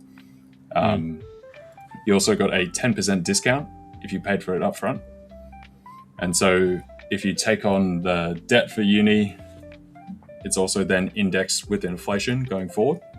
So my idea right there when I was going to uni, I was like, okay, I have the capacity to pay for it now, and I get a 10% discount, and then hence my debt is not going to be indexed, compounding with inflation going forward. So this was long before I got into all of this, but you can see how my brain was already thinking, I guess, in general around that kind of financial aspect. And then I was looking to say, I didn't know what I wanted to do at uni, and then hence decided, okay, I've got a bit of money to the side that I've made through other bits and pieces, and wanted to put that to work, and then hence got into trading, investing, that kind of stuff. So that's where it came from. But yeah, since then I've just done that the whole way, right? And so I started when I was 19. Yeah. Dude, I love the fact that we have such different lives. Yeah, literally. And yet the similarities are kind of crazy as well. Just like backgrounds and whatnot. Like you're so diverse, yet so similar. It's kind of crazy. And just actually before I started trading, just like off what you were saying, first of all, Rich, one of the first things I did whilst I started learning to invest was arbitraging gambling companies. Right, yeah. With the deposit bonuses, all that kind of stuff. I'm sure if you guys are in Australia, like gambling stuff is massive, especially now. Back then, you used to get massive bonuses because it's become even more huge than it used to be. You don't quite get that. And so I started out doing that from like a mathematical standpoint, and I got banned on all of them. And then hence that forced me to further move over to financial markets, because I was doing both at the same time, and then using the gambling stuff that was arbitraging. It wasn't really gambling because you're arbitraging, and using the deposit bonuses and stuff to further expand my capital into investing. And I started out with investing, learning about futures and options when I first started trading, before getting into FX or CFD variance at all. And then eventually I realized I could make more money doing that quicker rather than sitting on these kind of longer holds, whether with options for longer term options or share market in general. So there you go. Here's a really good question. And no, it's all good. Like, thanks for that explanation, mate. Rosas is asking, hi gents, a bit off topic, but how do you manage your prop accounts when you are 2-3% down, knowing it will take you some time to recover it, and that making money and that you need to make money until you reach a payout? So also consider from those 2 to 3% down that you are rotating on different accounts. Really good question. Hang on, let me read that again. How do you manage your prop accounts when you are in drawdown, knowing that it will take you time to recover it, and that you need to make money? Okay. Yeah, right. Yeah, right. Sorry. I read 23% down. I was like, hang on. How would you manage that, LJ? Okay, so first of all, I would say 2 to 3% down from what standpoint? Are we talking about evaluation accounts? Is it the first rung? Is it the second rung? Or are we talking about funded? He says So that you need to make money till you reach a payout. So let's assume it's in funded phase. If it's funded phase, if you're like 2 to 3% down, who cares? Like you've done the hard graft of the prior 8 and 5%. Now you're just 3% down. Just work your way towards the 10% target. So how would you manage that? I wouldn't manage it at all. I'd just trade as normal. Like a 3%, 2 to 3% drawdown is very normal. Yeah, no. Like very like typical. Who are we kidding? Like that you should expect that. So I just trade it as typical. Like why would you change something because you didn't immediately make profit off the bat? Right? Now there might be a reason if you didn't immediately make profit off the bat because you're now funded and you're like, I got to make that 10% right away as quick as I can. Completely different story, and then hence you've blundered yourself and you've taken that drawdown because you're trying to now, I'm funded and now I can actually get paid and this money is actually real money. That's a different story. But I think going back to when Richard Wells was on here before, we were talking about how you should kind of pretty much keep it static across the board, right? From the first evaluation stage to the second until funded, and then funded after that and funded after that, which is the scale up, scale up, scale up. You just have that consistency the whole way. Right. It's another way of viewing the as well, the first two evaluation stages. It's not like you're not getting paid. It's just you're getting paid more like a 50% return or whatever rather than 80%. Because if you equate 1, 2, and then 3 being funded and hitting that payout target, average that out across the board, and then realize that even in the first stage and second page, you are getting paid just at a reduced amount to the full 80 later on. I think that's another way to think about it, because often people go like, yeah, I'm not getting paid the first second. Like it's kind of waste of time. Like, what am I doing? Yeah, I mean, physically you aren't getting paid, but yeah, when you look, if you change your perspective, if you change your viewpoint in it, then yes, you're getting paid. Which the thing is not really change the viewpoint, because you can't get the end point without the prior two. So it's just one point in total, right? Yes, it's exactly. Yeah. But it's like if I reached phase 1 and I fail at phase 2, I don't get paid out. So it's that step feel. People look at the step as a block and or a hurdle. And if you reach this hurdle, you're not going to get paid when you reach this one, but you will get paid when you change your perspective to look at it as a long-term thing, as this is just a part of the larger process, as an example. That's what I meant by that. Like, it's a personal shift that you need to make to change the way that you view it. Yeah. So think about even when you're going through evaluation, whatever the rough number is like, what would it be? 8 plus 5 plus the 10, and then you get 80% of the final 10. So it's what's that, like 23 total? So you're roughly... It's 23 and you're getting roughly 8% of that. Yeah, 8% of the final it's point. 34%. So 8K out of 23. Yeah, so it's about 34%. Yeah, something like that. Yeah. Yeah. So that's still doing work, right? And then beyond there, you're getting like a promotion from that 34 up to 80, right? That's how you got to view it, I would say. Yeah. Will, given what LJ has just mentioned now, what would you do different if you were to do something different? No, no, I wouldn't do anything different at all. You trade is trade, and if you're a profitable trader, then you know that you're going to get out of drawdown.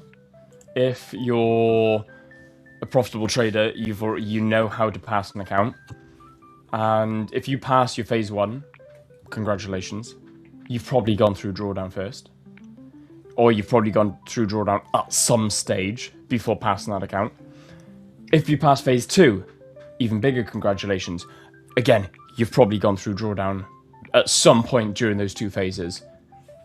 Ask yourself, what did you do then to recover your drawdown? What did you do then to pass that phase 2? And there's a good chance the answer's gonna stay the same if you get into live funding.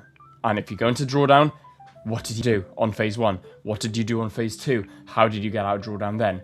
Oh, you didn't care about the P&L, or you didn't care about anything because it was, that demo account. It's that phased account. You're not being paid from it, so to speak. Mm-hmm. So therefore, it's a psychology issue. You're looking at the funding as tangible P&L at that point. You're like, oh my god, this is actually going to do something for me now. Who cares? It was going to do something for you in phase 1. That phase 1 was going to get you to phase 2. That phase 2 is going to get you to funding. That funding is going to get you paid. Every single trade you've taken is going to do something for you. I think an interesting way, sorry, Will, but like an interesting way is to think about what kind of level of funding you want to get to. So say it's on the high stakes, and we'll just take the 100K, for example. So what does it go? 100, 125, 150, 175, 200, 250? 300. Or is it 225? Does it go to 250, 300, 350, 400. 350, 400, yeah. So you can add up the percentage of all of that, and that's your total percentage you have to earn, right? So what is that, like 10 times 10, 100% plus the other eval stages? I think there's a couple more in-betweens in that 200 bracket. I'm pretty sure there is. I don't know. I'm gonna confirm for you. I forget these days. But the point is, you can wrap up the entire percentage, and then instead of trying to look at the next milestone, which is very close, but it's like right there, but you can't quite reach it. But sometimes if you put the entire, like, I gotta make 100 whatever percent or something, and just focus on 1%, 1%, 1%, 1%, 1%, 1%, and then divide that up by the total days, or over a year, right? Over a year, you've got 250 trading days. So if you do 0.5% a day, you get there. And now you've gone from that standing point of 100 to that 500K. And hence, you'll also be gaining all that profit along the way. And that profit will not just be, it scales up, right? So whatever you're starting at will increase. And so if you just lock down the same precision of doing the same thing every single day, you'll eventually get there. That's kind of the way to do it, right? Yeah, and it's a way to not think of chasing the next payout and the next thing, and then you're like, even with when Richard Wells was on here before, like talking about how he's seen people trying to chase the final 300 or $500, and then they rinse their account all the way back minus 8%. They were on 100K, they were at 107,700 or something. They got $300 to make, and they end up back at 104K or something like that, because they're just trying to squeeze out this tiny amount and trying to trade for getting the amount rather than taking a trade in the large spectrum. right? And so hence he was bringing up the degree of, do you take the trade that will make you 3K, and hence you only need to make 300, but you take that 3K trade, which is 3%, or do you take some other trade, just trying to squeeze out that final amount? Now, you might not be doing 3-to-1, so it might be like I don't know, maybe you're risking 0.5, and it's like a 1-to-1 or 2-to-1. You take that, or just try and squeeze out this little random $300 trade. Because technically, if you're on a 100K account, 10 lots, that's like 3 pips minus commission. If you get 4 pips, you've crossed that. But then people trying to get that final 4 pips on one trade, they end up way back because they're just trying to take a random trade to cross the target, not because they're actually trading as typical. Right? They're focusing on the target rather than on trading. So here's the scaling. Here's the scaling for the high stakes. So if you assume you started with the 100K, obviously 10% profit margin required. It's 100, 125, 150, 175, 200, 250, 300, 350, 400, 450, and then 500 is your cap. And then by the time that you reach 350K, you're getting a contract, mate, and a monthly salary from the 5ers. So they will give you a 4K payout plus 100% of whatever you make with this. Yeah. So here already, like at 175, you're already going up from an 80-20 split to an 85-15 split. And then at 250, it goes to a 90-10 split. So it's like even better, like it starts scaling. But the point being that if you view it like that, as like the ultimate goal is to get here. Yeah. Take that long-term view. Like that's how you want to do it. Yeah. Yeah. And then you base it around that. That would be great. Because that's the same thing. How Dubicor was saying, like, wow, since 19, that kind of stuff. Like, yeah, when I started trading, all I set out to make was like $1,000 in the year. Right? That was it. Like, I wasn't trying to do this. It was just like I was just trying to be more sensible with my money and invest it or make it, just be competent in the world, especially when I didn't know what I wanted to do at university, what I was going to do for a career long term or something. I definitely had possibilities across the board, but it was one of those things where I had too many potentialities that I didn't know where to go. And then it just made me feel like I don't want to do anything because I'm not sure. And then I'm trying to think about what my life actually wants to be going forward. But hence, I think one of the reasons I had success early on was because of that reason. I was not trying to make money. I was just trying to make a couple bucks, right? And then see where it goes, just see what happens. And then it happened to be that the way I think and that kind of thing very much aligned with trading, with all of that kind of stuff. And then I took off.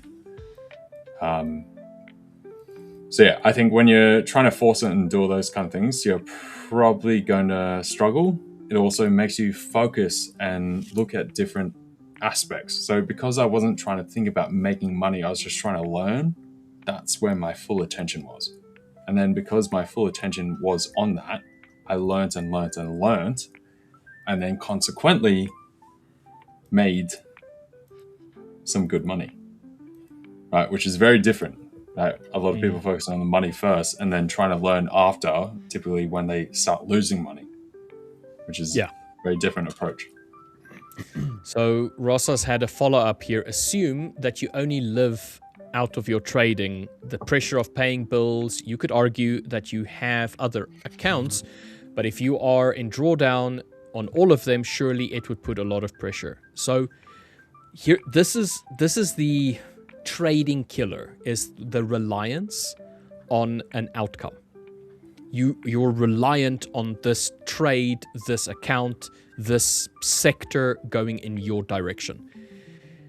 Here's a suggestion, and I would probably you can take this as with a pinch of salt, mate, Rossas. It's really, really open to interpretation. Consider getting a side hustle. Consider getting a paying job.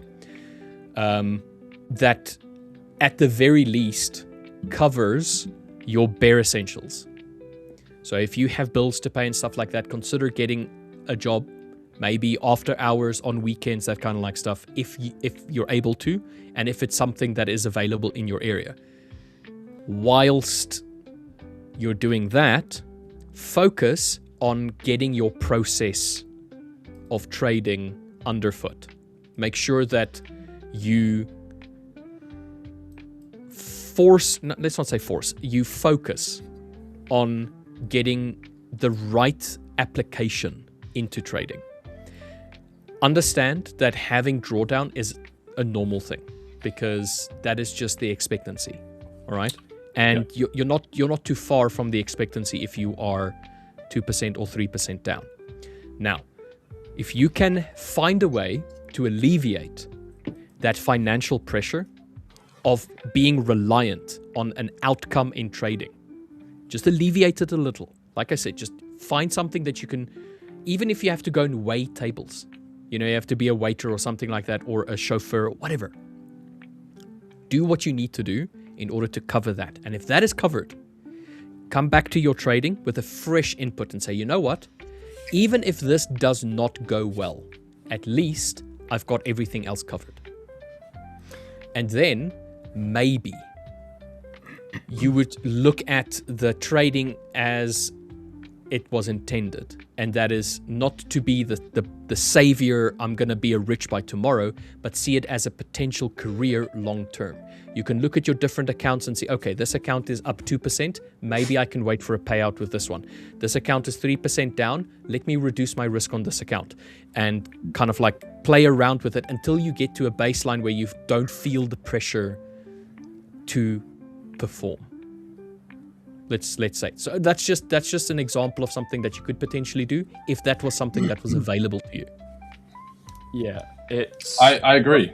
I definitely agree. Sorry, Will. Be very quick. If you guys want to get, like, if you're trading a main account, if you can get a second account that is roughly the same size or maybe a touch smaller or something, you trade one and you try and express your views and it doesn't go well, leave the other account clean, and then you can trade that following. Right? Now, either you can often reverse the trades, reverse the ideas, realize where you're wrong, and then actually execute on the same premise, but now with different entries, per se. Maybe you just entered wrong, or some days you're completely wrong altogether. But if you know you have that second account to take like a second chance, per se, you can then trade again. And the other interesting point, that if you then trade again on the second account and it also fails, that might tell you that your entire outlook from the first band and the second band, wrong and wrong. You might have to go back and reevaluate, right? Sometimes it might just be the wrong entry point. Other times something's changed, you're not seeing the market as it is, but it gives you that second chance on the same framework to still practice, push forward, that kind of thing, and express your view once you've now figured it out. Because you might have been in those trades prior on the first account, but you've gone like, oh, there was this, I missed that on this other cross asset that was correlated and that's tanking, therefore the trade I'm in is tanking. But what can I do now? I'm in massive drawdown. I can't really take much more risk today. And you go like, oh shoot, okay. And you might have actually reevaluated everything, gone, okay, if I now look at everything, now that I know and have identified the problems with the prior trade, now I have a new trade idea that I can execute right now. But on the prime account, the first account, you've already burnt out your drawdown, or you're very close or something. You're like, oh, I can't really take it there. On the new account, you can express that, right? So hence you can have like a test account and a prime account where you go, okay, this is what I'm thinking, and then this is the one with clarity. And then you can also compare the results between the two. And there's like interesting things where you can do that between each account and then see the difference there, and And then you might go, okay, I just need to focus on these times through certain market sessions or something else, or wait for XYZ and then execute here because it's shown on the prior account. Whenever I execute here, no good, right? That's also another idea, like dueling the accounts. Yeah, nice. Pedro, what's good? So It is muted. yes. It's muted. Pedro muted. This is hey, you got to do sign language now from now on, Pedro. Right? Yeah. So if we were playing that's fair. football, we would have just scored a goal against Pedro. That's the only allowance. Sign language from now on.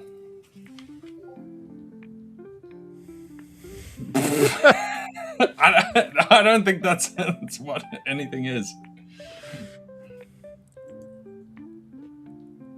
Wait, Pedro, try again. Try the sign language again.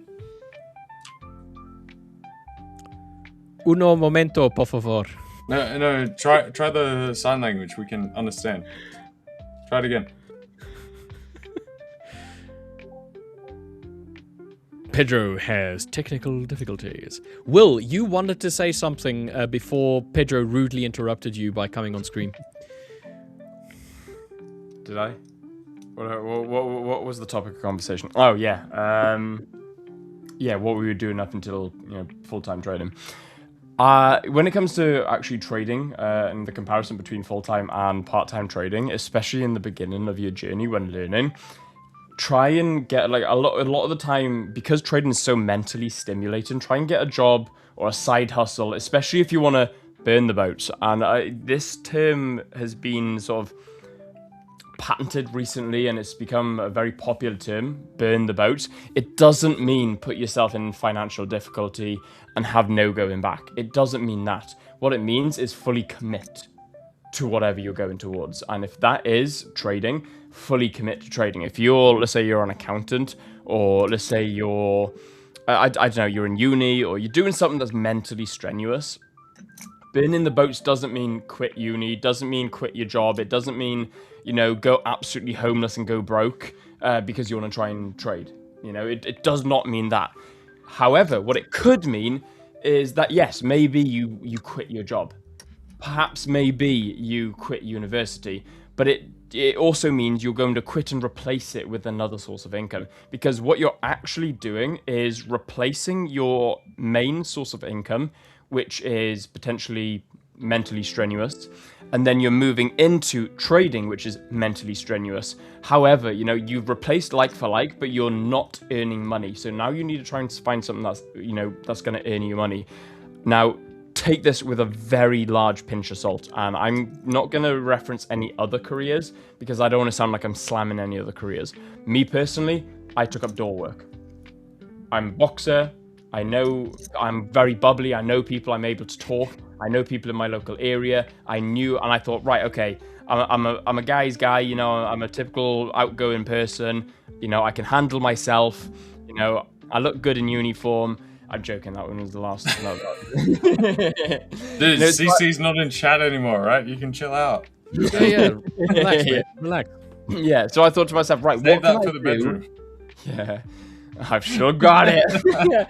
What can I do now to actually, not use my brain but still earn money, so I can save my mental capacity for trading? And I thought to myself, right, okay, I used to love going out a lot. I saw, these door staff, and I thought I could be a doorman. It's not a hard job. That's definitely a brain dead job. Yeah. I just need to go and beat up a few ruffians. If someone causes a fight, I go and beat them up and then kick them out and make it, it's cool. That sounds great fun. Yeah. Especially at what was I when I started the door? 20? 19, 20? 19, 20-year-old boxer who loves going out clubbing, trying to change his life up for a financially better life. It's like the best of both worlds. I don't have to use my brain. It's on the weekend, and I'm able to go out into a drinking atmosphere and not be hungover the next day. So it was the perfect side hustle. I could earn about, I think it was like 1,000 to 2,000 sterling per month. just working the odd Wednesday night, Friday, Saturday, and the odd Sunday night. About $2,000 a month. Monday, Tuesday, Wednesday, Thursday, Friday, I could concentrate solely on trading. I felt like a full-time trader. And even when I had the ability to go full-time trading, I continued the doors. Why? Because, and at this point, I was the ability to be a full-time trader, but I thought to myself, I don't want to rely. And that ability to not rely caused me to be a significantly better trader than I was ever going to if I had to rely on it. And this brings back up to the comment just above here. Assuming that you live out of trading and the pressure of paying bills. This is going to suck and no one wants to hear this, but don't. Don't do that. It's the worst thing you'll do. It's awful for your scalability. It's awful for your profitability. And it's the worst thing financially you can do to yourself, especially if you have financial commitments. I was at a stage when I first started. I sold my motorbike. I sold my car. And I was struggling, whilst trying to get my door license, because I was like, right, well, I need to do something here. I want to burn the boats. And then I realized burning the boat, and this is when I realized it. Burning the boats doesn't mean go broke. It means replace your main income for a side income. It may be less than your income now. Like you may be on, I don't know, $3,000 to $4,000 a month as an accountant. You may be on $1,000 to $2,000 as someone pulling pints on the weekend. However, pulling pints on the weekend for $2,000 less, you're not using your brain, and you've got the entire week to work on trading. Now, there is a very, very sort of fine line when it comes to burning the boats and when it comes to finding that side hustle, because usually, and again, I don't mean to, patronize and belittle these jobs, but they're not the most brain powering jobs in the world. And therefore, it also comes with its negatives. Door work, you were there till like 5 a.m. I was coming home, the birds were singing. I'd also be mixed up with bad people. I'd be invited to all sorts of parties with all sorts of substances. You can be led astray. When the brain stops working hard, the body takes over, and that's where you get the sort of impulse takes over. So providing you can stay strong enough to ignore these impulses and you can remind yourself why you're working and why you're doing this side hustle, it will actually streamline your progress. So just sorry, Rich, were you gonna? No, I was just gonna ask Pedro if he's coming all right. No, nope. He's still silent. Oh, wait, Pedro, okay. Just go Google, go onto, I don't know, either a YouTube video or Gemini or something. Like figure out sign language in the next I don't know, 3 to 7 minutes, and we can do sign language. And then you got to send that link to us so we can figure out in 7 minutes, so we can all talk and we can translate it on the chat. Bros are doing a memento. This is not Portuguese. God damn it, Rich. That is racist. So apparently it's racist to say something in Spanish to a Portuguese person. How dare you? How dare come on. It's your turn. It's your turn to go see HR. You must now go see HR. Yeah, that's ridiculous. I should have thought I would say before I spoke. Back on what you were saying, Will, I would say burning the boats is, yes, going that full do or die type thing. I would say the smart way is to not actually do that. I don't think that helps most people. Burn the boats definitely helps people, right? It's a very big kick in the boot. Yeah. But I think a lot of people generally are not going to get that same oomph from the kick. Right, so I think you should have that job in the background. Now, there's certain people that if you put yourself on that death ground type situation, take Art of War. This is basically where that comes from. Burn the boats, Art of War, death ground type situation, that kind of thing. Yeah, people kick right onto it. Yeah, right. The do or die they tend to do instead of Yeah, die, yeah, because that's the only other option. Yeah, you back a dog in the corner. Which is Yeah. precisely the avenue I went down when I decided to jump. I was like, yeah, this doesn't really make sense, but I think I've got some good numbers on the forefront.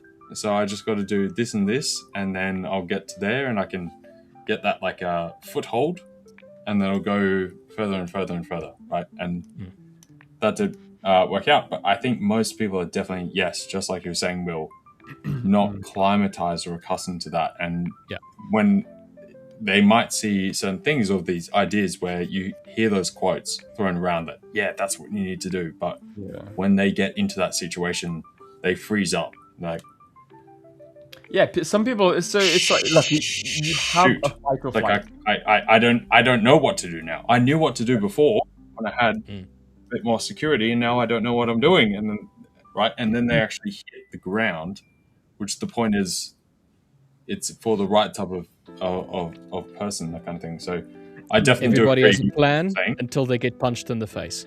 Yeah, well, yes, and exactly, yeah. And some people are climatized to that more aggressive, egregious type aspect. Other people, it's not going to work for you. So, so you see fight, a mix of that. Flight or freeze. No, exactly, and it brings. I'm going to bring this comment up as well. It all depends on how much you want it and your impression of how good you are at trading and the confidence that on yourself that you'll make it. I disagree with this because, again, trading has that magic to hold a mirror up to yourself, and in fact, like Rich said, it was fight, flight, or freeze. Like LJ was just saying, you have the ability to have that kick up the arse, and if you kick my brother up the arse, he'll just drag his feet until it's like his head is on the silver.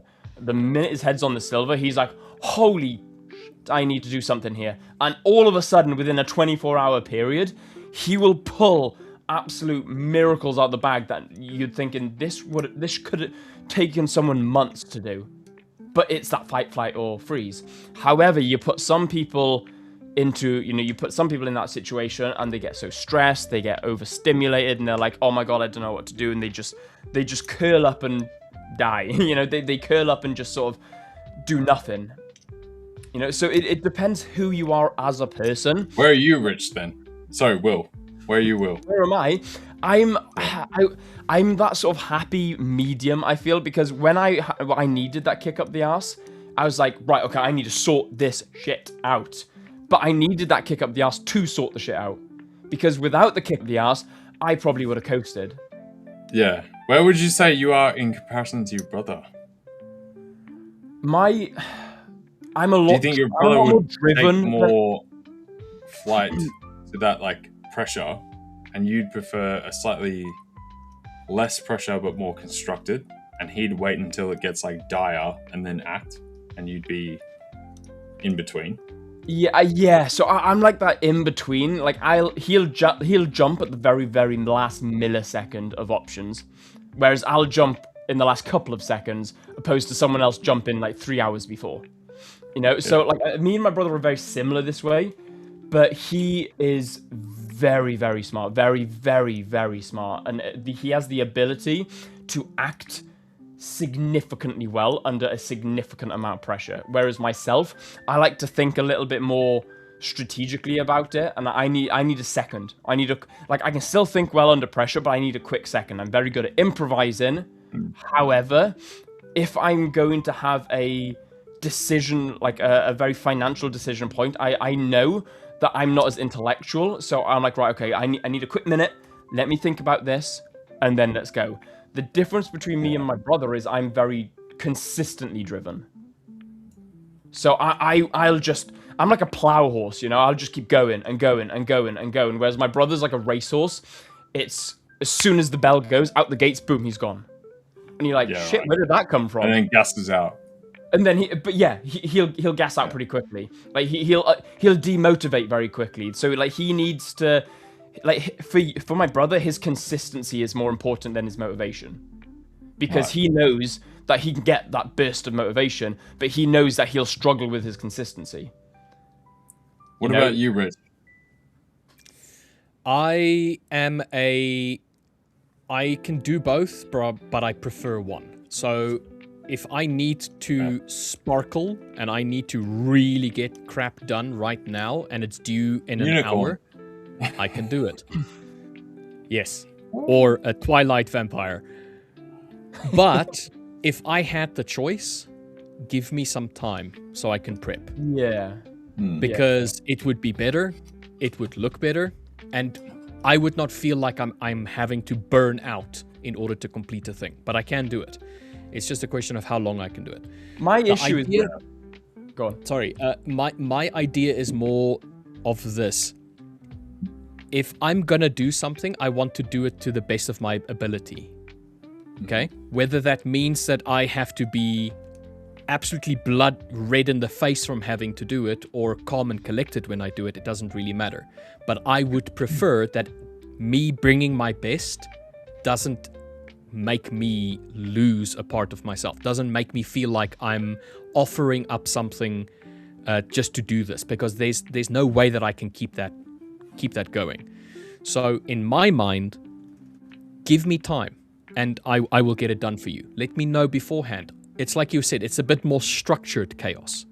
I want a little bit more structure to it. That's what I prefer. I would give you my best with that condition in play.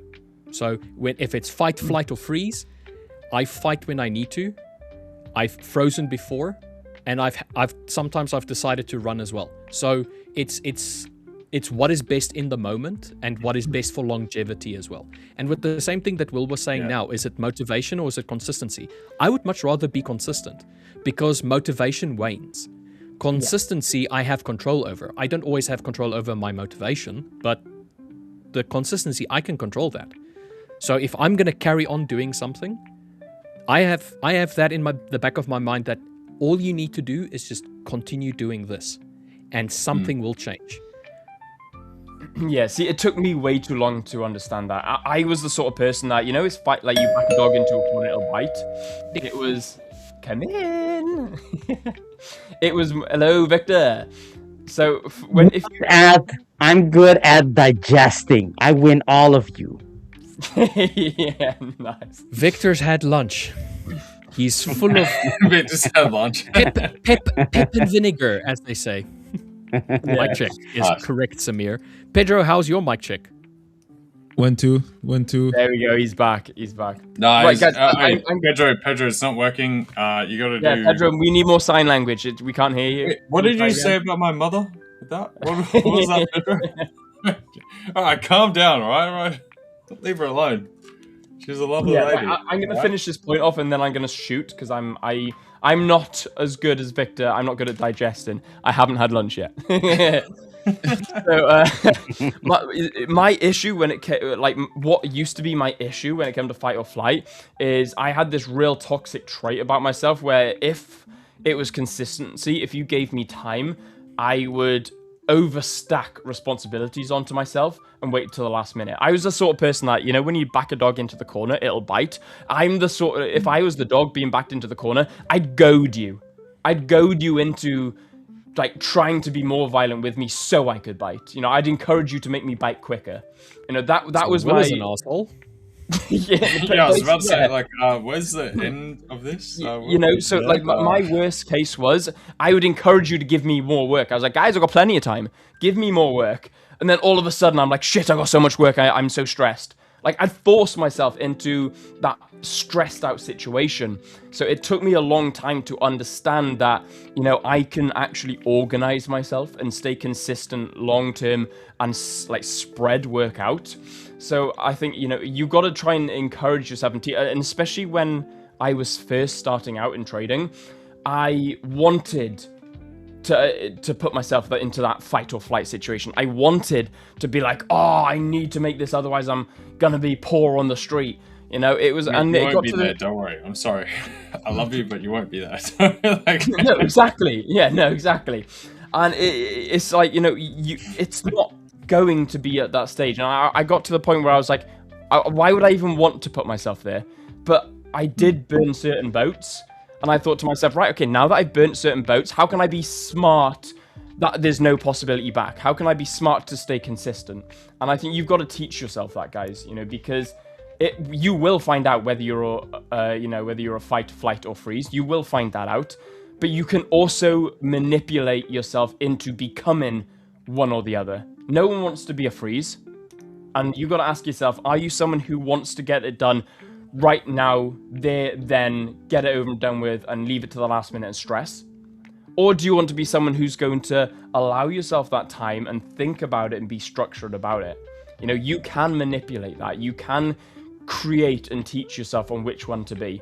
So don't think that you've got to be one or the other. You haven't. You get to choose. Remember, your ancestors is a combination of the two, fight or flight. Yeah, 100%. The human race would not have survived if everyone just fought. So if there was a sound in the bushes, those that went to go and find out what the sound was, the curiosity, the tiger there waiting, they had to fight or they had to run, and it is the culmination of that led to where you are now. I mean, the fight could have ended in one of two ways. More drifted more towards the one end. Yeah, exactly. Where you go full Viking mode, you're like, yeah, berserker, yeah, bear skins, wolf skins, yeah, let's go conquer the whole lot. Yeah. England. So once again, your nature, even if your nature is not exactly that, we're made up of all of it. Exactly. So yeah. And that's why I say you're able to choose. Like, most people think, oh, I'm a flight guy, I can't handle it. You can choose. You can teach yourself. Know which I got one a question for you, Will. I mean, I've been hearing your description that you're giving to yourself and how you manage pressure, how you're artificially create the pressure to make you perform better. But this is a sidetrack. If someone on the street, for no good reasons, wants to fight you, what do you do? Walk Do you away. fight or you flee? No, walk away. Walk away, They I don't know, they are whatever reason, you stepped on their toes and they right away start being violent, they start to assault you. What do you do? I think you walk away. I think Always walk away unless somehow like you've got someone else around you that is now in danger in some form, then obviously you're going to act. But if it's just a general thing, yes, you walk away. Obviously, it's not worth it. Yeah, Why would you? 100%. It's about what knowing. if I'm the one that's assaulting you, Will? I do no, I wouldn't walk away. I'd run Oh, towards then you. we'd all gang up on you. You smash the shit out of this guy, like this Richard Butler guy. Like, oh, dude, I'll get a stomping. beat his ass. I would struggle to stop. It's like that scene from Anchorman where Steve Carell just happens to have a grenade or something. I can't even remember what he had in his hand. Look, where did you get that? And then it's all out chaos. That's what happens there. Yeah, it's about knowing your capabilities, and it's about knowing what to do, when to do it, and why to do it. Why is the big? The why is more important, I think. Yeah. Unbiased trader says, I'm not leaving my space.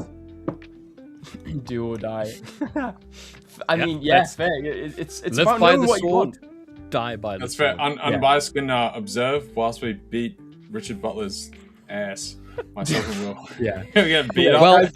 And on that Unbiased bombshell, can I'm gonna get bombshell. film it and be like, oh, and Yeah. put it on Instagram back. Dude, With that, ass beat. It's by in Will. real life live stream of us beating Richard. LJ and Will just beat his ass, dude. Yeah. why? Anyway, guys, with that I'm gonna happening, go. I'm gonna leaving. I'm gonna love you all and leave you. I'm gonna go get some lunch. But just remember, I'm gonna leave you on this note as well. I know we have a joke about and we talk about, where you fight or flight, you're going to stand there and beat someone up, or you're going to run away. Relating this back to the markets, it is a case of knowing when to enter the market, knowing when the opportunities are there, knowing when the volatility is there, knowing when the correct volatility is there, and knowing when to stay away from the markets. So guys, on that one, thank you very much. Please leave a like on this video. Make sure you subscribe to the channel and ask these three, because I'm assuming LG is going to drop off as well. Ask these three all sorts of questions. They've probably got a little bit more value and a little less, random bullshit than us. So, Well, we're coming to New York now, so we got more momentum. Before you leave, go on. please, before you leave, What? I just wanted to see six faces. I know, we got the team here. We got the Avengers. We got to That's decide nice. We who's have who. to full right? house. We have to You know? full house. Who's who in the Avengers right now? Anyway. We'll see. No, you but fair. Monday. Peace. I'm out. Peace. Take care. All right. Take care, Will. Peace. Ciao. LJ, you don't get to.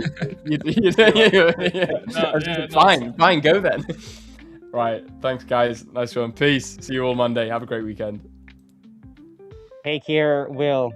All right, and Rich is back. We got him. You thought. He thought he was gone. Okay, no, this is Little getting too troll crazy. under the I'm out, bridge. guys. Cheers. Yeah, peace. All right, guys. See ya. I'm going to be going as well. Do we have one of you guys charts? I'm going to go to Victor because Victor is a reliable man. And now everyone's okay, I back can again. do it. Oh I my think, god. Remy did it for me, so that's fine.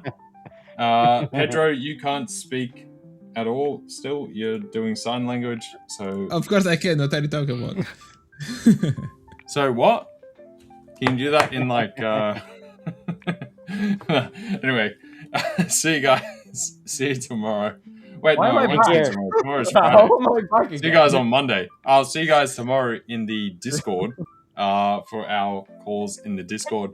Outside of that, I'll see you guys Monday on the YouTube. Appreciate it, guys. See you there. Ciao. Take care. Adios. Take care. All right. How are you two doing today, Samir and Pedro? Apparently I'm doing unreliable, good. guys. Or at least I'm not as good, reliable. We are good. We are good. What about you, Victor? I'm doing fine. The market has been actually. We had some. Actually, let me show you guys what I'm talking about. We All had right. some reaction right here. I was in a position and I had to close that position. Where was it? Let me check. Time.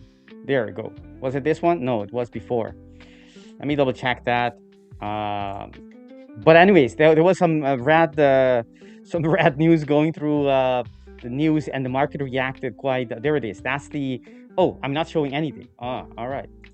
So there was some news happened from Iran, and yesterday we had some good news.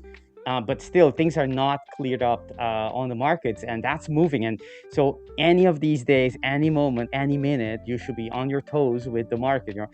You have to have your risk stricter, tighter, and don't let things just run and float if you can't handle the float. So, in that case, I had to close my position because I was normally I don't do that, but I had to adapt because the situation, it can get quickly not very ugly, but I mean it can push against you very quickly, and I just don't want to have that kind of a risk once I'm already pushed back. We'll do top down analysis as we always do, but what about you guys? I'm just giving a fresh look at the markets because I don't look at the markets, before NYSE, or at least before the stream. I can take a look at on my phone here and there, just to keep up with the momentum, or if I see anything unusual happening. Okay, this is gold. US 30. I'm seeing the charts right now. These level also I have marked while being in the background. So interesting day today. It is Thursday, so we still have one trading day, which is going to be Friday, which is tomorrow. So as we are coming close to the weekend, so I think I already took a win yesterday. Oh yes, I remember we was talking about this longs yesterday, Victor and me, from that 30-minute area, and I managed to capture this trade.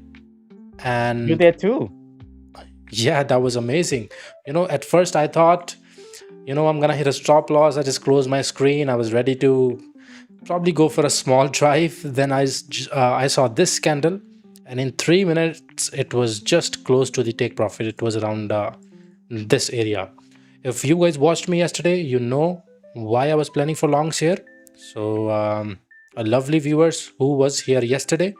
I took some longs around this area. Stop loss was here, and take profit was all the way here. Amazing trade. And NAS 100 also. I know you was looking for buys around. Okay, let me reset it. Oh, this is 1 minute. Let me go to the 15-minute. Okay, it was around these areas, and price just wicked into that area and just shot it to the upside. Of course, I didn't capture both of the trades. I was involved in US 30. So it was amazing trade. I did get the NAS move, and I'll show you All right.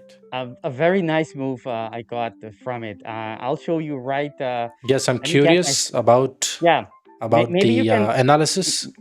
maybe you can explain on your chart while I get my stuff together, ready All right. to show our viewers. First of all, let me explain our viewers my 30-minute trade. This 30-minute demand area, you can set the NAS 100 in the background. So I'll just cover this here. Okay, so at first I just saw the 1 hour area which was around here. I was planning for a buy trade here, but of course we went way to beyond this area. But if you closely look at this area, this candle was almost having a very little wick. But more importantly, I was focusing on this area. This is a 30-minute area. I wanted to see how price reacts from this area, and VWAP was already bullish, and I was eyeing on this type of breakout, something like this. I was planning that this can act as a support and we might can break to the upside. So that was my thought process. So now comes to the entry point. On the 1 minute time frame, I saw price was closing above this area, which was a small fair value gap. Price retested this area.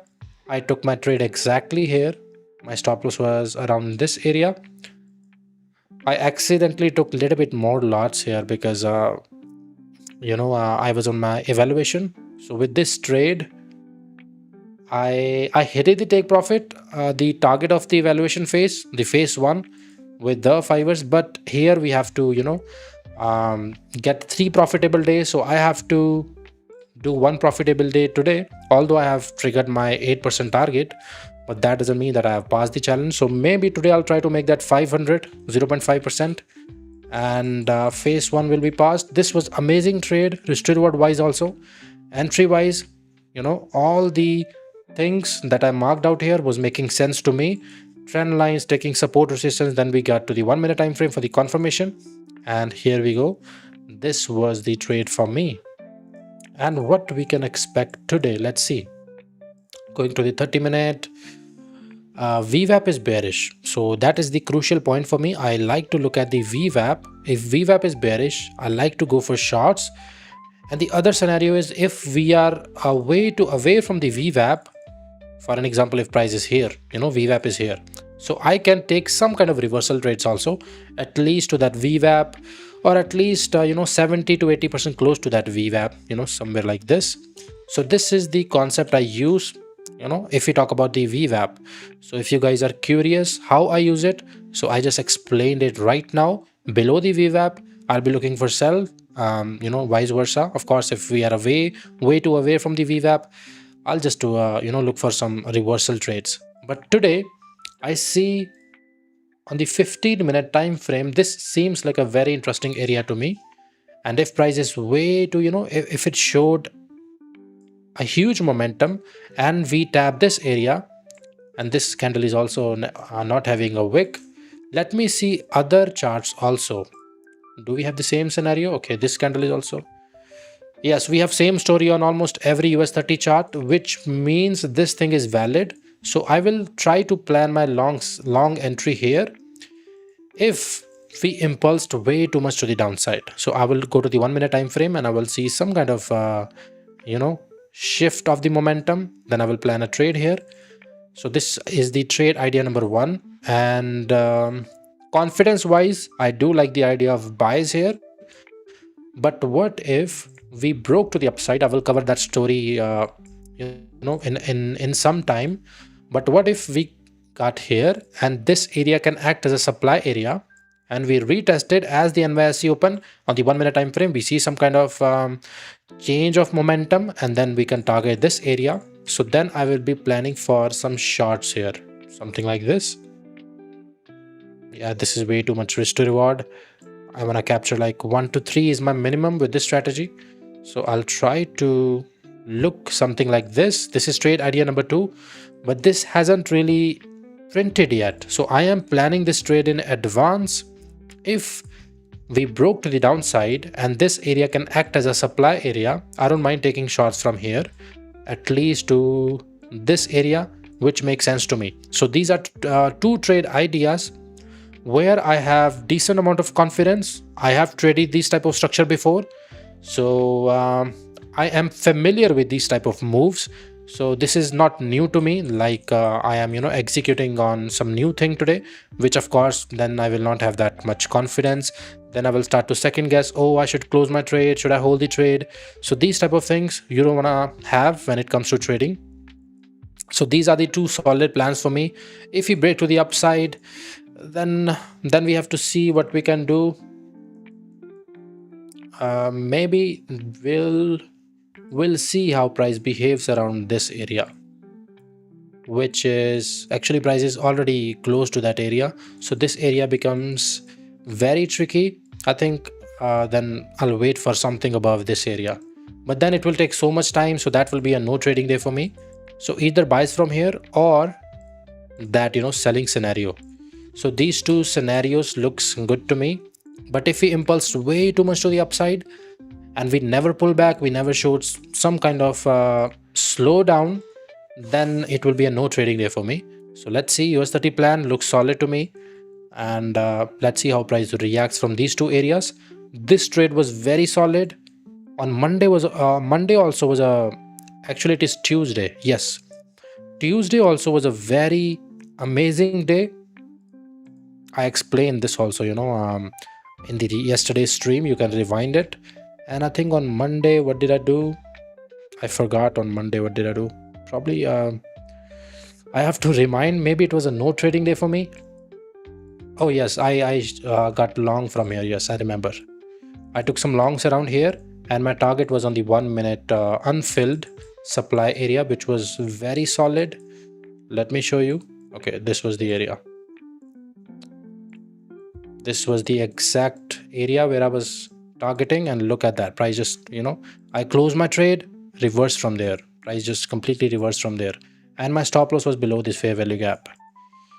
I took this trade a little bit aggressively because I already noticed a slowdown of the momentum. So I just wanted to take the trade on the fair value gap, and we was also having the third touch of the trend line. So this was also an added confluence. VWAP was already bullish. My stop loss was actually 50 points, something like this. So this was amazing trade. Took 3 winning days in a row with a very solid risk to reward. So today I should be a little bit calm. I should not expect too much from the market. Of course, the movement wise, it can, give a huge momentum. But in a psychological point of view, I don't want to force the trades, because I did that in past, and I my performance was declining back in the days because I was overconfident. I remember I had like 12 wins in a row with my 1-to-1 system. And then my mindset was really on a different space. I was like, this trade seems very solid. My stop loss is wide. I will get a chance to get out of the trade, but then 3-4 stop losses in a row with a huge momentum. And then I saw like, you have to step back when you have huge winning days. So I think today if I have to take some trades, I'll go with a light risk. You saw the light. Yes. All right, so I'm ready to show the trade. Or sorry, go ahead. I forgot what I was gonna say. I think I was gonna say. No problem. No, I forgot. I'll take it over. You can take over. Maybe you can take over. Maybe you can, or maybe Pedro. Maybe before I say something, before I show the trade of yesterday that I caught, maybe Pedro wants to share and use his non-sign language skills for communication. Yes, hi everyone. I had some audio issues before. I think now it's everything working except with LJ. I kind of agree with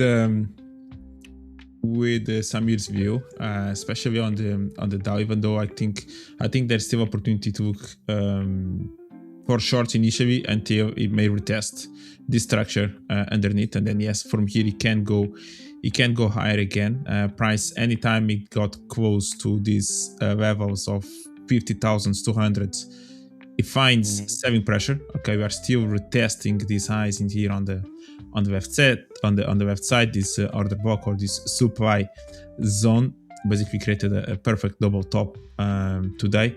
So I would like to see maybe a squeeze just a little bit higher, and not this one, a squeeze just a little bit maybe to the upside, and then since we already kind of broke these levels in here, and then try to squeeze back down until then maybe the levels that you are looking for that potential long on the Dow. So I'll be a little bit more inclined to look for sales for now until price is kind of around here, and more or less the same thing on the rest of the US indices.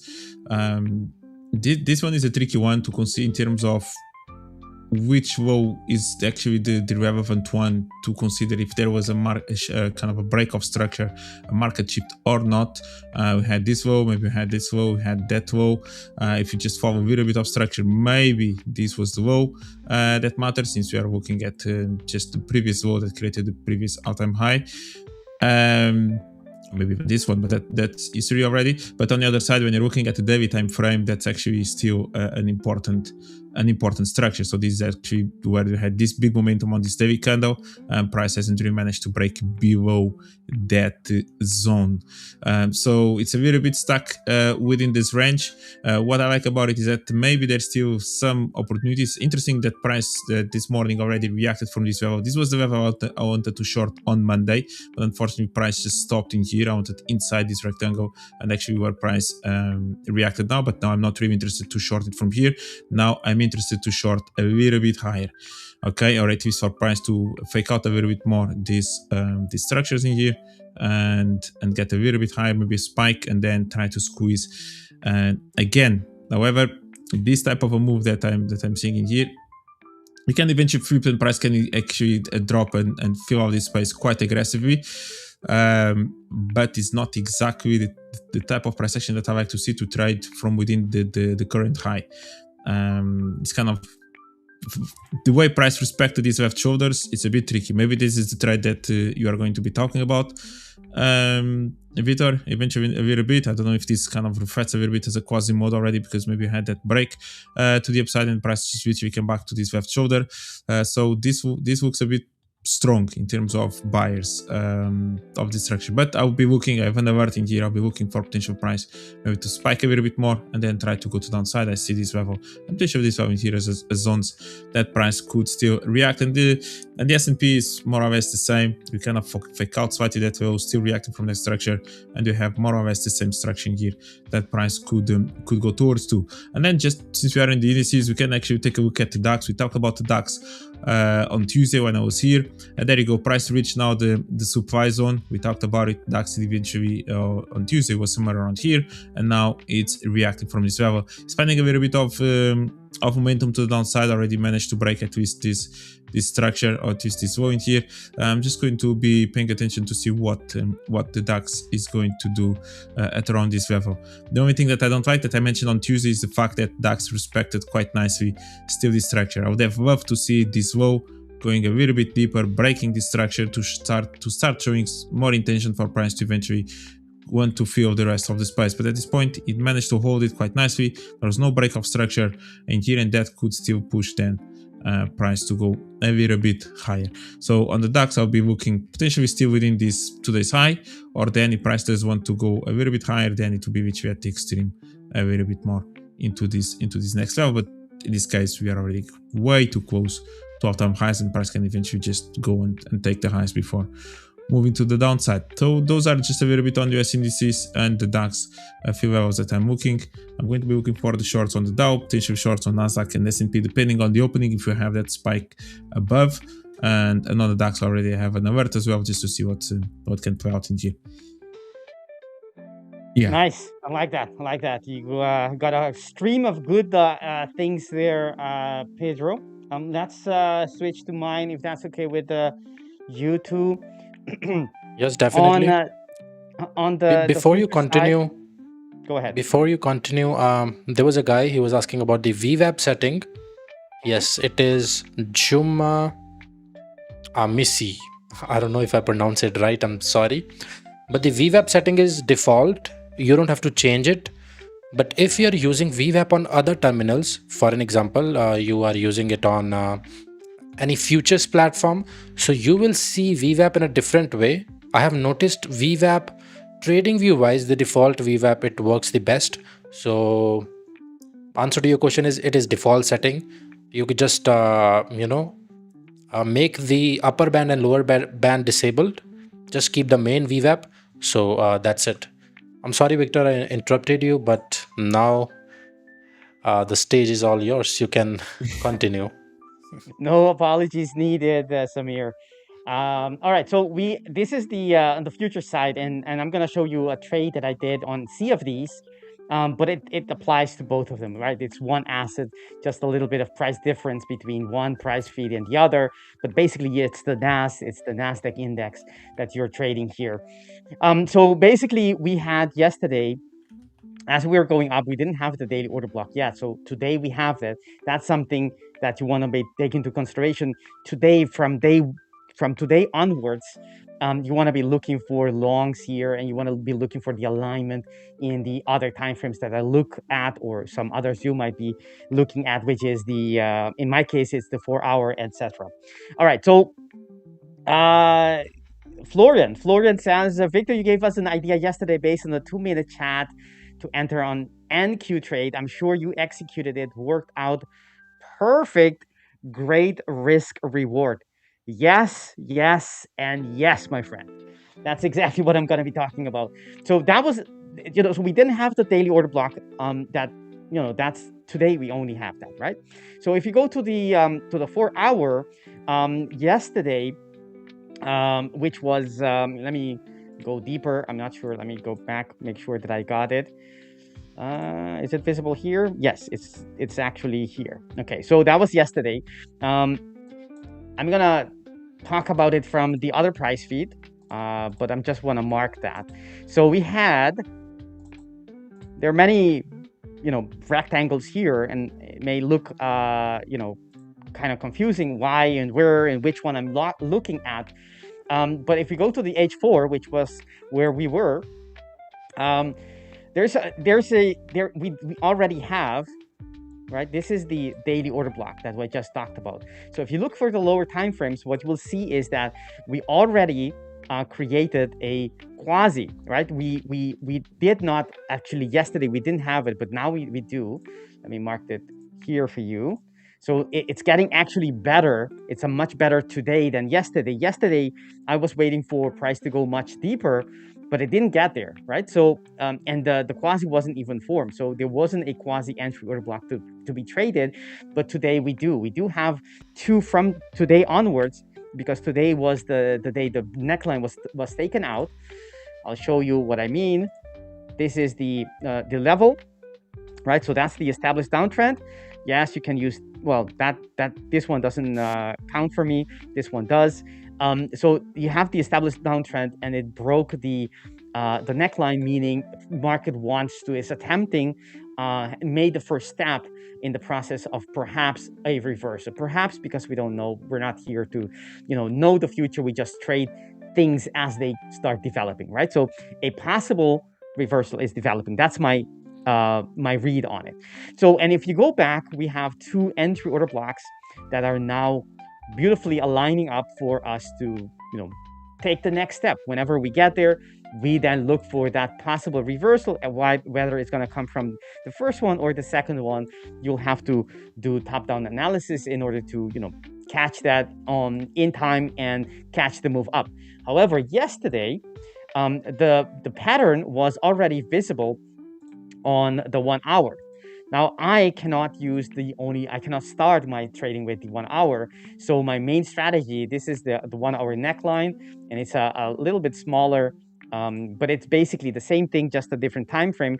Price broke it here, came back, but there was nothing here to trade from, and price continued to go even higher, and eventually we were, let's see, we were around here when the market opened yesterday. And even though it wasn't at that time a main strategy, strict, rule-based strategy that I have, I still trade discretionary outside of that. I'm very strict with the rules, with the main strategy, but this is something different, right? So I treat it different, I trade it different.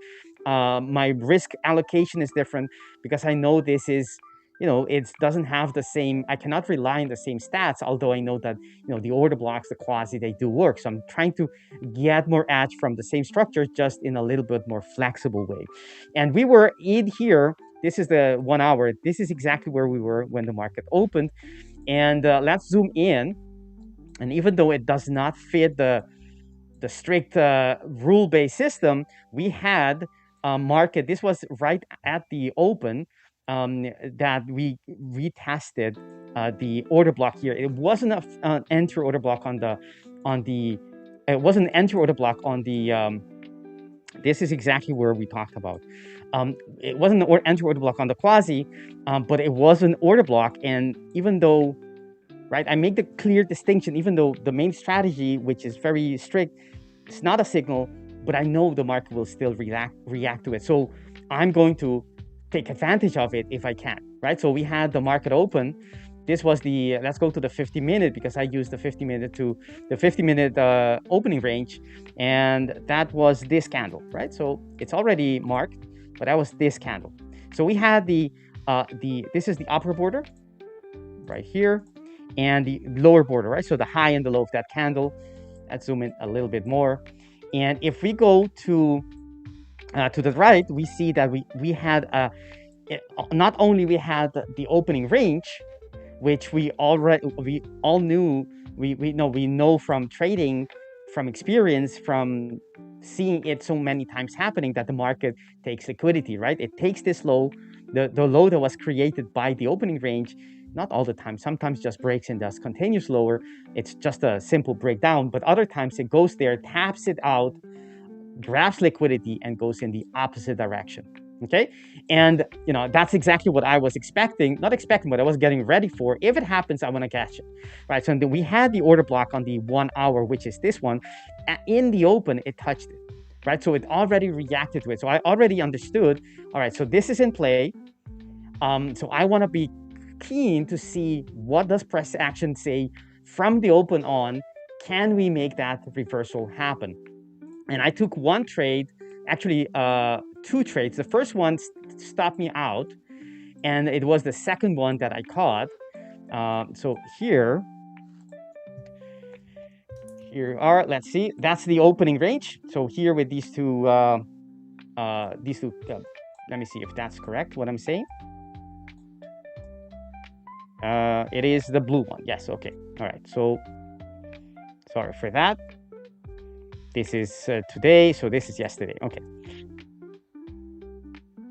So I had a quasi, right? Quasi being the reversal pattern that I trade. And the quasi was this. If you want to, look back, you can see it from where we had it. Let's see, it was on the 1 minute. And yes, so this was the quasi, the established uptrend. The market broke the neckline, and I was waiting for price to come back to something and to take it out. And in this case, I got in a trade. I think it was around here, or maybe it was here. I'm not sure. Maybe it was around here when it took out the high of that candle. And I started going long, right? Took a trade here. I believe it was there, if I'm not mistaken. And I put my stop below the level. Below the level, right? We're not too low. I don't remember. Maybe it was something like that. And targeting a multiple of that range. And, price came down and tapped me out. So I took the first loss. But then I understood, right? Because of this is the H1 order block. And we just talked about the liquidity grab. Price came in, and I was on the 15-second watching price action right here. After it tapped me out, what I saw was it didn't take long that the market switched completely, right? So I saw the velocity, the speed at which the market changed, and I went long here. And actually, let me show you how it looks on CFDs. Let me see where I have it, because I have the trade on. Let's see if okay, so maybe I have to zoom out a little bit. There we go. So this is the trade, and let me put it so you guys can see it next to each other. All right. It was on the 15 minutes, so let's do that.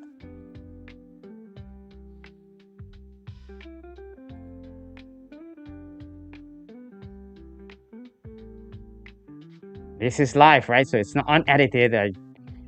I would have had it edited, but anyways, that's the. Actually, let me zoom in some more. Thank you for your patience. There we go. This is the level. So this is the order block, right? And it took me out on the first trade, and then you can see it here on, this is the CFDs. This is my first entry, and it took me out here. This is the order block on the CFDs. Took me out, and on the 15-second, I saw, the switch that I meant, that I referred to, and then I got long and drove the whole day, and using ATR and the orb and things like that to get my target here. And the actual trade was, I think I have it here. The actual trade. Oh no, I got it on the NAS. I'm sorry. I'm all over the place. My apologies, but yeah, that was the trade. Yeah, this was the trade that eventually was caught after I took the first loss, and and as I saw more conviction from the market, I enter a second position, and that one was a little bit higher, but also gave and had the same kind of a move. Maybe I should put it on the 15, on the 1 minute, or you get the picture of where I got in and where I got out. Basically caught the range of almost the whole day. Was a beautiful trade, by the way. And it was, yes, the fundamentals, worked in my favor. But that's what happens when you read price action, and, because likely in price action that is already present, there's a little bit of that possibility of that fundamental news coming out that is being expressed in price action. And when it actually comes out, then you get the rest of the movement. So actually this whole move was likely, some expectations of market participants that something good might be coming in before it actually happens. So that was the trade on NAS. That's the one we were talking about, Sam. So that was a nice one. That's a beautiful trade. That's a beautiful trade. All right, so let me show what we're looking for on EU, or maybe I should check first. Let's see. Check first if we have anything in the chat. Perfect. So this is what we have today, right? So we have the. Let's start from the monthly, as we always do. So we are currently after a reaction from a monthly structure, and we're seeing that the market is quite bearish since that moment on this time frame. And I'm thinking, either we're gonna see some reaction from something of like a weekly, but if not, it's going to be, heading. It's already heading towards the next structure in the same time frame, but in the opposite direction, which is all the way much lower. Even though it looks incredible, I mean, that's what the market is. Those are the structures that we're seeing. So I'm holding my my hat, my cap for that, if that's the case. So we have on the weekly time frame, we also have a quasi. We talked about that yesterday. Quasi broke the neckline. This is the left shoulder, the head neckline, comes back for the entry order block on the weekly, and reacts the first time, and the second time is actually reacts, telling us that sellers are really kicking in, right? Not only that, it looks like it is going to that weekly, right? We talked about that from, I think, a month ago already, that this would, if the market is going to react from this weekly, it's likely going to go to the weekly below us, right? Because that's how very often the market works, from one level to the other, usually in the same time frame. Okay, so we are already in a weekly move, right? Very strong. And you need to, when the weekly moves, it can take many, many days, obviously, because it's the weekly. So you can use that information. And that's why I start from the monthly. You want to know when the weekly is moving, when they have a signal, when they have a pattern that was triggered. Now I just showed you that we did have a pattern on the weekly. So that explains why the market has been so bearish, right? Mostly, predominantly bearish days. And even after we had some positive days, it wasn't enough to take over the previous day. It only set up for the continuation lower. So very, very weak. That's one thing. We did have a fresh order block on the daily here, which is bearish, and we tapped into it quite nicely. It wasn't very tradable, to be fair, because on the H4 there wasn't anything that I could use, right? It wasn't a bullish quasi, or a bearish quasi that I could use, right? There wasn't anything here. I was looking for that. There was, however, an H1 structure, but that's outside of the scope of my strategy, so I can't use that only based on the H1, but it did work quite nicely. You can see how the market created the quasi right here within the daily, right? That's where the daily was created, went all the way down here, and then comes back to one of these structures. We had the first reaction. It didn't really stop price, and price went into the second one, and that was the one that made this pattern. That's the quasi. The left shoulder, neckline, head. Price breaks it, comes back to retest something that it left behind. Did it quite nicely, very technical. And price is now on its way to reaching or retesting this low, which is 115.82.7. That's great. That's fine. However, the market is also, has a possible reversal coming up here. And I'm going to show you why do I think that. It's not something to hold more than a couple of hours, because you can see that the daily is bearish. And as long as that is still the case, you shouldn't be holding anything longer than just a session, a couple of hours at most, maybe overnight, but I wouldn't even push that. So that's on EU. But if you go to the H4, you can see that the movement we had yesterday could be the beginning of something more. It could have something more to offer us, right? So you had the outside bar, right? Outside bar, that's the high, that's the low. Outside bar that was created, and price came back quite quickly, meaning this is a fresh order block on the H4. I don't expect this to reverse, the whole movement and change the daily. Of course not. But will it have some kind of a reaction? Yes, and actually already had a reaction, right? This reaction came from the market reaching this order block. Is that the only reaction? I don't know, right? So I'm still looking to see if the market is going to have some kind of another pop on this time frame. So it's a reason, number one, to get into the trade. That's the H4 fresh order block. We go to the H2. We also have multiple levels, but I like the one. This is wider than the H4. It makes it less reliable. We have another structure, but that is older, so I prefer not to use these. If you go to the H1, you have actually a very nice, right there. We talked about this yesterday. Yes, we do have the area of interest with this. That's the overlap of the 1 and the H4, and those are the rules.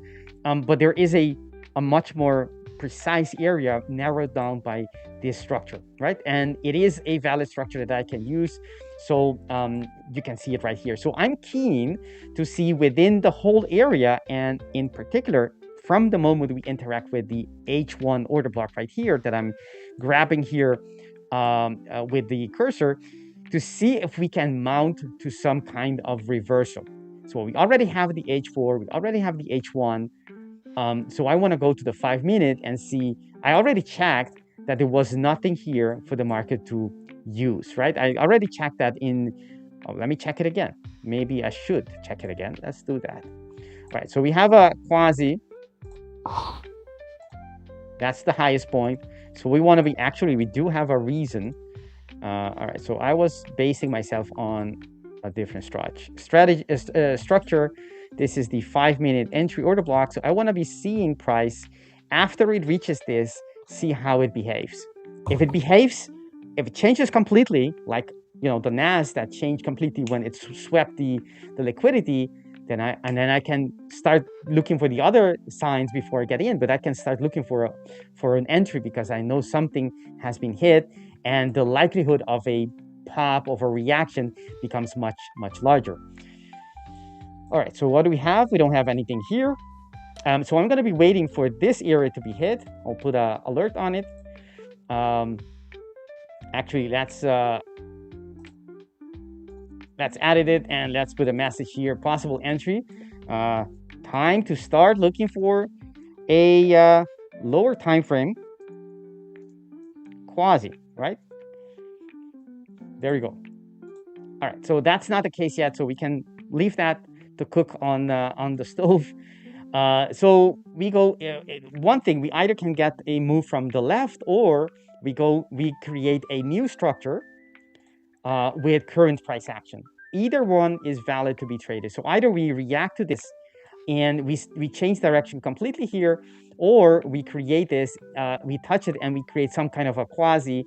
It needs to be a little bit deeper. And that's the neckline. And then you can, try to get in on this reaction, and probably you get in somewhere around here, and then you tap the move to go much higher. Okay, so let's go to the 1 minute to see what we get. All right, so we're gonna be stalking price, assuming this would be the possible head. Well, it hasn't reached the area yet, but do we have something that, where would that neckline be?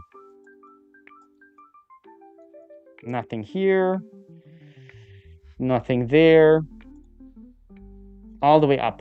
Okay, so that makes things quite weak. Why do I say that? Because we're on the 1 minute, and the 1 minute is telling us that the structural break is where? Is all the way. How many is this? It doesn't look like that's 20 pips, but for the 1 minute, that's quite far. Meaning it can do all sort of things, and it still wouldn't break structure. This is the neckline. That's one thing, and that means that we'll have to wait.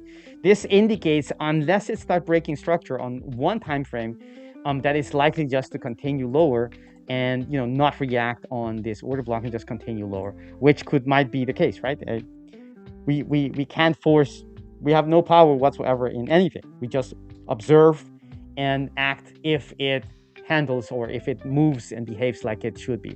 All right, I've been talking a long time, and it's the three of us, so you two may have the stage. Yeah, I can see it just All right. before the US Open. Just before the US Open opens, basically, and maybe then you can look at Samir's chart to see what the Dow is going to do, and I'm going to be interested as well. I'm going to just quickly look at the dollar index as well, because on the analysis of the euro, and I agree a little bit with this, with our member Infinite Velocity. I kind of agree. I think the dollar could go a little bit higher. I think the dollar could end up closing this gap and maybe moving slightly higher. We never really managed to break this low yesterday, even though we had a big sell-off at around 3 p.m, basically 24 hours ago. The reality is that price didn't really manage to break this structure, and now it's squeezing to the upside again. We kind of have a double topping here. I'll be quite surprised if price actually ends up keep respecting this level, and at least doesn't take this level before trying to go lower. And we have that gap. I could have a little bit of still this structure in here that price can go and break, or then, in my opinion, could even go a little bit higher, close to this 99.8 or something like that, where potentially could start seeing a little bit of selling pressure again. So that what would that mean? Of course, that would mean that maybe the euro dollar would also end up taking these lows, and I think it could. I think it could go a little bit deeper into these levels in here on the website. Let me just delete this line in here. I actually like this level, to be honest, and then it could go even a little bit lower. So we will see. We'll see. I think the euro is definitely as well. When you look at the daily time frame, we've been compressing a little bit, not really managing to break any highs. And I think maybe we can at least take yesterday's low, and then after that we will see what price will do. If it's going to try to go higher, maybe wants to visit a little bit of a next structure somewhere around here or that level in there, which you also have this left shoulder, kind of this low could work in alignment with that. So that will be a little bit of what I'll be expecting. Actually, we're going to set up an alert in here on the euro dollar just to find out when we do manage to break this low. Let me just check these levels around the time frame, 30 minutes. Okay, because basically the decision point of this move to the upside was somewhere around this level. We can see that price compressing and then all of a sudden goes up. This week tries to go there, never really touches it, and then it goes to the upside. Is this level being touched with on the left? Yeah, that was basically close where we created the lows a few days ago. Yeah, because aside from that, all these looks compressed to me as well. We had this demand zone, price already spiked from there, and price went to the upside. Basically, a lot of this move has been touched on the way up, and that makes it a bit tricky for price to then to react. Otherwise, then price could go all the way to below 1.15, and maybe around here could find some buying pressure. But that's it. That's a little bit of what I'll be looking. We saw someone also mentioned, because we did have that spike to the upside a little bit on the dollar, and we saw the dollar yen going up again. I don't know if it ended up taking this. Yeah, it took also this highs from Tuesday and also Wednesday. So there you go, another spike. There was that attempt to go lower. Price got rejected. Price went up again, and I think it can go eventually a little bit more close, maybe to these 159s, 500s before going properly to the downside, or eventually the 160s also. Of course, it's a strong level. When you also have this yen index, that we saw some bullishness, but as I mentioned on Tuesday, when price was kind of creating these moves, in my opinion, we kind of needed to break this next structure to the upside to start confirming that maybe price was ready. So we had price went down, it took these lows, collective liquidity went up, respected the previous structure. Now it's trying to go down again. It's finding new level of support a little bit in here, but I think eventually could try to squeeze down a little bit. You can see there's a little bit of an attempt to go higher, but who knows if price actually wants to eventually continue to move a bit more to the downside, maybe get closer to this next structure. And that could push eventually the dollar yen as well to the upside. But meanwhile, we can continue to trade within this range, which means that maybe dollar yen could find again new selling pressure after taking this liquidity, and then kind of eventually go higher. I think the moves that we're going to see are going to be quite similar to what you have in here, and not just a straight line to the upside. So there's still a little bit of opportunities intraday to maybe look for both of them. Yeah, that's more or less what I'm looking at. And now the US Open just started. Samir, what are you looking on the Dow? I have a couple of areas here. Maybe Remy can show my screen. Okay, push down. So right now we are seeing momentum to the downside. So if we close somewhere around here, and if we retested this area, this will indicate that we are just retesting this area, like support breaking type of retest, and then I can target this area. This is the trade idea number 1. Let me go to the 5-minute. Yes, 5-minute also we are seeing some kind of impulsiveness. If we retested this, showed some kind of momentum to the downside on the 1-minute, I would like to get involved in sells here. Target can be this area. Why I have this as my target? Because this is a huge fair value gap which was never tested. So this can be the target for me. We can also keep this demand area as a target.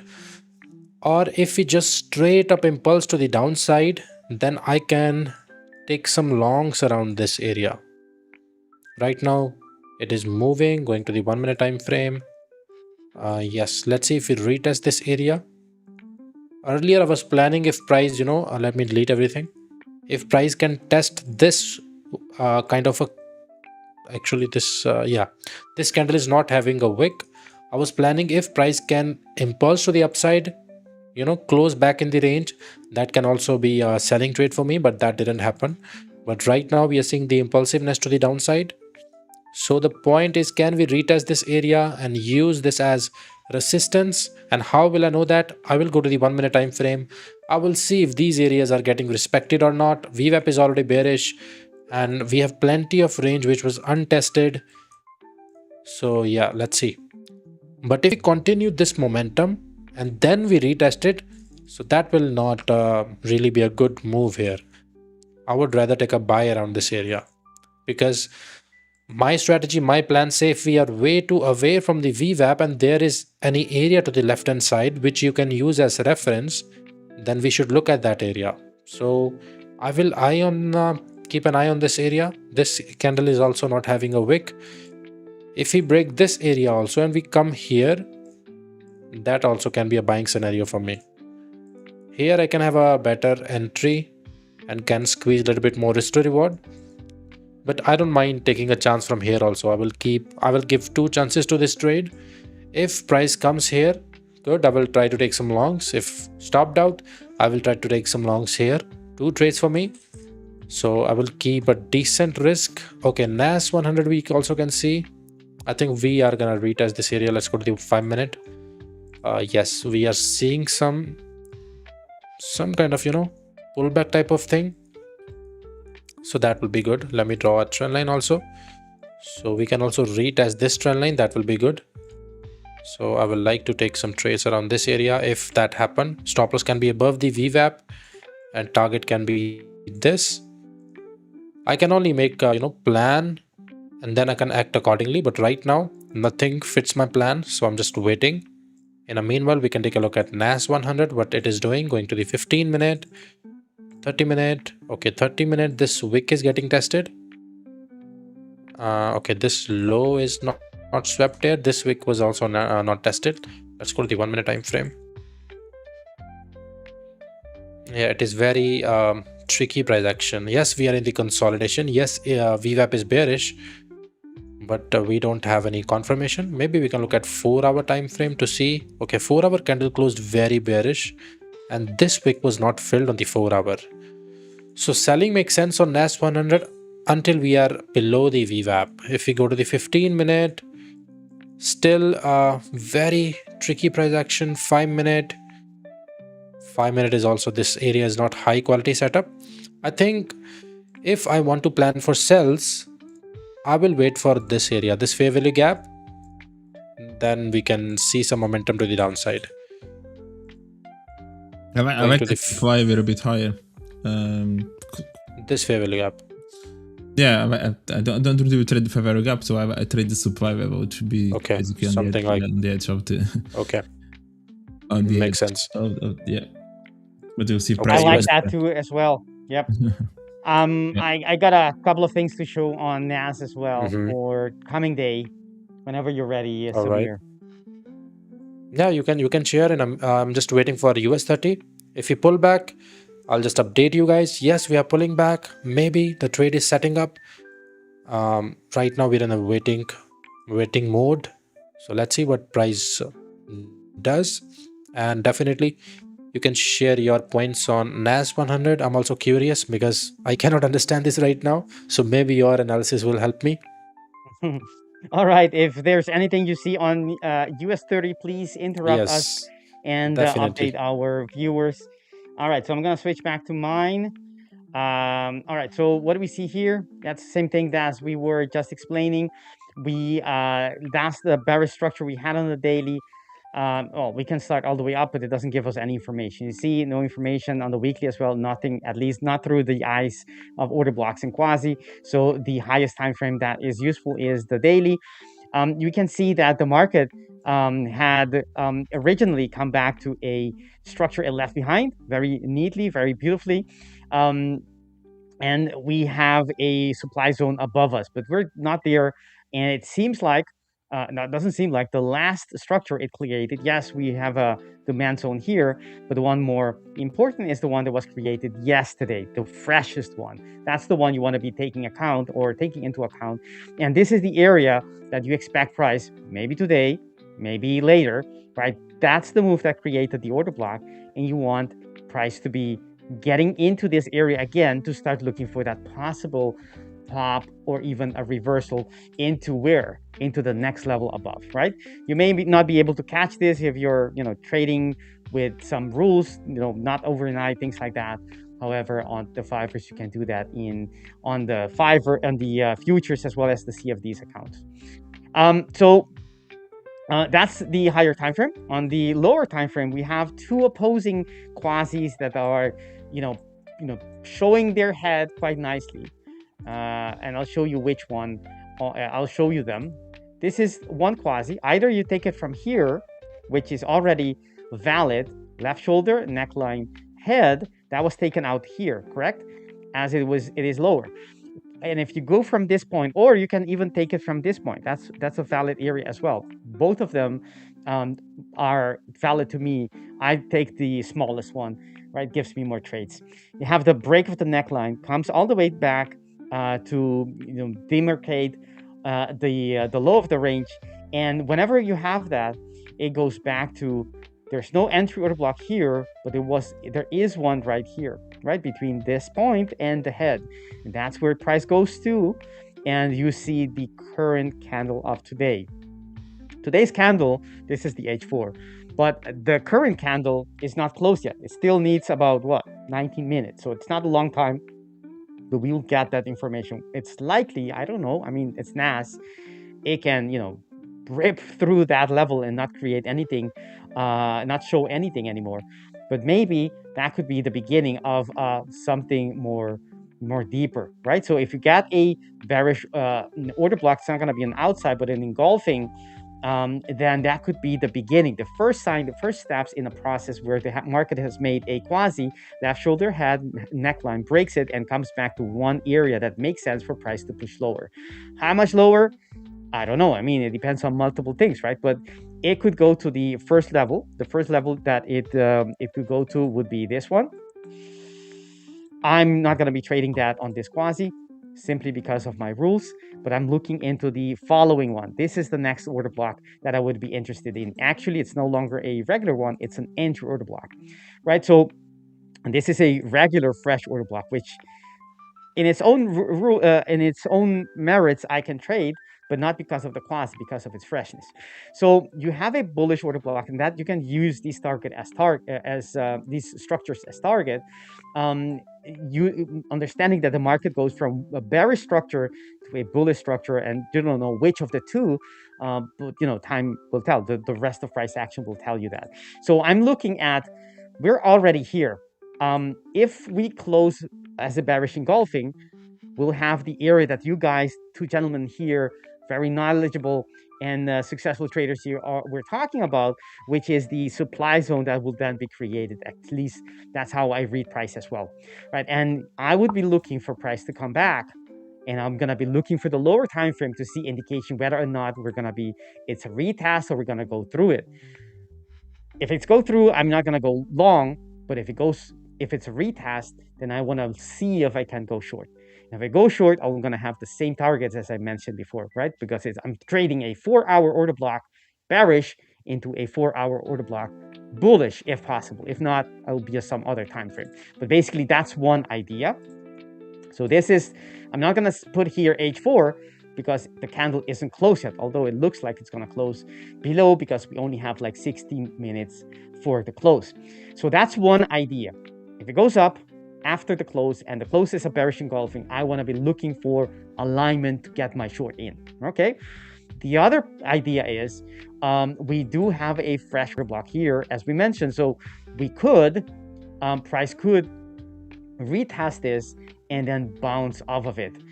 That's something that could happen, within the open. This is the opening range, at least on the 15 minute,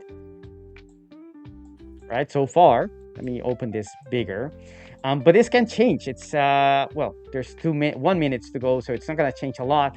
But maybe it's going to be a longer range. Maybe it's the half an hour range, right? Where you have the range expanding to something like this.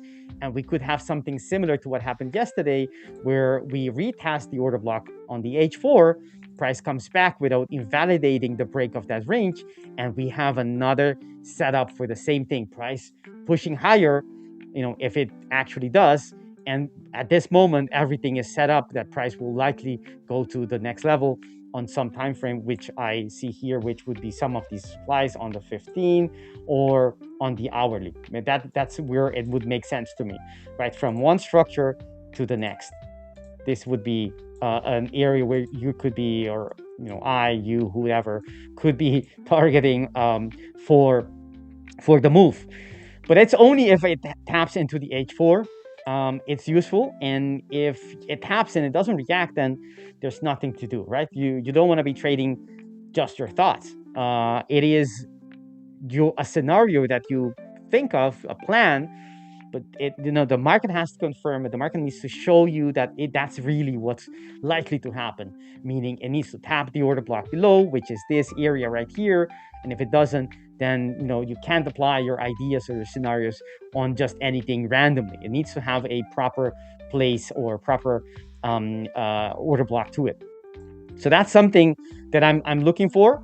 And if we go to lower time frame, you can look for quasis. I mean, that's a little bit too far-fetched, but let's say the market does squeeze the opening range on the 30 minutes a little bit lower, and we get something like this, and then you can look for the same pattern. The market is fractal, the same pattern as the market bounces off, maybe squeezes it a little, I don't know, comes back, squeezes it, takes the neckline, left shoulder, head, neckline, and then comes back for something it left behind for that reversal. And if that happens, you can take that move in, put your stop below that, swing low if you're daring, or below the whole structure, and then target something that makes sense to you, which is the other side of the range, or the next structure, let's say on the hourly, which is this. That's what we're seeing.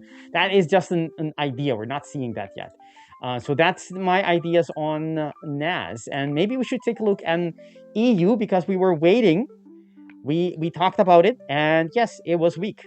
We did see it, right? We did understand, right? On the 1 minute, the one that is the most from the minutes, the most sensitive time frame, wasn't even by far telling us that the market wanted to reverse.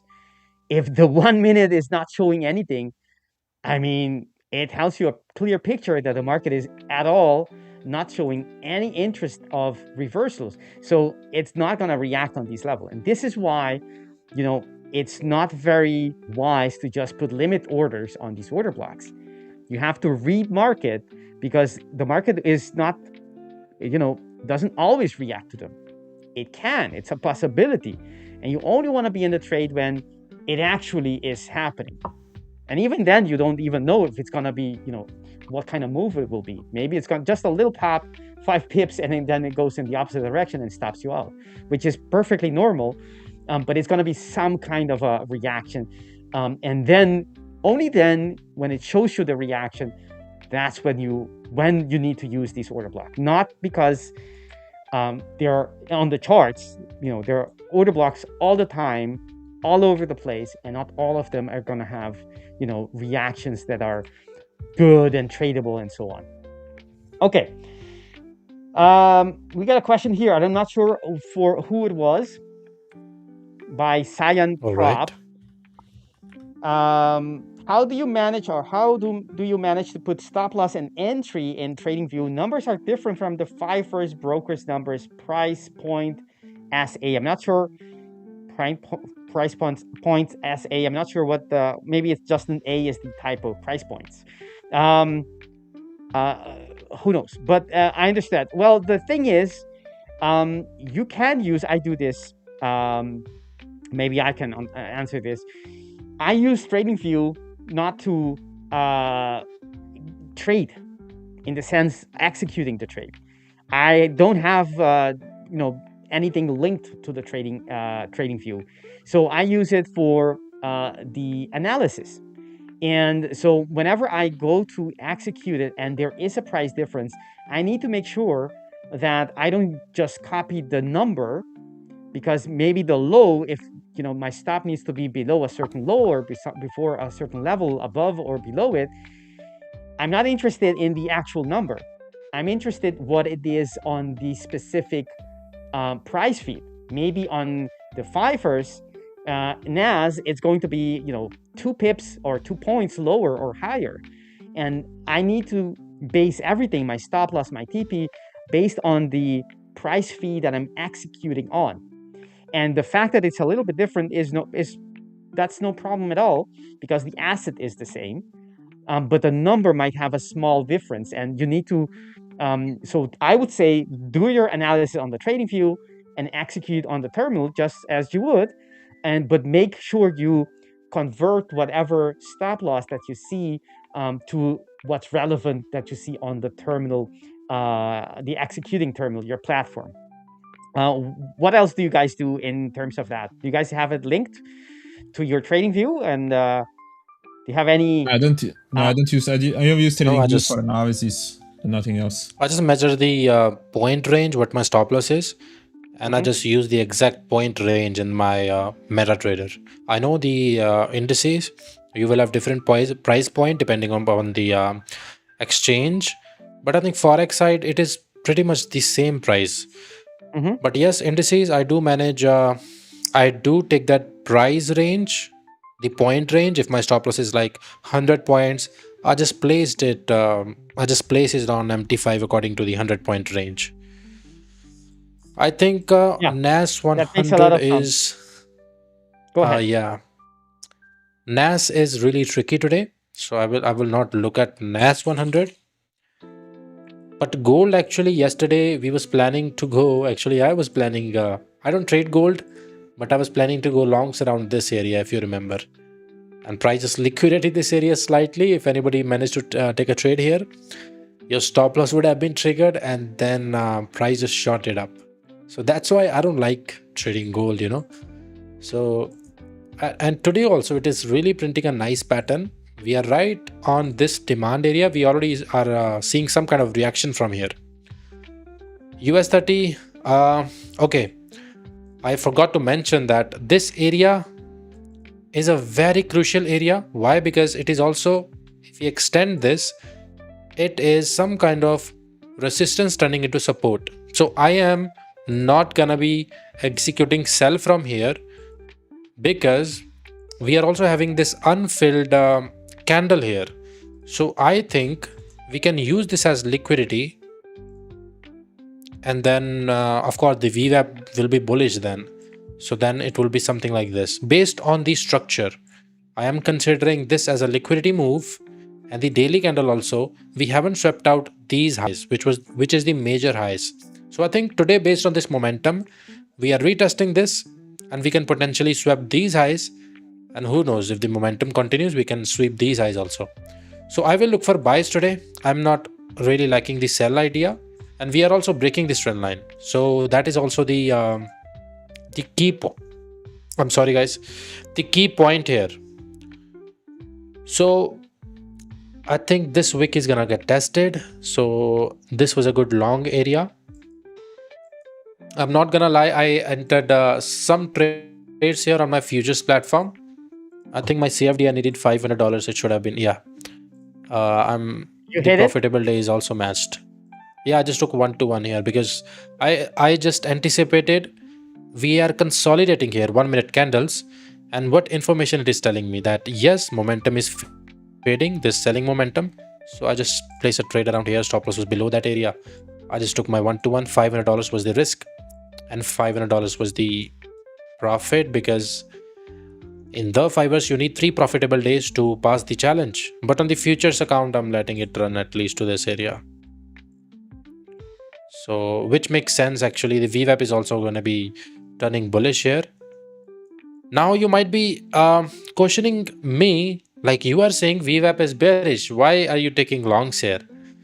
So I think some type of experience is involved in these kind of things, in these kind of trades, where I just spotted this area, this resistance turning into support, and I just spotted the daily candle also haven't swept the major highs. So I think today can be the day where even tomorrow can be the day if we close bullish. Before you continue, Samir, allow me to interrupt you a little bit. Definitely. There's something else. Something happened on EU. We've been watching it, and the market did Okay, let's not see. react to the order block that we're looking for that reaction. But the market is reacting quite nicely. And if you notice, I had this line already before. It is not something that I all the time trade, but I want to be aware of them exactly for these moments, because what is that line? If you go to the daily time frame, you would see that that line was a swing point that we already took out before, but I know we've seen this so many times that I leave these on the charts because I see that the market lots of the time reacts to them. Either it breaks and retests them before it continues lower, or it touches them as it is moving, right? That's the same line. That's the level right there. And the market, right there, that's not coincidence. That to me, that's not coincidence. Price comes back to it, and as it touches, it wasn't the order block that we had here. It wasn't the order block on the H1. It was this line. Something there, right? They're pending orders, whatever, that changed price, and at least through the eyes of technical analysis, that's what happened. So I want to know now, and that's why I wanted to interrupt you, because this is live. This is happening right now. This is I start seeing it on the 1 minute. Actually, start seeing it way low, way late. If I were to trade this as a scalp, I would be watching this, and I want to be seeing, okay, if this is, let me do a little analysis how I would look at this. I would look for either on this time frame, maybe on the 15-second or maybe the 30-second. I would look for price. If price is going to, it did react to the lower border, right? See how I mentioned the upper border, the structures that are within, but also the lower order block. The lower border of the order block is what you want to be seeing. So you have the market coming here. See these wicks? Those wicks 3 times for 3 minutes. The market was unable to break it. Eventually broke it, and it went back to retest it. I mean, this is so clear. I mean, this is beautiful price action. That if you see this as it is happening, you can understand what the market is doing. Here, it's the lower border of is being used as a support line, right? This yellow line, and it fails. But before it continues lower, it retaps for the retest, right? So that this line is important. Market goes down, hits the level that you had or I had. I wasn't ready to trade it, but I mean, it could be. It's a tradable level. Price then hits it, and from the moment, instead of having continuation, while being interacting with the number, it starts creating bullish structure. This is on the 1 minute. And this is not enough. This is just one thing it needs to do in its way to reverse. But it's only one thing. It's not enough. What does it need to do? It needs to start breaking things that cement its way down, right? The things that are left, the supply zones are left behind as it was pushing down. It needs to break them. What do we have? We have one thing, which is the lower border of the demand zone, which is that, and we have the order block that was just created. This one. Right? Those are the 2 things, and there are more things. There's another one here as well that it needs to take out. I actually eliminated it. It needs to take out as so it's a first sign. This is needs to take out this, and it does it right here, and it does both of them at the same time. It takes out this line, closes above, and it closes above this structure as well. So that's the change of behavior where the market is no longer pushing. The sellers are winning, but the buyers. And what does it do when after it closes right here? What does it do? It goes back, retest, confirming the broken line, and then says, ciao, I'm gone. And the price goes the other way. So this is, whether you're going to be going in at the first sign, or maybe at the second sign, or maybe at that retest, that's up to you. I mean, that's how you trade. But basically, those are that's the anatomy of that reversal point. And the fact that it happened from that line is no coincidence, at least not to me. I've seen that way too many times to understand that that's a line, that's a technical level that people are watching, traders are watching, and they're making their decisions based when price reaches it. And to me, that's what happened. So now the question is, can we trade this? Yes, we can. What is this showing on the hourly? We already had this as a supply zone on the H4. What is this market telling us? It hasn't closed yet, but it's going to close in 1 minute. And if you close it like this is the hourly, but it's also the 4-hourly that's going to close in, that's going to close in 3 hours. So if it closes anything like this, well, the H4 will take too long. But if it closes like this could be the beginning. It's a pin bar. It's still bearish in the sense that it's a bearish bar, but it's a pin bar. It has a much bigger wick, lower wick than the rest of the range. Meaning, how do you get these? It's by buying pressure, pushing it back. Even though it didn't pass the opening price, it does leave a huge lower wick. So depending if the market starts building up again, we can then take this trade. So if it closes above in the next hour, so that's going to be in about 10 seconds, and it closes above, so you still have to wait another hour, and then it could come back to the same level because you would have a fresh order block on the hourly, and that would be the indication to go long, right? But you have to be patient and wait for the market to actually do these things. Or you can go to lower time frame and try to find some kind of quasi. And we already know that it hasn't broken the neckline yet. So there's nothing here to do, and there's nothing new either here. All right, so it means that there are a couple of ways you can trade long. Either it needs to take this out and then come back to something it left behind for the move out, or it'll have to do it on the hourly or some other time frame where it comes back and then retest, and you can take that trade long because you understand that this is a demand zone and the market is actually reacting to it. But it's not definite yet, right? This is just one candle. It has to close above if you're going to be taking it on the hourly. And if it's on the quasi, if you're on the lower time frame, it needs to actually create the quasi, activate it, come back, react to these entry order blocks, and then, only then, you take it, because this can just continue lower without a problem. I mean, price does, it can do whatever it wants. It doesn't have to do exactly what you expect. That's it. Sorry to interrupt you. Yep, brilliant. No, it's fine. Sorry, just to talk about the dollar index as well, because the moment that euro dollar reacted from there, apparently there was some news. Okay, there was actually some news that came out that helped this movement that we saw now on the dollar and on the euro.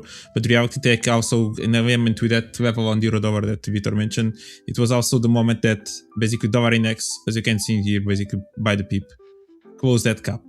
So it basically reacted from the opening, from this gap that we saw there.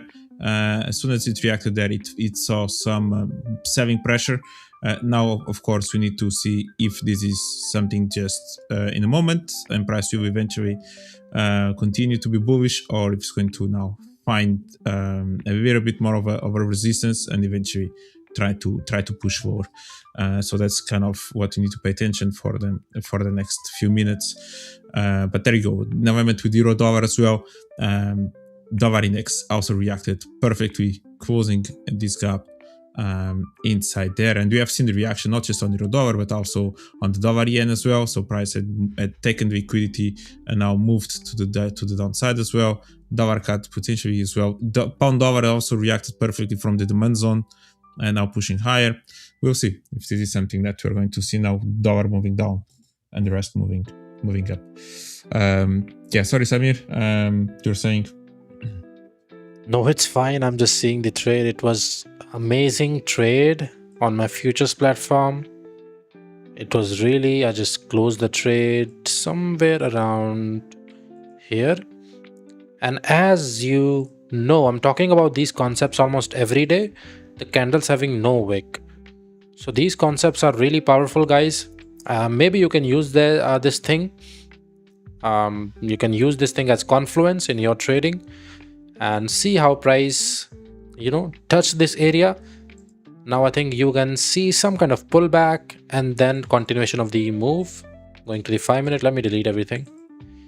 Actually, let me do a quick analysis once again. This was a 15-minute order block or demand area. We was having some kind of lows here.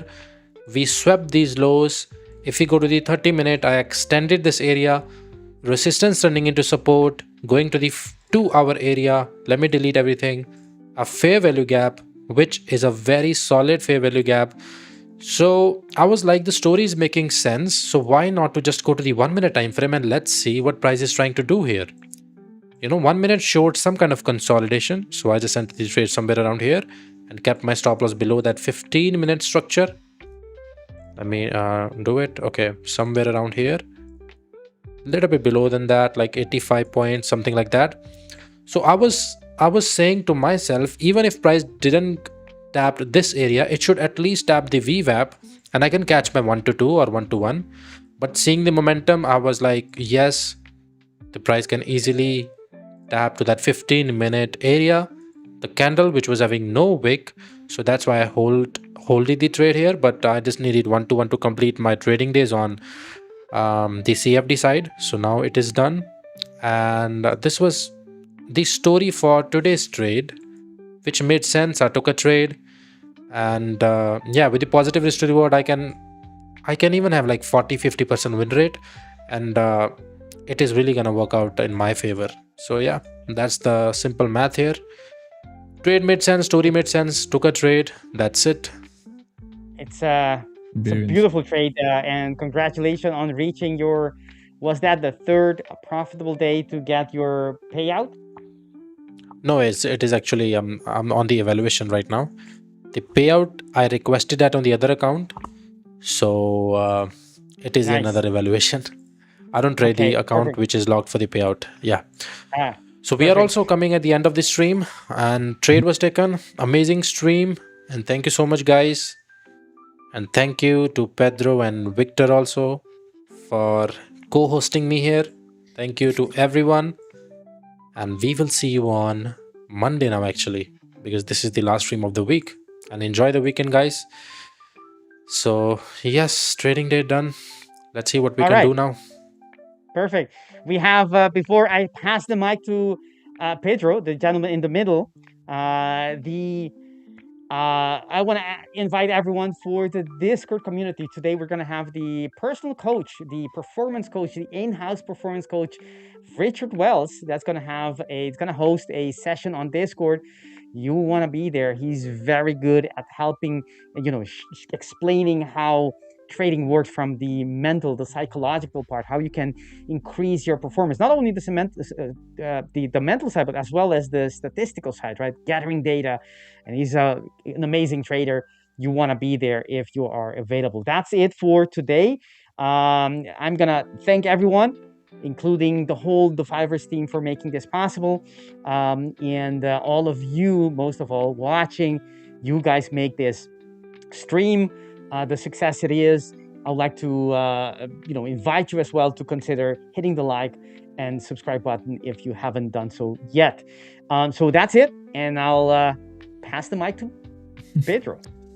Thank you very much, guys. Just thank you once again. We are back in here on Monday. I hope you guys have a great weekend. Tomorrow there's still a new trading day. Take advantage of the opportunities. Let's see if we're going to get momentum and some kind of reversals now on the dollar or not on the US indices. And be ready, guys, because many things are coming. Many things are coming at the end of the month, at the beginning of June. So be ready, because if you think that this year we already did quite a lot with our community on Discord, with celebrating our 10-year anniversary, and now be ready because there's a big month ahead, as you know. Also not just for trading, but also the World Cup, and they're going to maybe combine both of them and make a big special event across the The5ers. So be ready, because many things are coming. Okay, so enjoy, subscribe, share our channel with others, join the community on Discord as well, and you'll see you next week. Perfect. Bye. Take care, guys.